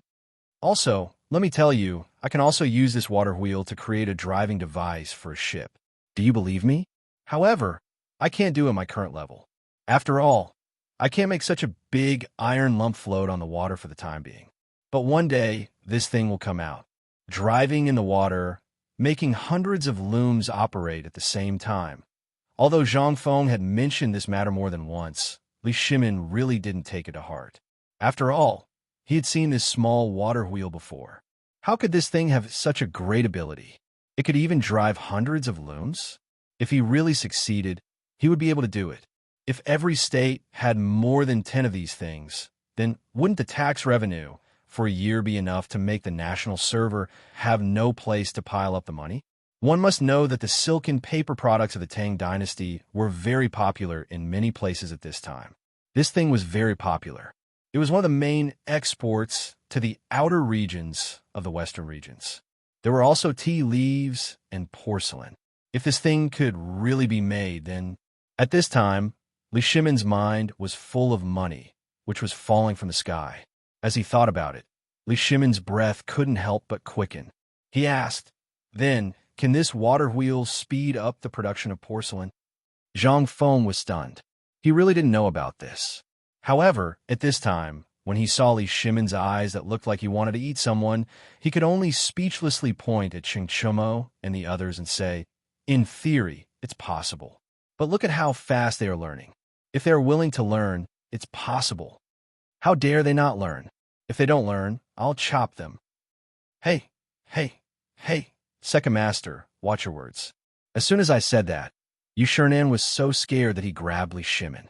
Zhang Feng was stunned. Li Shimin finally understood. He laughed and said, "I'll really chop them. After all, these ignorant and incompetent guys can't even learn this little skill. Not to mention me, even their own father will break their legs." Hearing this, Zhang Feng spread out his hands and said hurriedly, "Let's make it clear first. I won't accept the beating if my legs are broken." Chapter 1555. Li Shimin was somewhat speechless. But then he suddenly thought of Niu Jianhu and asked in surprise, "Right, speaking of Little Tiger, how come I haven't seen Little Tiger for a long time?" The others were also dumbfounded. They had not seen Niu Jianhu since the last time they saw him. They had only heard that he was recuperating at home and that he could walk a few steps now. But no one knew the exact details. Zhang Feng also said curiously, "Not to mention Xiaoniu, I don't know where old Niu has gone these days. I haven't seen him. He's gone to Xiaozi City. Last time, he delivered a batch of ballistae. After all, the situation on the border has changed, so we had to take action. Moreover, we've contracted for the production of these ballistae, and Old Cow is very familiar with the roads in Xiaozi, so I had him personally arrange them." Li Shimin took this opportunity to ask. This was something he had wanted to ask for a long time. Now that the internal problems had been dealt with, foreign threats still existed. Moreover, he had heard that the Xiaozi side had reached a point where they had no choice but to fight. The Turks and Indians had gathered a total of more than 300,000 soldiers and were already stationed at Xiaozi City. Meanwhile, the production of weapons was still going on. Although the task of smelting steel had been handed over to the people at the foot of the mountain, and the Ministry of Works at the foot of the mountain had gathered at least 1,000 people to work day and night. They could only produce 500 ballistae a day. Moreover, this was in accordance with the rules that Zhang Feng had laid down. Although these people were working very hard, the repeated production of weapons for an army of 100,000 was still a drop in the bucket. Moreover, this place was very far from Chiaotzi City. Just transporting this batch of goods would take 5 days, and they would not rest or sleep for 5 days. When they arrived at a provincial capital, they would immediately dispatch local soldiers to take over the goods and escort them to the next provincial capital. The previous delivery person would then return, and so on. Even so, the production continued every day. In just a few short days, they had produced more than 5,000 ballistae and 30,000 spears that could be used by soldiers. Compared to the enemy army of more than 300,000, this was truly a drop in the bucket. Thinking of this, Li Shimin couldn't help but ask, Fengzi, last time you said that gunpowder and cannons, are they ready? This was what Li Shimin thought of when Zhang Feng asked about Niu Jianhu, and it was also the question he wanted to ask the most. Although he didn't see any cannons from Zhang Feng's description, he vaguely felt that this thing seemed to be the key to victory or defeat in a war. That was why Li Shimin asked this question. In truth, he had wanted to ask about this for a long time, but because of the matters in the court and the Tang clan, there were simply too many problems. Thus, when he learned that the Bureau of Military Affairs and the Bureau of Works were steadily producing 500 crossbows every day, he didn't worry too much. Even though it was 500 a day, only 5,000 for 10 days. This number was a little small, but it was better than nothing. Hearing this, Zhang Feng slapped his forehead and said, "If you didn't mention it, I would have forgotten all about it. The cannons aren't urgent. This thing is actually very easy to make. Wait until I'm done with the water wheel. Don't say that." Li Shimin was shocked and hurriedly said, "You don't know that the war on the border is imminent. If we don't have a few things to serve as a front and deter the enemy, Chiaotzi City will definitely be defeated in less than 10 days. The Tang dynasty hasn't won a big battle for a long time. This time, we have to win a good one. So, Fengzi, can you—" Seeing Li Shimin like this, Zhang Feng was a little speechless. But he still said then, "I'll give it a try. Let me say this first. I can only say that I'll find time, but I'll definitely give you an answer in less than 3 days. But first, have someone send me 20 carts of iron ore. Otherwise, I won't be able to make the cannons." Hearing this, Li Shimin immediately shouted outside the door, "Gizi, quickly ask someone to send 20 carts of iron ore to the mountain. No, send 200 carts. They must be sent here by tonight." After that, Li Shimin didn't care whether the person outside the door heard him or not. He asked, "Is 200 carts enough?" Zhang Feng was a little speechless. "Maybe it's enough to make 10 cannons." When Li Shimin heard this, his eyes widened to the size of a copper coin. 200 carts of iron, or could only make about 10 cannons? Was he eating iron? Li Shimin was a little speechless, but he asked expectantly, "This thing, can it?" Zhang Feng pondered for a long time and didn't hear Li Shimin at all. He said, "I'm thinking that if these 10 cannons can be made, it'll be enough to repel the enemy. And as for the ballistae, if I can improve them, no matter how many people they send in this battle, our 10 cannons and 30 ballistae will be enough." Chapter 1556. However, what Zhang Feng didn't notice was, as soon as he said that, the faces of Li Shimin and the others turned completely green. 10 cannons could repel the enemy? Plus 30 ballistae? This, in an instant, everyone was shocked. Li Shimin was so excited that his stubble was trembling. He grabbed Zhang Feng's hand, who was thinking about the principles of these things, and said excitedly, "Fengzi, you're really the savior of the Tang dynasty. No, you're Lao Li's savior. Do you know that once we take down Chiaotzi City, this important trading place will be ours?" His Majesty said that no matter who it is in the future, we'll have the final say in Chiaotzi trade. This is what Lord Zhang's son told me. The premise is that we have to take down Chiaotzi City. Fengzi, are you sure about this? Li Shimin couldn't help but want to bluff him. This thing made him think of many things in an instant. If 10 cannons can solve the siege of Chiaotzi, what about in the future? Would they take the initiative to start a war with the Turks in the future? Li Shimin was really tired of being so passive every time. If this season's grain really could be harvested, as Zhang Feng said, Li Shimin would have an excuse to start a war with the Turks without any opposition in the entire imperial court. Only by eliminating the scum once and for all could he intimidate the whole world. He could intimidate all the people who coveted the Tang dynasty. The endless plundering had made Li Shimin angry for a long time. A war that could shock the whole world, and an unsheathed sharp sword were the driving forces that could make the whole Tang dynasty rich and prosperous once and for all. Therefore, when Zhang Feng said this, Li Shimin was so excited. Although Yu Shiran and the others strongly opposed the war at this time, they also understood that if they didn't have a strong weapon to protect themselves, how could there be peace? When Zhang Feng came up with the military science, they talked to Zhang Feng as guests. At that time, they were worried that Zhang Feng would take the wrong path. After all, Zhang Feng was too excellent. From political and martial arts to military strategy, he almost had his own unexpected opinions. Therefore, at this time, when Li Shimin asked this question, although they were worried, they didn't say anything. After all, they could only ask this question after this matter was over. In front of the emperor, moreover, the emperor seemed to be deeply attracted by the things that Zhang Feng had described. Who would dare to stop him at this time? Zhang Feng also noticed that Li Shimin was unusually excited. Although he was also, being able to control the main channel to the western region and the trade hub was a rare advantage for everything in the future. Especially at this time, he needed a stage to show what he had made. Chang'an City was just a small place. And whether it was food, medicine, textiles, or rubber in the future, they all needed foreign trade. And there was the grain crops in the Tang dynasty were too simple.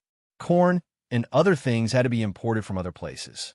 After all, he had an unreliable system.